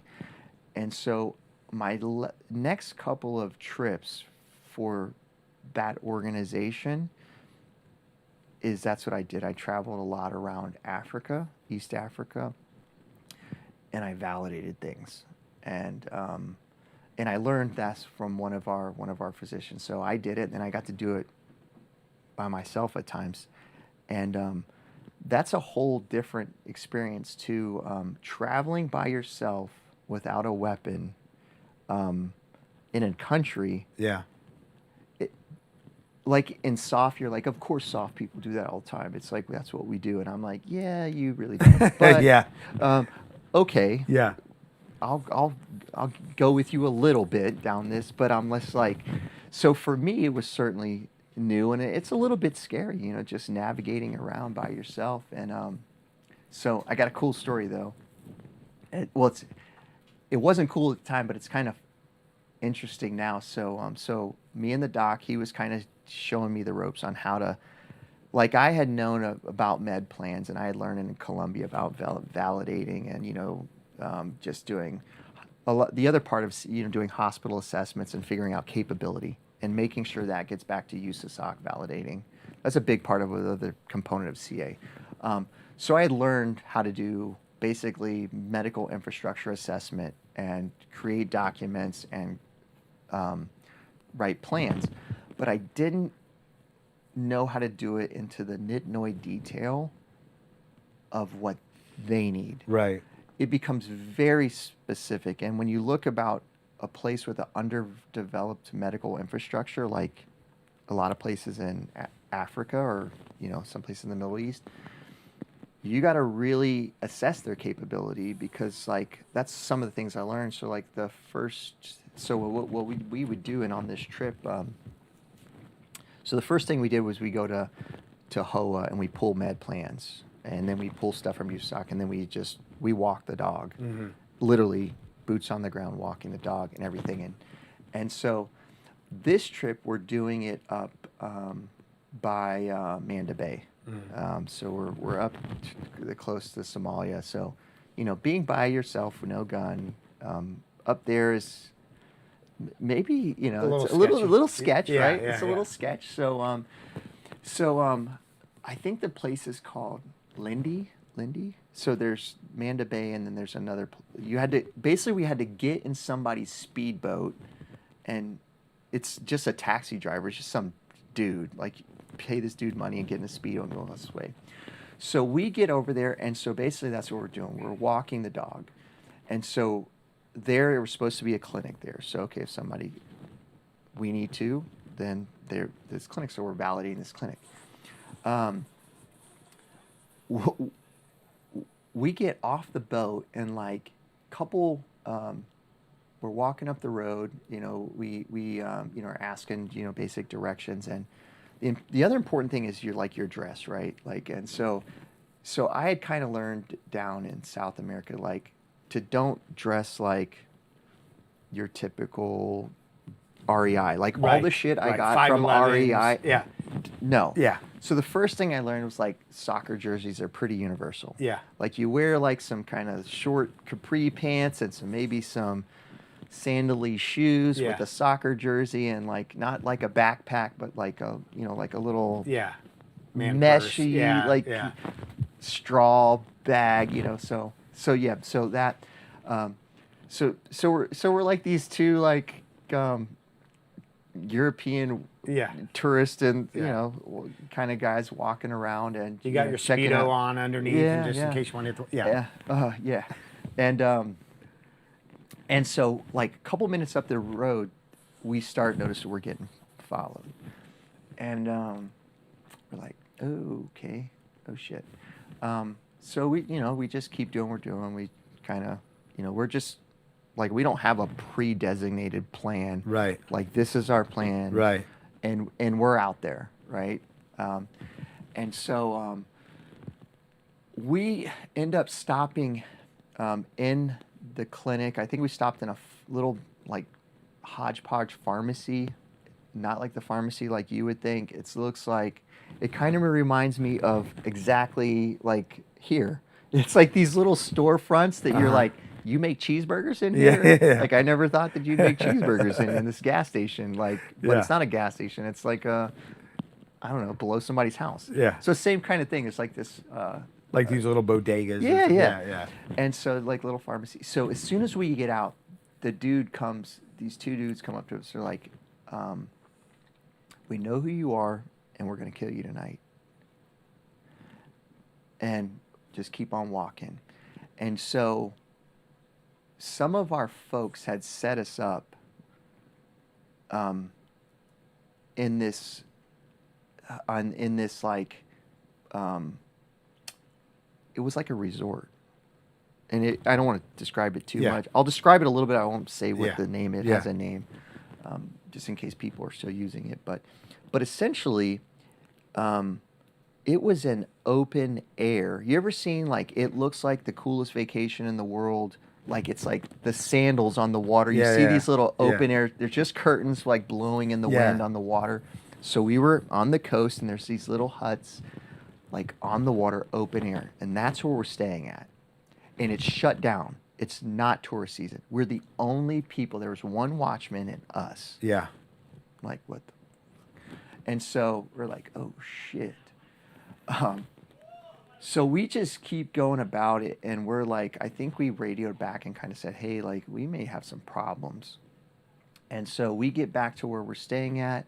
And, you know, we're doing our job, right? And so we tell the watchman, hey, you know, this people are bothering us in town today. You know, can you be on the lookout? And so we had each gotten our own little, like, you know, again, the vacation Perk bungalow. Yeah. We didn't stay in that bungalow. Yeah.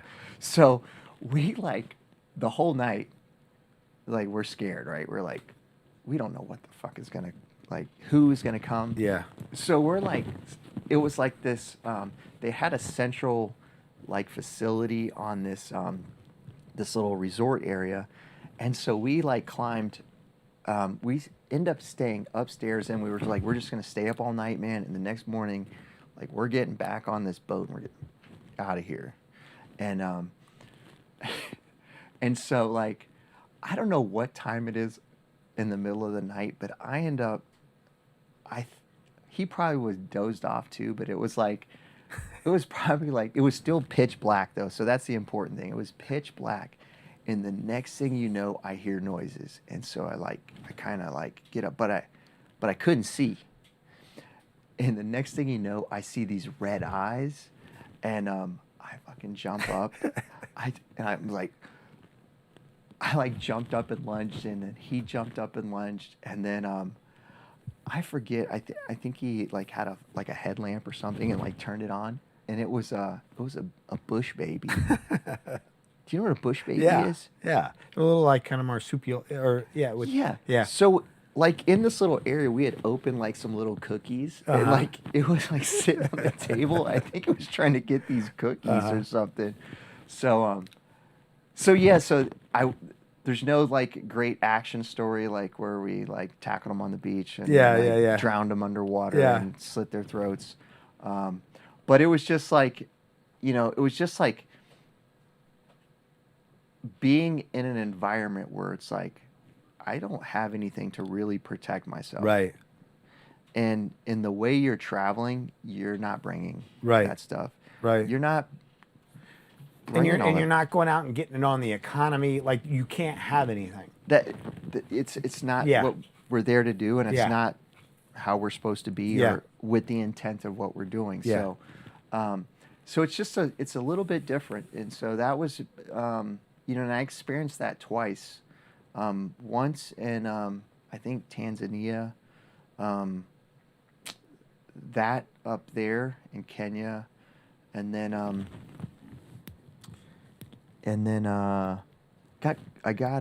got robbed in Kenya. That was interesting. Well, it was like, I think it was a carjacking, but it was this. I guess there's these TTPs for thieves, and I certainly didn't know it. And we had a driver, right? Like at that, we had like hired a a vehicle driver. So we're like driving downtown at the in Kenya, and you know, the street, it's just swamped, and so you're like, you can't go anywhere and you can't really get out. And we had been kind of told, like, if something happens, it wasn't don't fight back, but don't chase people down and beat them. Yeah. They're like, don't do that. You'll get fucked up. Yeah. Like, they'll mob you. Yeah. So they kind of police themselves. Like, certain of them, if they see it doing it, they'll actually not like it. And so, so we're like stuck in traffic, and this guy comes and he hits the rear view mirror in. And then, so what does the driver do? Gets out. No, he rolls. So Oh, he rolls down the window. rolls down the window. As soon as he rolls down the window, another guy walking this way stuck his hand in and hit the unlock button. And as soon as that button hit, we had one person in every door. It was like this door, this door, this door, and then the rear gate of the they're like what are they, like the Toyota Surfs or whatever kind of vehicles. And so there's like 5 people instantly in the car on you, and I think they just wanted to rob us. But luckily, the only thing they took was my med bag. So we were like, we didn't want them to take all of our computers and shit. So we're like, we, you know, just like sticking our hands, grabbing everything. So it happened pretty quick, but that was 2 exciting things from That's that. wild. Yeah. Yeah, I don't know if other people have it, but going back to like doing these assessments, and then going a little bit later into my career, like we had written a lot of these, we had validated a lot of these med plans, and I remember communicating back to headquarters. It was either to our headquarters, and I think they communicated for us, like, I think that we don't have enough med support in HOA. Like, and they're like, no, we're fine. And so I can distinctly remember there being like a continent map of Africa, and it's showing all these little dots in HOA. And it was like, what are you talking about? You don't have enough med support in HOA on the ground. And I was like, there's like, you see, look at it. And I was like, and I distinctly remember like overlaying and sending it back, and I overlaid a map of the United States to scale. Like, and I'm like, okay, you have an 18 Delta in Florida, you have one in Maine, you have one in Arizona, and you have one like, and you have no gray tail assets. Right.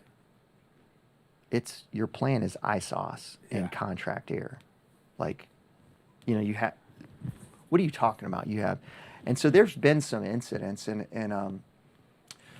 you know, some of the stuff that I think that we had learned, we had a service member in Kenya, and he wasn't part of SOF, but essentially, it was like how guys access healthcare.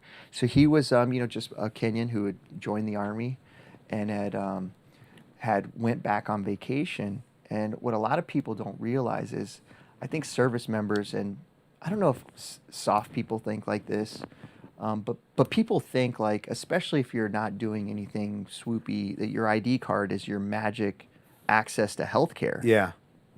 That doesn't play in other places in the world. Yeah. It's fee for service. Yeah.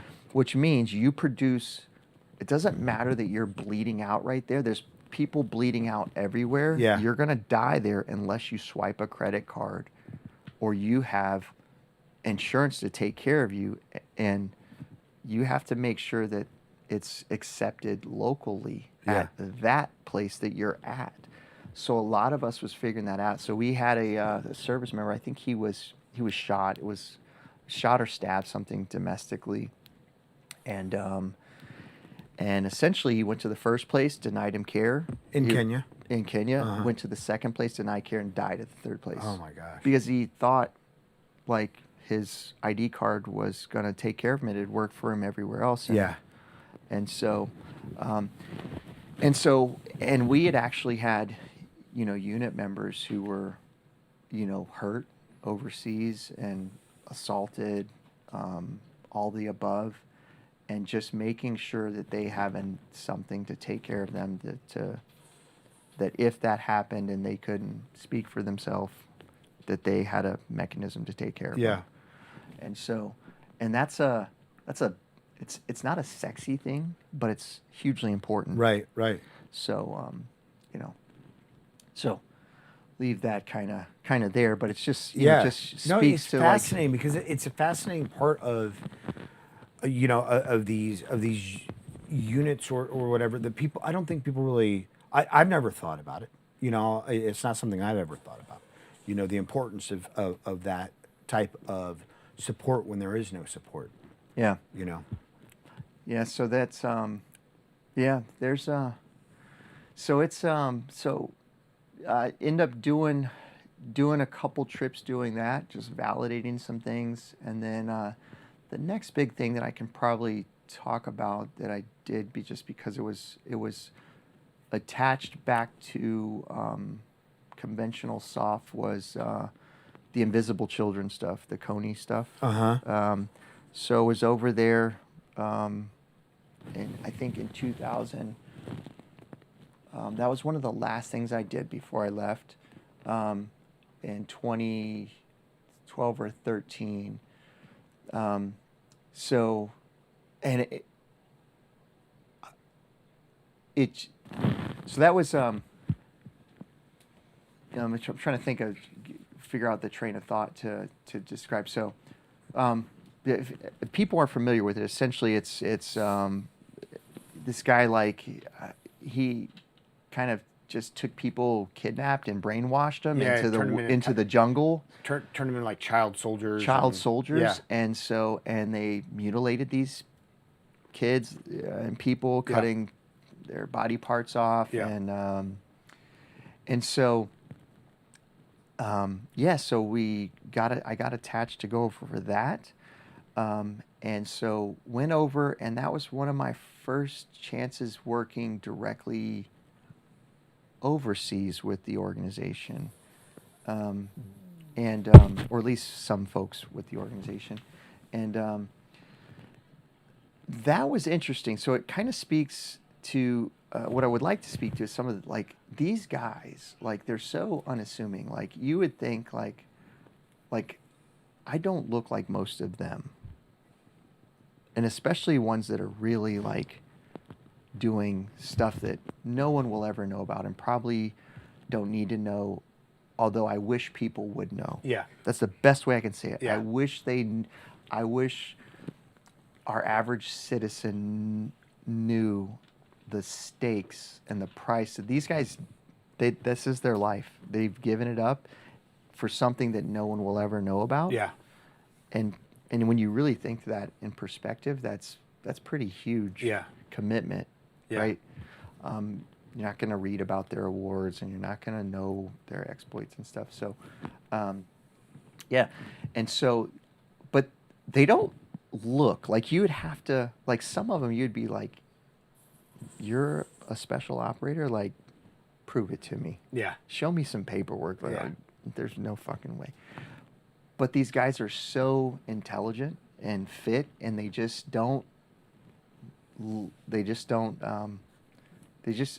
have the look that makes them perfect for that job. Yeah. And so on this one, we had this one guy, and this guy had this knack for teaching himself languages. And on this thing, because of where they were trying to decipher this code book, this was the whole thing. It was this guy, that's why they couldn't find him. He, a Tonopah, I think it's called, or something. Essentially, it would be turn to page 4, and he would give his subordinate leaders instructions through this book, and everybody had the decipher manual.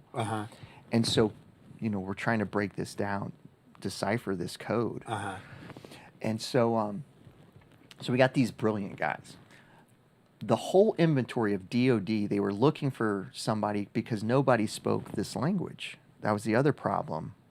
And we had this guy who can he could learn languages. Just learn- yeah. It was fucking crazy. Yeah. Like so I can, like we're driving around with him, and he instantly starts talking to everybody, and he starts learning word, use them, learning word, use them.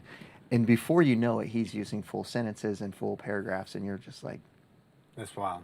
they're like Google. That's Yeah. what we called them. They're like their GT scores. They're Yeah. they're apt. It's so high that some of them are socially awkward. They're just so intelligent. Yeah. But they're just like these anomalies of service members. And so anyways, the inventory, they look, and so they finally found one guy, like he was like on a Navy boat who happened to be from East Africa, and he was like I don't know, like a store clerk or something. I think the Navy has store clerks Yeah. that work on the boats. Yeah. And so they flew him in. So it was like the coolest thing. I'm like, man, this is like the reach of this place. Yeah. Like to just reach out to another service and say, we're taking him because we have a need for him, and you don't really get to know what the need for him is. It must have been so cool for that guy too. Yeah. You know what I mean? Yeah. Yeah. And so, so this, they're doing their thing, and this guy's learning this stuff.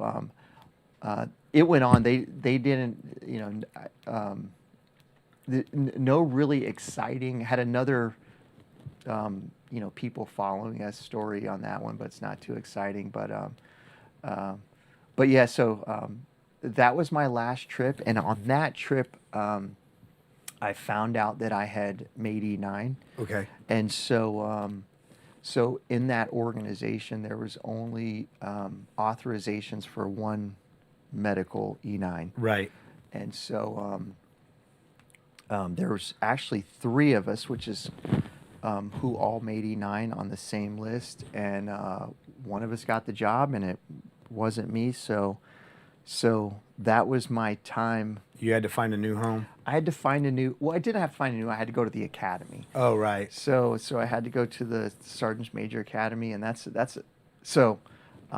fun story. So like I out processed the unit, and people. I don't know if people ever talk about being like read off.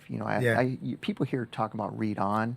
I've went through a lot of organizations and have gotten read on to a lot of things. Yeah. But very rarely do I ever get read off. I think that part gets like left out often. I think that's just like a pencil whip. So the unit does not do that. Yeah. So you get a formal read off, and that's when you sign your non-disclosure statement. All your life away. Yeah.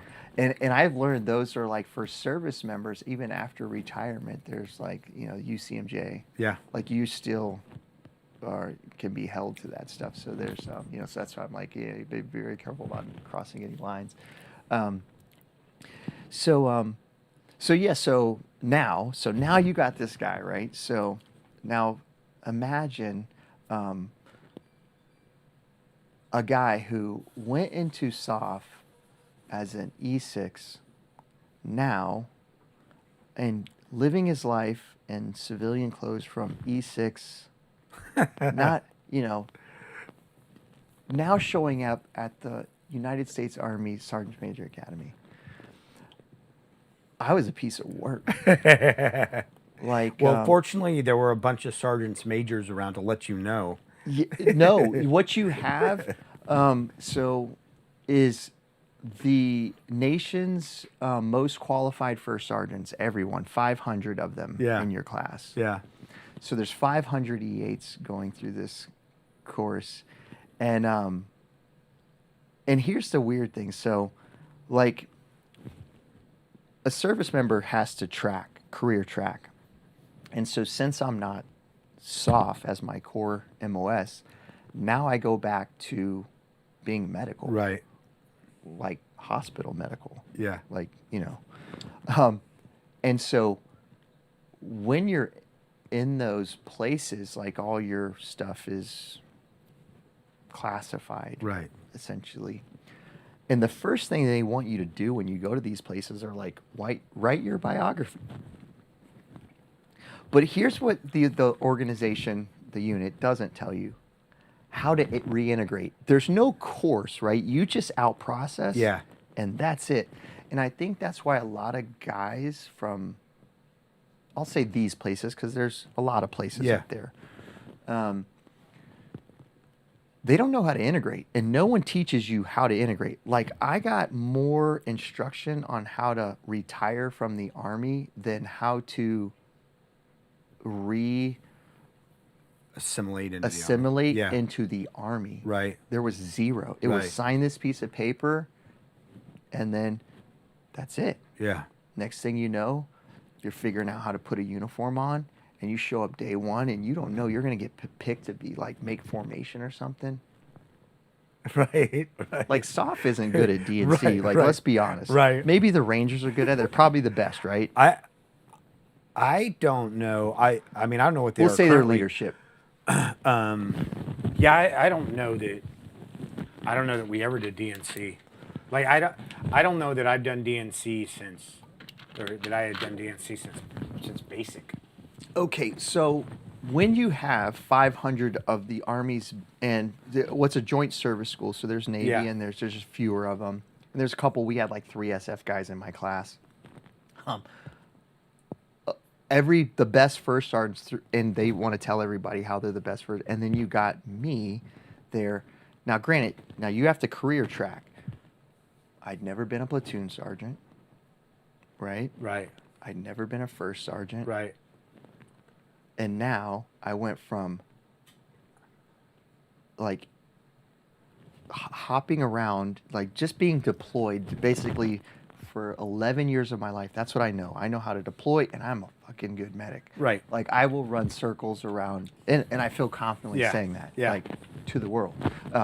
And so, but what I don't know how to do is like basic DNC, because Right. I haven't done it for Right.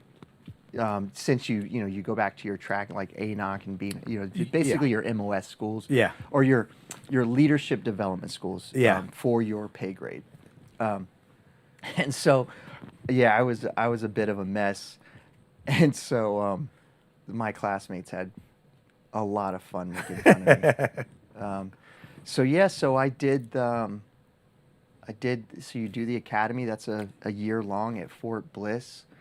And because I did well in my career, I was a first-time command select. Wow. And so there were several. So there's like, I think, 50 medical people in my class. So it's all the medical MOSs, not just medics. And so I think there was like 10 of us who got selected to go straight into a command position. And so I did. So now you got this dude who can barely make formations. Right. Like, never process soldiers for UCM. That's what leadership does, right? Yeah. It's like, take care of soldiers, Yeah. deal with the disciplinary issues and their health and welfare, and that kind of stuff. And so, so my first assignment though was Alaska. So it's like, and I didn't know. I was like, well, this would be a life experience. So Fairbanks, Alaska. So that was my first experience outside of SOF, and like after running for a good period of time, and ended up there. And how was that for you? I tell you, I didn't think it was going to be good, because I was in charge of MEDDAC Alaska, which is essentially what MEDDAC means is medical activity. So all of Army medical activities in the state of Alaska. Uh-huh. That's a lot. Yeah. The state of Alaska is big. I don't know if people know that. And so what I did though is I focused my time on helping soldiers and doing what I knew best, which was training, which is not a CSM's job. Right. I was doing like first sergeant shit. Yeah. So now I was learning how to be a first sergeant, right? Right, Or right. maybe a platoon sergeant. Right. And so I think I upset a lot of them, but I enjoyed it. So I would create programs, and when I got to Alaska though, Korea was starting to spark up, and so the nominative CMS, so the general officer, had known a little bit about me, and so he was like, hey, things in Korea are getting pretty heated, and we don't know if we're going to fight on the peninsula. Can you create a medical program? Because we think that we may have to hold casualties. So back to now we're at prolonged field care. Right. And this is 2015, 16-ish. So I went into the position in summer of 15 because the academy graduates every summer. So I went in. So maybe I'd finished like my pre-command courses at Leavenworth. You got to go learn how to be, it's really just a lot of, they're prepping you for command. And so he had reached out and asked me, can you create a course? And so, we think this thing is, and based upon what you've done, you're probably the most capable to help us do this. Yeah. And so I created a program called Delayed Evacuation Casualty Management out in a little hospital in the middle of Alaska, Fairbanks, like central cold Alaska, like -50 Alaska. And so I pulled together some folks and some stuff that I learned over the year, and then some stuff that SOF was working on, because it's kind of the beginning of prolonged field care. They were putting together, I think, some committees or organizations, and took some principles that they had already developed. I didn't develop it. And then basically what I tried to do was fill the gap, the knowledge gap of the principles of what they put together with the knowledge base of the conventional medic, and try to meld them together. But there's knowledge gaps, because when you talk about the skill set of a soft medic or an 18 Delta, and then someone who goes through medic school of 3 or 4 months, they're vast. Yeah. And so we put down we put together a really good program and got it accredited, and it actually became an Army-wide program for a while. I think it's still taught a lot of places today, and so I was up there for a couple years, and I got to I enjoyed my time. And a lot of people say your battalion time. For folks that don't know, that's an organization. At least in medical, it's about 1,000. You're supervising roughly about 1,000 people. It's a little bit larger when you get to your maneuver folks, but for medical, that's about the density. And so really just created programs for them and sent them to a lot of cool schools. So the cool thing about going to the academy is every sergeant major everywhere. So the network is tremendous. And so, like, if I had a young soldier that was just like doing great things, I could call up, the guy from airborne school and say, hey, I want to get this guy a slot. Can you get him in? And he'd be like, yeah, okay, I can work him in. Or, hey, I want to send somebody here. Hey. And so I really just took advantage of just like creating educational opportunities and training opportunities. And you really can't talk about you, or at least I still really can't talk a lot about that period of my life, but I can let people know that there's some really exciting things that the military can offer. Yeah. And there's some people doing things that are tremendous. Yeah. And and you can do those things too, if you seek those opportunities out. And so, just having conversations like that, a lot of service members who were going to get out, kind of turned them around, and or just people who wanted to go to be a soft medic. A good friend of mine was the senior sergeant major at USASOC, so it's like getting a kid to get to SOCM was, just helping him do a packet and give him a recommendation. So I did that for that tour, and just did a whole lot of that, actually. And it's what I needed to do. The hospital didn't need me to run it. It had plenty of 06s and doctors, and it was really just for me. They got that saying, take care of people, and then they'll take care of the organization. So I don't have to take care of the organization. I need to take care of the people in the organization. So I did that, and then oddly enough, I got a call to go back and be the medical, or offered the position to from the unit CSM to go be the medical side sergeant major. Now, there's a downside to this story. Is that's what I wanted to do. I wanted nothing more than to do that. But the next command select list came out, and I'd been selected again. And so then I was selected for a brigade. And when you're on what's on the command select list, only the sergeant major of the Army can take you off it. Oh, really? Okay. And so the position at the unit did not qualify. Was it below a command position? Yeah, Yeah. so you would almost be going back, and they'll let Yeah. you do that sometimes. Yeah. Like, sir, if you're getting out, Yeah. I was still at the time staying in, and I don't know how much time we have, but I mean, we are we are deep in it. We're at 4 hours and 30 minutes right now. holy crap. Yeah. So, but I want, this is your story. I want man. you to tell it. No, it's a long story, so I'll try to yeah. D, are you all right?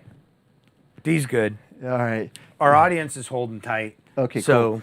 And so here's what. So I got offered the position. That's what I wanted to do, but I made the command select list. And when you're going in the command process, you get to select your preferences. And I had actually got not only made the command select list, but got the #1 job that I wanted. So I got my pick, and I had started my career in Hawaii, and I wanted to end it there. So I got selected to go and take Tripler to be the CSM there.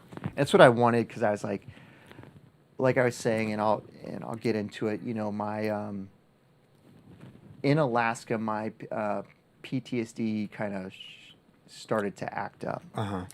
And you know, I had a bout of where I was, you know, suicidal, Uh-huh. and I had went and talked to a healthcare provider there, and they had got me back health and some help, and I started some medications, and actually went and got the stellate ganglion block for the 5th or 6th time. So you had already had it So before I had already that. had it Okay. multiple times before, and I'll get to that pretty quick, so because I think it's an important aspect.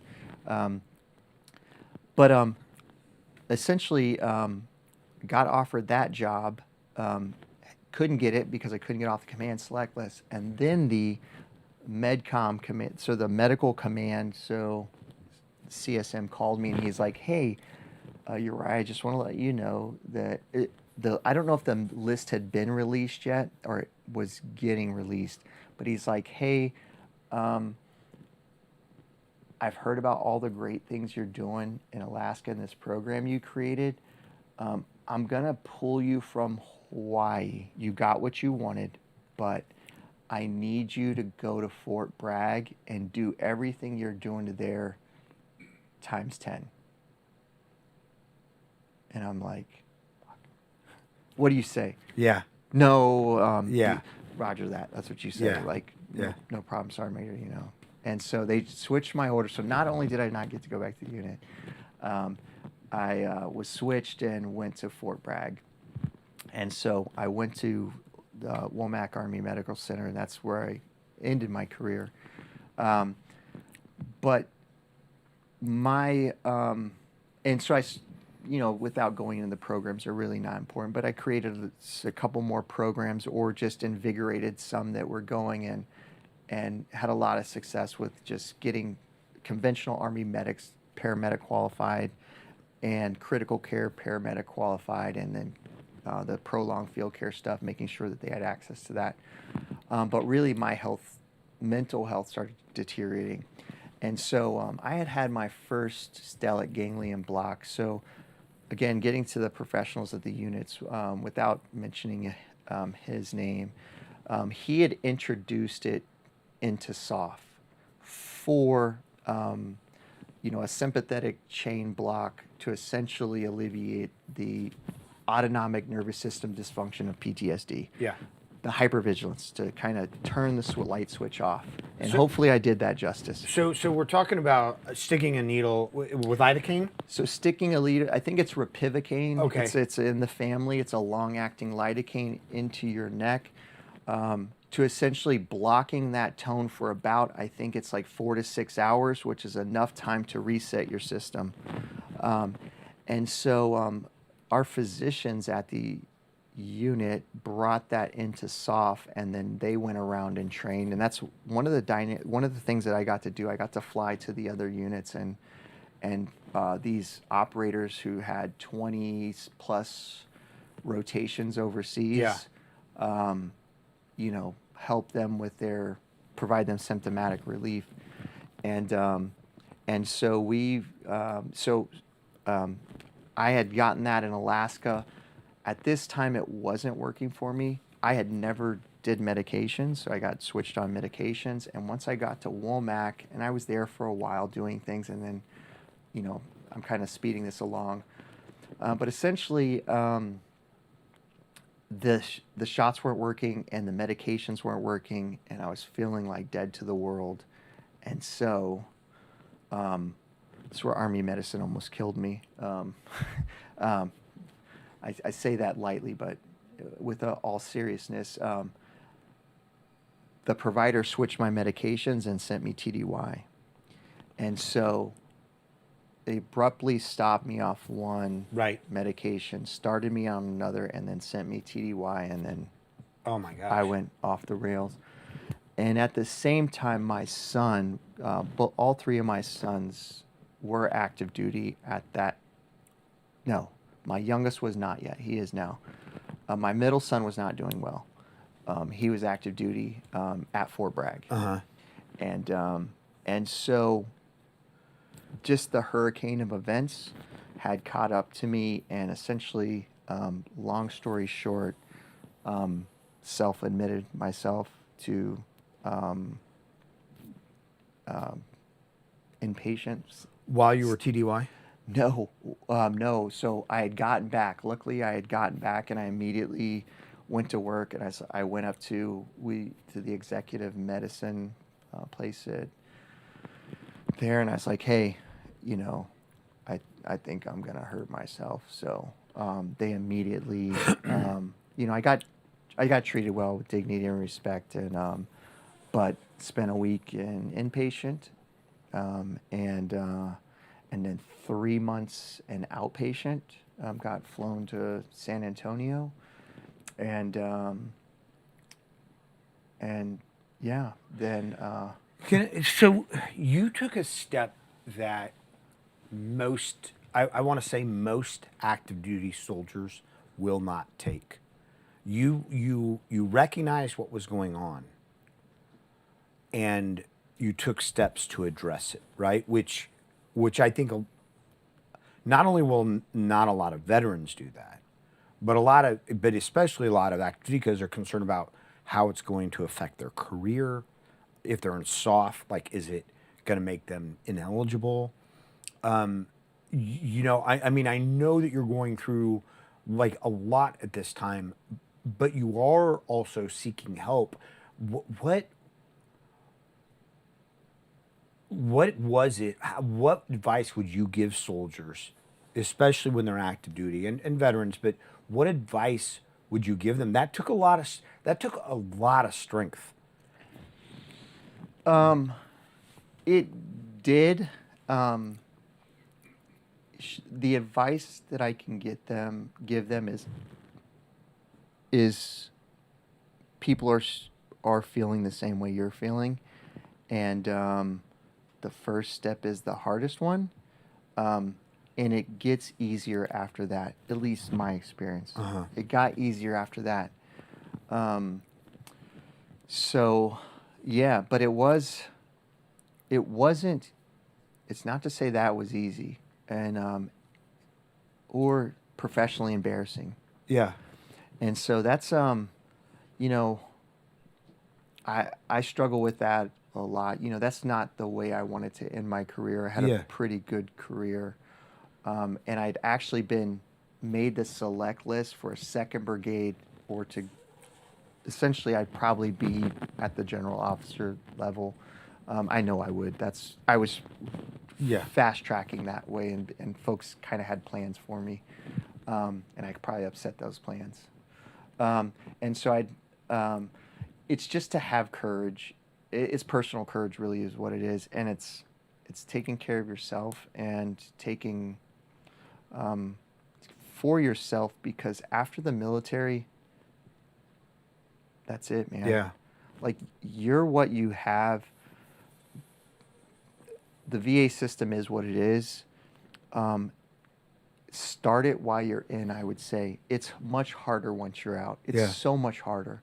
And so I went through the med board process, and so, you know, I joke about it, but you know, a lot of people say the older guy, it's the body's broke, but the mind is strong, and I was the opposite. The body's strong. I could keep up with any of those guys, and I probably still could to this day, but the mind was destroyed. And so you know, and I really embrace, and this is going to probably rub some people the wrong way, I embrace the D of PTSD. And a lot of people tried to erase the D. Right. Yeah. And I'll tell you, the disorder is what it was. It was dysfunction, disability, disarray. Everything was messed up. Right. And so it was a disorder. Yeah. It was 100% things weren't right. Yeah. And so, you know, while post-traumatic stress is a normal response to a traumatic event, it can certainly leave you in disorder. Right. And it is, and maybe I'm looking at it through the wrong lens, and maybe a clinician would think about it a little bit different. But so to me, it's like acknowledging that things aren't orderly. And that's what I think is important. Right. And that's what I think the stellate ganglion block provided, was a reset long enough to figure out what orderly felt like. Felt like, because you kind of feel the weight of the world. But come it's off more you. of a Band-Aid. It is. Okay. I would say, because you have to do the work. Okay. Because all of that stuff, right? And I experienced a little bit of combat, if you will, right? I'm certainly no war hero, and I certainly wasn't in any famous battle. But my rucksack got filled, and probably some of those guys got much larger rucksacks, and you have to process that stuff. Yeah. And you certainly have to do the work to deal with it and unpack it, because you can only compartmentalize for so long. And I think, like, man, I don't know if you experience this, but there's so much of my deployment time, I forget I don't even remember whole deployments. I'm like, how the fuck do I remember a whole deployment? Yeah, I used to. I've completely double wrapped that, you know, that package, sealed it twice, and compartmentalized it. Yeah.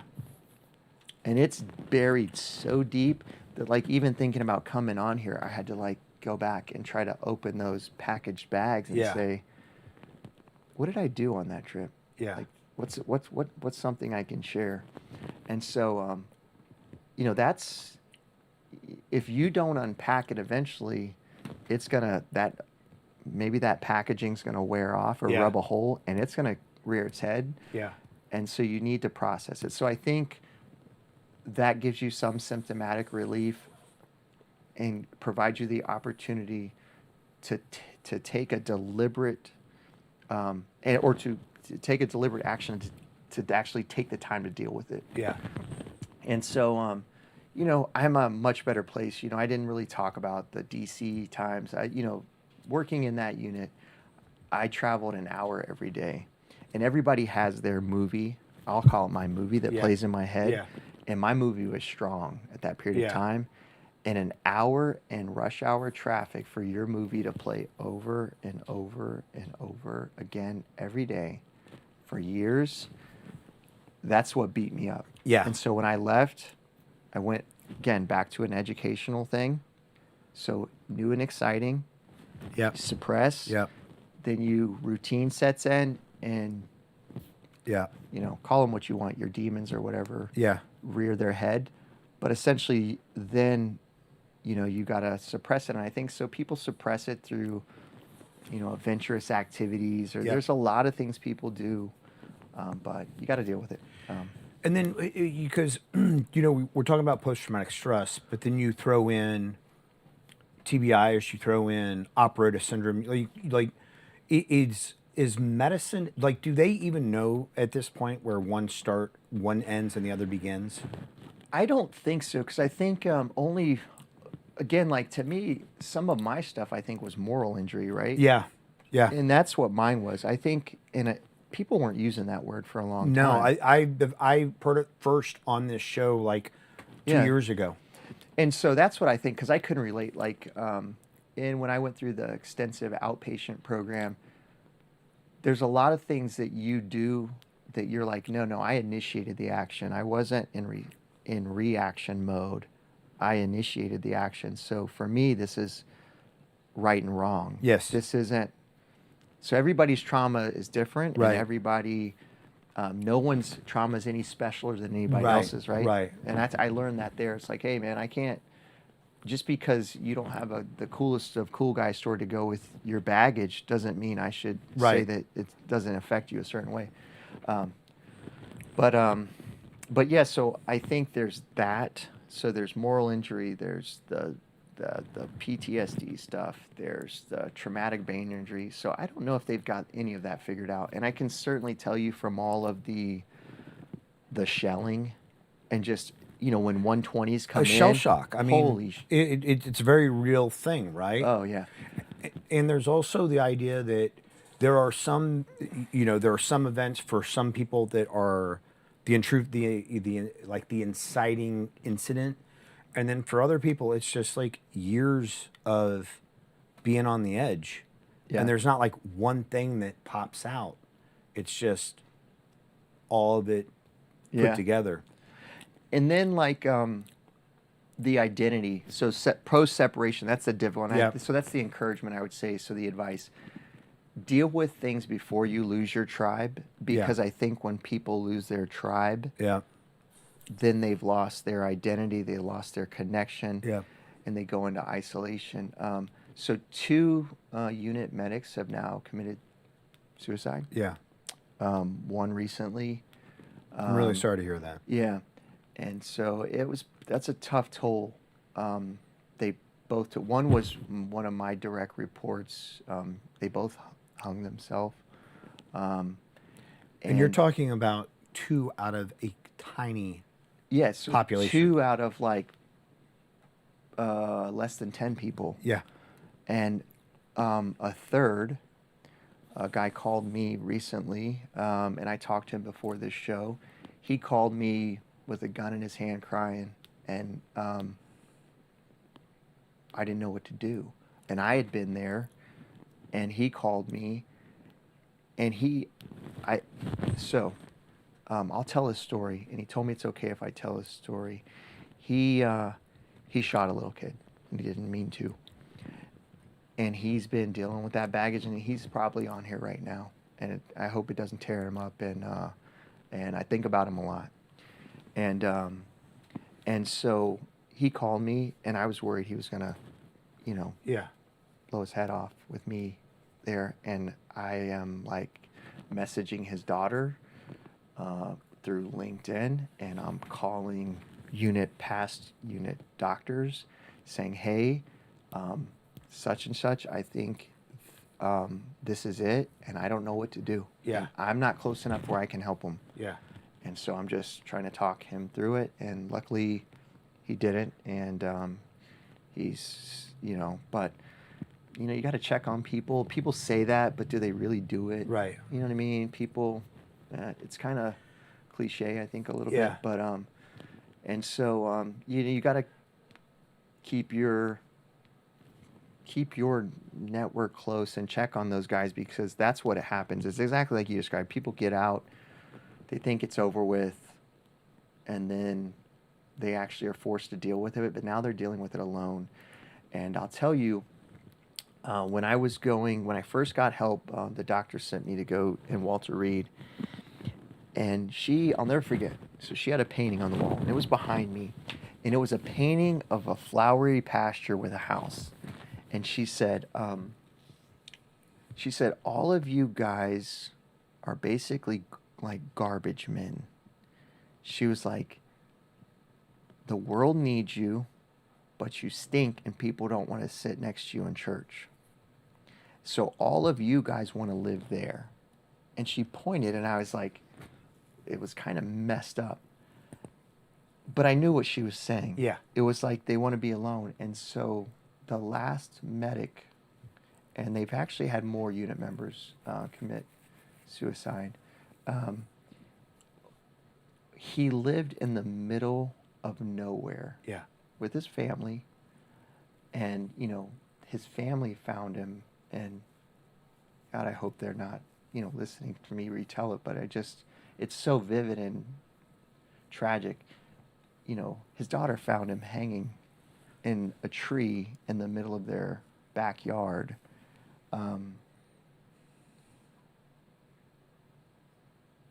That's a lot. Yeah. And so, and I can tell you that's my appreciation for the unit.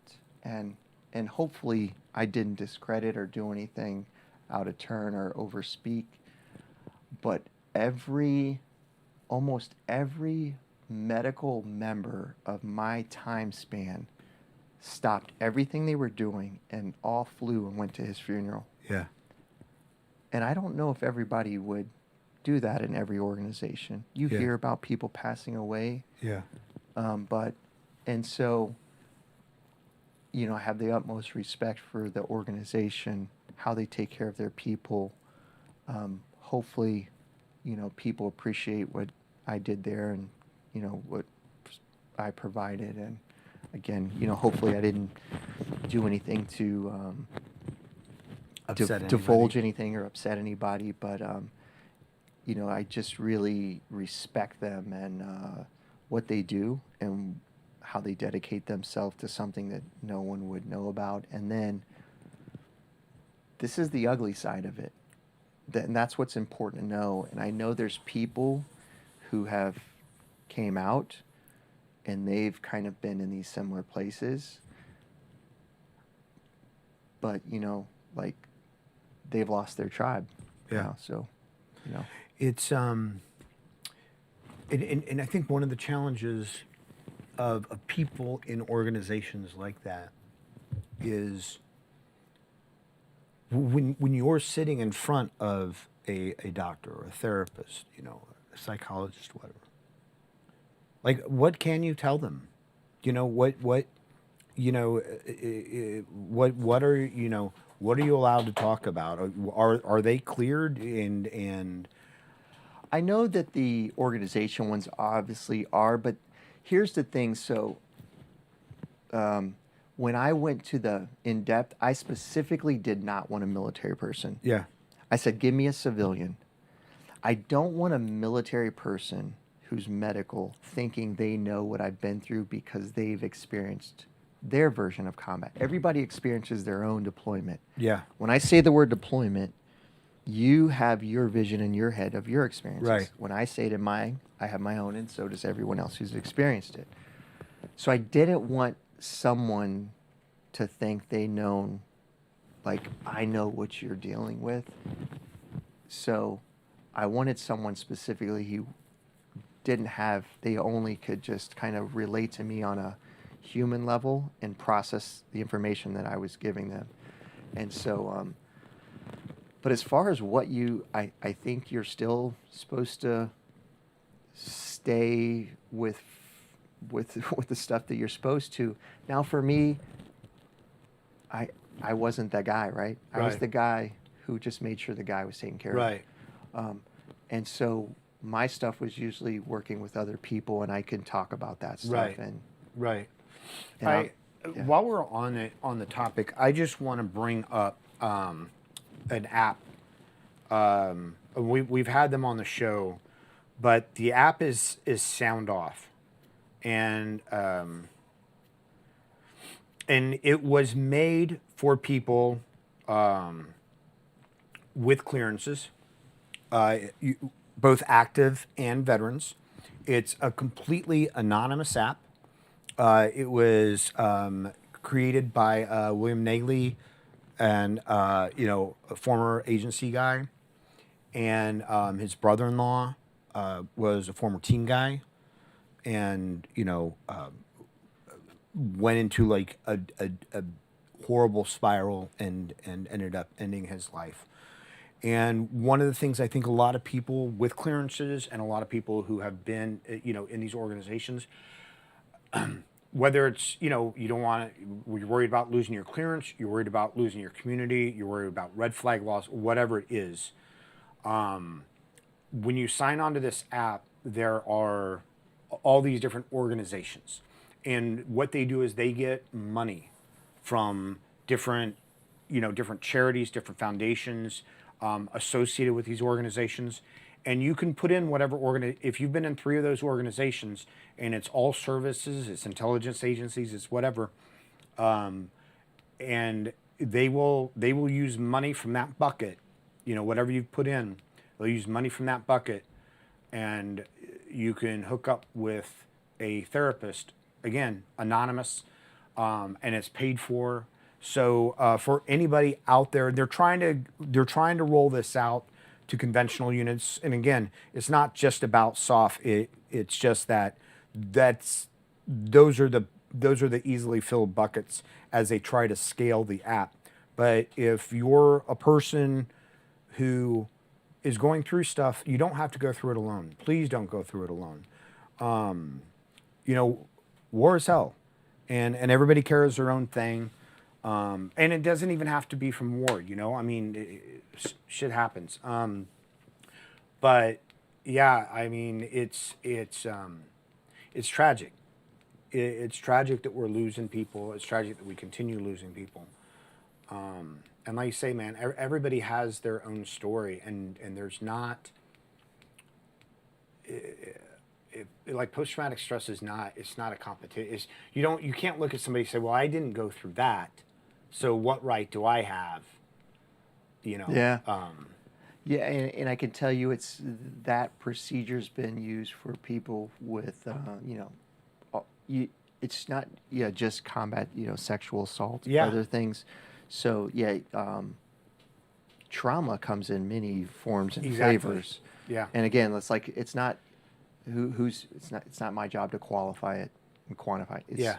It's hey, if you're experiencing it and it's causing disorder, to me, that's why I embrace the disorder portion. It's like if it's making you causing dysfunction, disorder, to not function how you know you should be functioning, and again having intrusive thoughts and thinking about self-harm or harming others or anything like that, then that's not right. Right. And so, it's and I think one of the challenges is, we go through these events. It's like your buddy that you were talking to. He went through this horrific event, and it's really, it's really like refining purpose, right? Making these events that we went through mean something in our current life, and it, like, instead of it bringing us down, creating jet fuel from it, saying, not to make up for it, not to, our buddies that we've lost, not to make up for the loss, but, to say, I'm going to make something from this point forward, to honor this. Yeah, and I can say a lot of the, the one of the main doctor that I worked with at my time there, he had this saying, he brought a lot of things. He brought, like stem cell therapies and different therapies to the organization, like way before people were doing it, like stuff that professional athletes could get. But he would say that, people should be able to, his job was about returning him to duty or being able to retire with dignity and respect and be able to function. Yes. Being a fully functioning member of society again. Yeah. So it's like, you can't really turn the, people transition and turn the chapter and have the next chapter in life if you're dealing with the baggage of the last chapter. Yeah. It's like how are you gonna get into a new organization? You know, how are you going to put your best foot forward? You know, Yeah. And then your family aspect. I guess that's the huge point. You know, I owe a great bit of gratitude for my wife. You know, most military spouses, I fortunately have been married now for I think 27 years, my whole career. She's a trooper. Yeah, She's a trooper. And that's the other thing. All of that stuff. Your wife, she doesn't know any of these stories. You know, it's Yeah. like in most, maybe some folks share them and maybe some don't. I'm not the sharing type, and so um, I appreciate everything you've done and putting up with it because it's tough. But so like, and I think that destroys a lot of marriages too. Yeah. And Oh, 100%. Relationships. Yeah. Just the sorts. Especially as I mean, I think that as guys start to isolate, we become more taciturn. I mean, even if we already were, but I think the isolation, the compartmentalization, right? It all sets in, and then you become like this. There's like a wall between you that your partner can't understand. Yeah, and I think it's good that it's relationships, right? Mm-hmm. It's your friends, Yeah. family members, your mom. It could be your mom, your dad. Yeah. Your relationship with your kids. Yeah. And I know it's affected all the above for me. Yeah. And so it's it's a self-reflection thing. Yeah. Like, and I'm certainly not perfect today. Yeah. You know what I mean? You got to work at it every day. Yeah. And so, but I think it's being cognizant of and self-aware. It's like, ooh, Yeah. why am I being this way? Yeah. You know? Yeah. Yeah. Well, I mean, anybody out there, whoever you are, whatever pain you're in, we love you. You matter. Hang out, hang with us. Yeah. So for you, you went through this. You had already had 5 SGBs at that point in time. You get chaptered out, or not chaptered out. I'm sorry. You go through your medical. Chapter out. You go through your medical. How are you now, and what was your process, and what is your process? So it's an outlet. So like, I think most veterans, so yeah, it's a great transition. So I opened, when I left the service, I started with industry. So I started right back doing what I know, which was how to be a medic and working in medical device. And I had invented a device on active duty and took it through the patenting process. And so that is everybody, it's like having a hobby, right? It's like it's having an outlet, a positive outlet, because there's constructive and destructive outlets. So for me, just putting everything into the next thing. Yeah. Right. And so that's what I did. So I am still working with a lot of the PTSD stuff. I think things, like most things, get better with time. I think, at least for me. Again, I can't speak for everybody. And my outlet is, I still have, it's that tribal connection. So being that I was working with industry and going to military bases and helping soldiers and talking to them, so I had that connection piece. And so really I just put all the passion into medicine. And so that's really what I'm doing now. So now I opened a business, 6-8 Medical Solutions. And so really what I'm doing is just trying to innovate in the pre-hospital space and figuring out solutions to problems. Because what I learned is you may have to take care of yourself. And that's what I learned from some of these organizations. You can't always rely on somebody else to take care of you.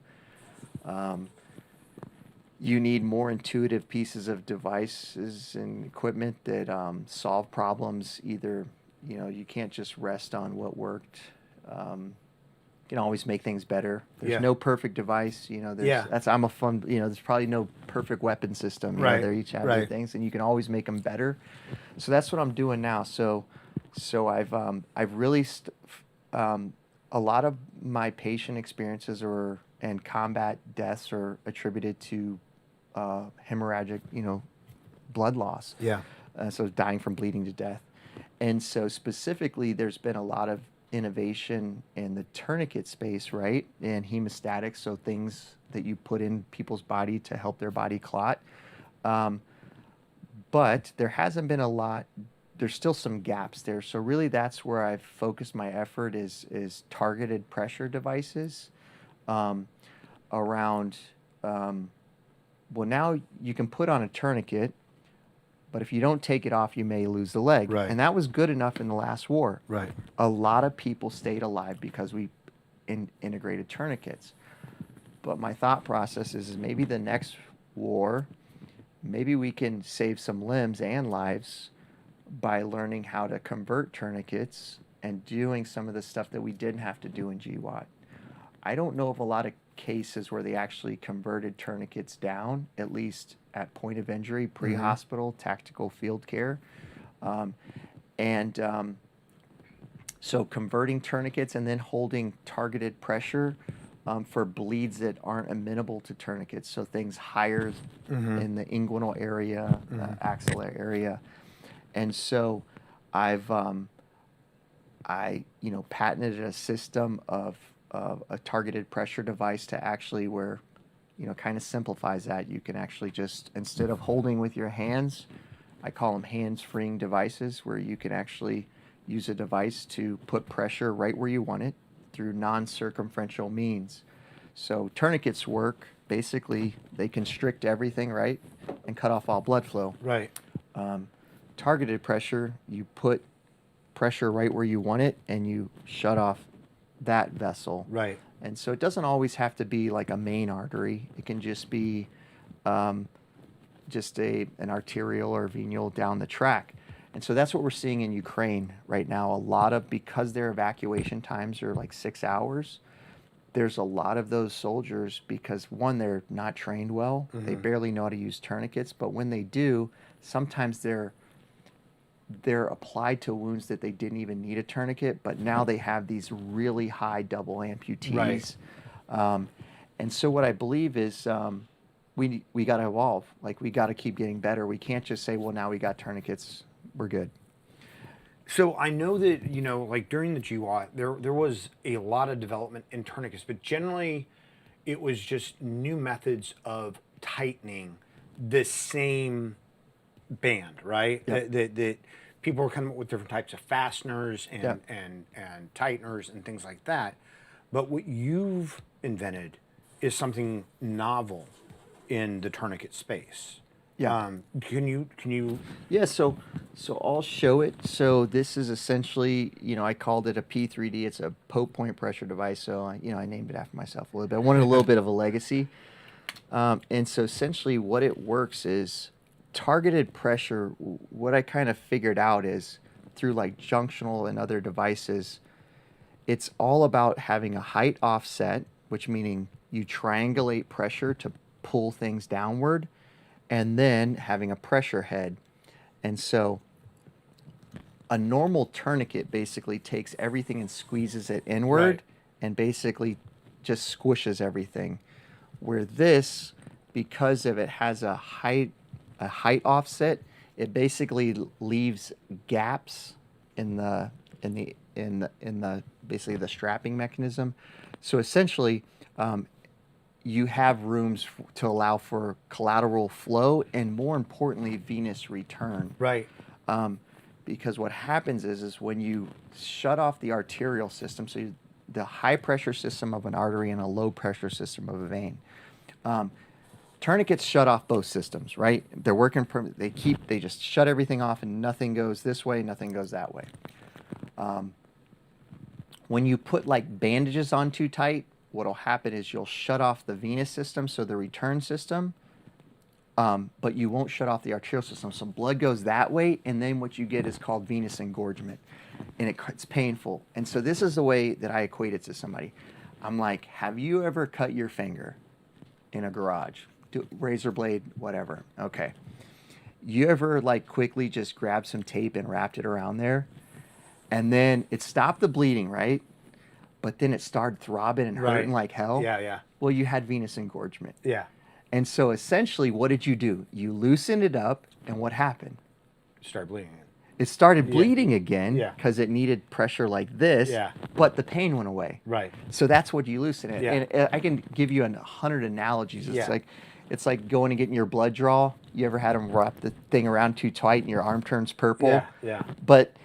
And then it starts hurting, so you unwrap it, and then the pain goes away, the purple goes away, but then you start bleeding again.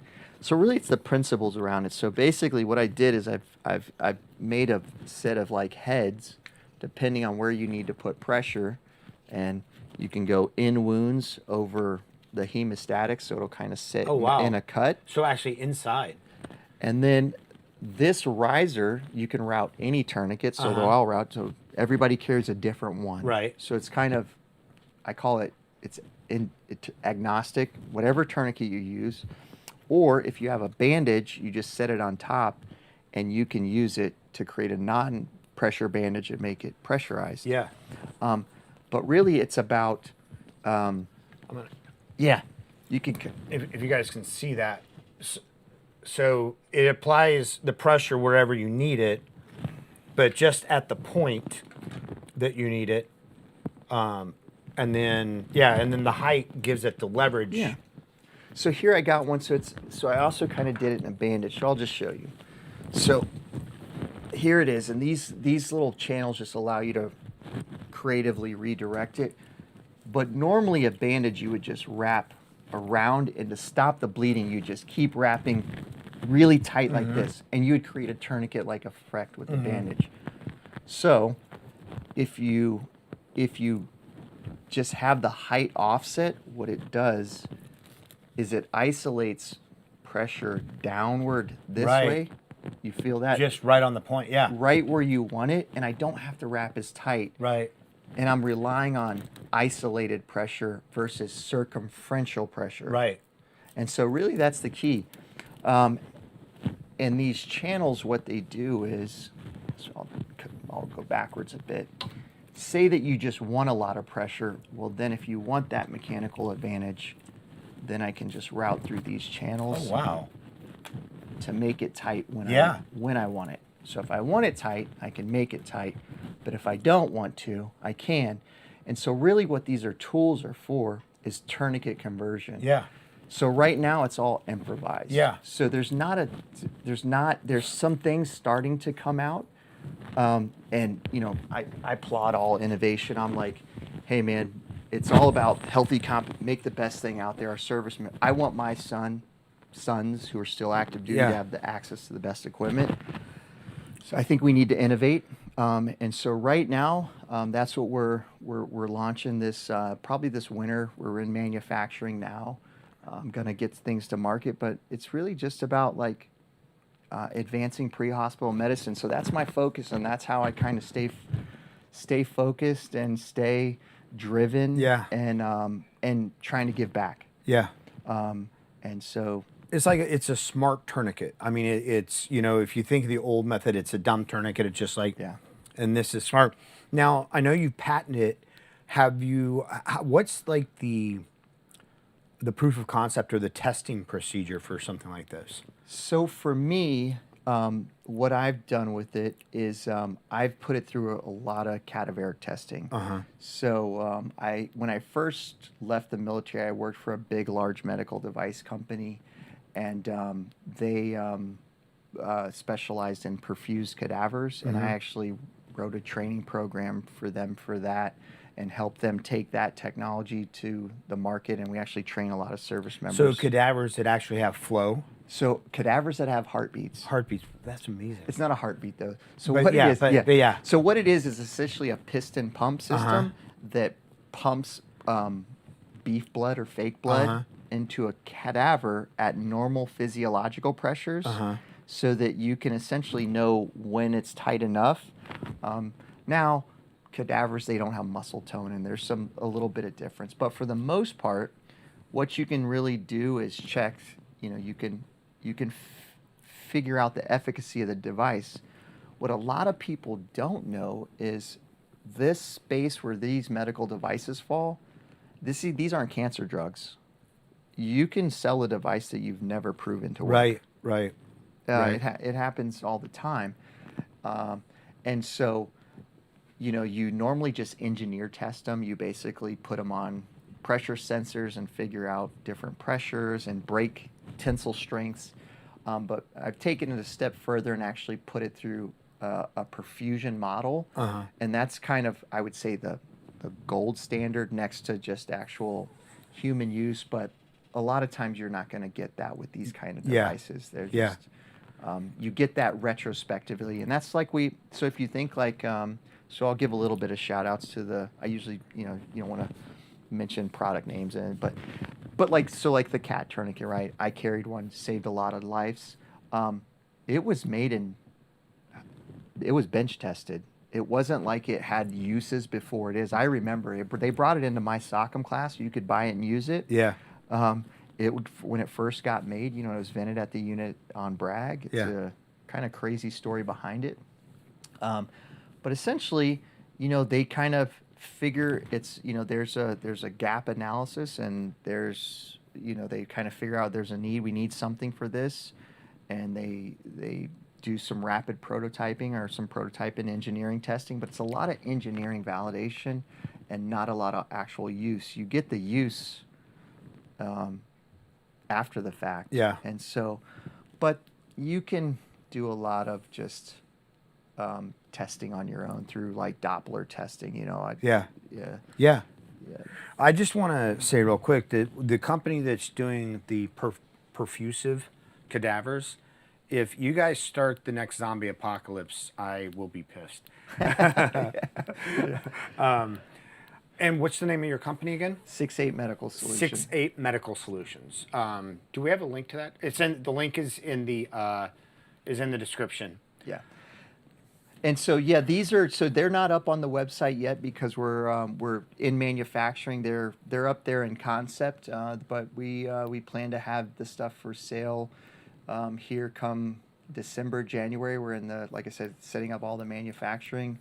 The pressure bar will be made right there in South Carolina. So that's amazing. Yeah. So anybody who has a medical kit in your car, which should be everybody, your EDC kit, check out 6-8 Medical Solutions, and in a few months, pick up your. What is it called again? The Popp point pressure device. The Popp. It's a tongue twister, right? Yeah. So, so we have gone really long. Most of that is because of my rambling. Is there anything that we've left out? Is there anything that you want to cover? There's so much you couldn't cover. That's why there's books on the walls. and maybe, I don't know. I don't know if I have a desire to do that, but no, I think that hopefully I did the folks I wanted to talk about justice as far as just acknowledging their contribution to keeping this nation safe, and I appreciate the opportunity I had to serve and still doing, and I appreciate those that continue to serve, and I think those are the folks that we should be kind of honoring, and so thank you for your time, and thanks for having me. Thank you for your time, and everybody out there. I mean, we still have most of you watching, so thank you guys. You are the heroes tonight, real troopers. We really appreciate it. No, but we deeply appreciate you coming up. I deeply appreciate, you sharing not only your life and your career, but also, like the post-traumatic stress stuff. Like, it's very vulnerable, and it's, you're talking to, several thousand people, I think that the more people are able to talk about it, the more we're able to normalize it, the easier it is for people who need help to get the help. So, thank you. Let me get to our questions real quick. Dee, do we have anything on? No. All right. Joe. So we're gonna probably breeze through these questions, guys. I mean, we deeply appreciate you guys contributing. How similar were the assaulters at your old unit compared to like the other Tier 1 units, and what was your experience like with those units? I think we talked about that a lot. And I think that we could also say that probably that the focus of your unit wasn't really on assault. Yeah. That's not really- Joe's, thank you again. Could you talk about the culture and caliber of person that makes an SMU where you were at? Was it pretty brutal meritocracy, to work there? I mean, were people just basically recognized for their performance without like a lot of politics and stuff? I think that folks, so the senior leader in me says that folks probably weren't recognized enough because there's such a high such a high standard that kind of the things that are normally recognized in your traditional organization are kind of like basic expectations. Right. So I say that folks are recognized, but probably not at the same rates as others in other organizations. But yeah, I think, it's maybe the public recognition is what's not there, and I think that's rightfully so, because it's hard to talk about it when you're not supposed to talk about it. It's like, well, how do you recognize it? Joe's, thank you very much. In the civil affairs work you did, what would happen if you were not able to make amends? Would the Afghan village just become pro-Taliban? We definitely had some places where we could not make it right. Yeah. And so those, I definitely experienced that once or twice. You just try to get out there without making it worse. And look, we're not John Rambo, so like you're not going to start a firefight with 3 guys against a village. Right. So you just leave. And so I guess the answer is the likelihood. Most likely, I guess they are not happy with U.S. forces. Yeah. And a lot of times, it's not just about making it so they're not pro-Taliban. Like, it is done from a place where it's the right thing to do a lot of times. Like, 100%. Yeah. So, and if that was misunderstood, when you're doing those payments, so those are like wrongful death mitigation. It's not because you killed a bad guy and now you're going to pay their family money. That's not the case. Yeah, okay. It's that someone was injured, hurt, killed. Most of the time it's killed. And it's collateral damage that is kind of making right, if you will, or making an attempt to acknowledge onus without like fully saying like we messed up. Yeah. RS, thank you very much. Thank you, CSM and Dave, of course. I had friends at Womack and Triple Nickel. Great talk show, man. Thanks, man. Really appreciate it. Chris Perez, thank you very much. Shout out to Uriah, brother. Normally, I don't catch the Team House, but I didn't want to miss your podcast. M. Corbin, thank you very much. Be sure to hit that like button. Yeah, everybody, please, if you're still with us, which most of you are, please hit the like button. We really appreciate it. And hit the subscribe button, too, if you haven't already. Budoka, thank you very much. Thank you guys for what you do. Thank you for supporting us. We really appreciate it. That is our show. This is $2.99. Our 300th show is going to be 4 hours of nonstop Dungeons and Dragons. That's October 3rd. That's October 3rd. Thursday. Yeah, so we're going to go off the rails. Yeah, it's a Thursday show. We're going off the rails, getting our dragon slaying on. But thank you, my friend. We really appreciate it. And thank you, everybody. Thanks for hanging with us tonight. It was a marathon show, and and you see what happens when Jack's not here. This is me. This is my fault. But all right, everybody. Thank you very much.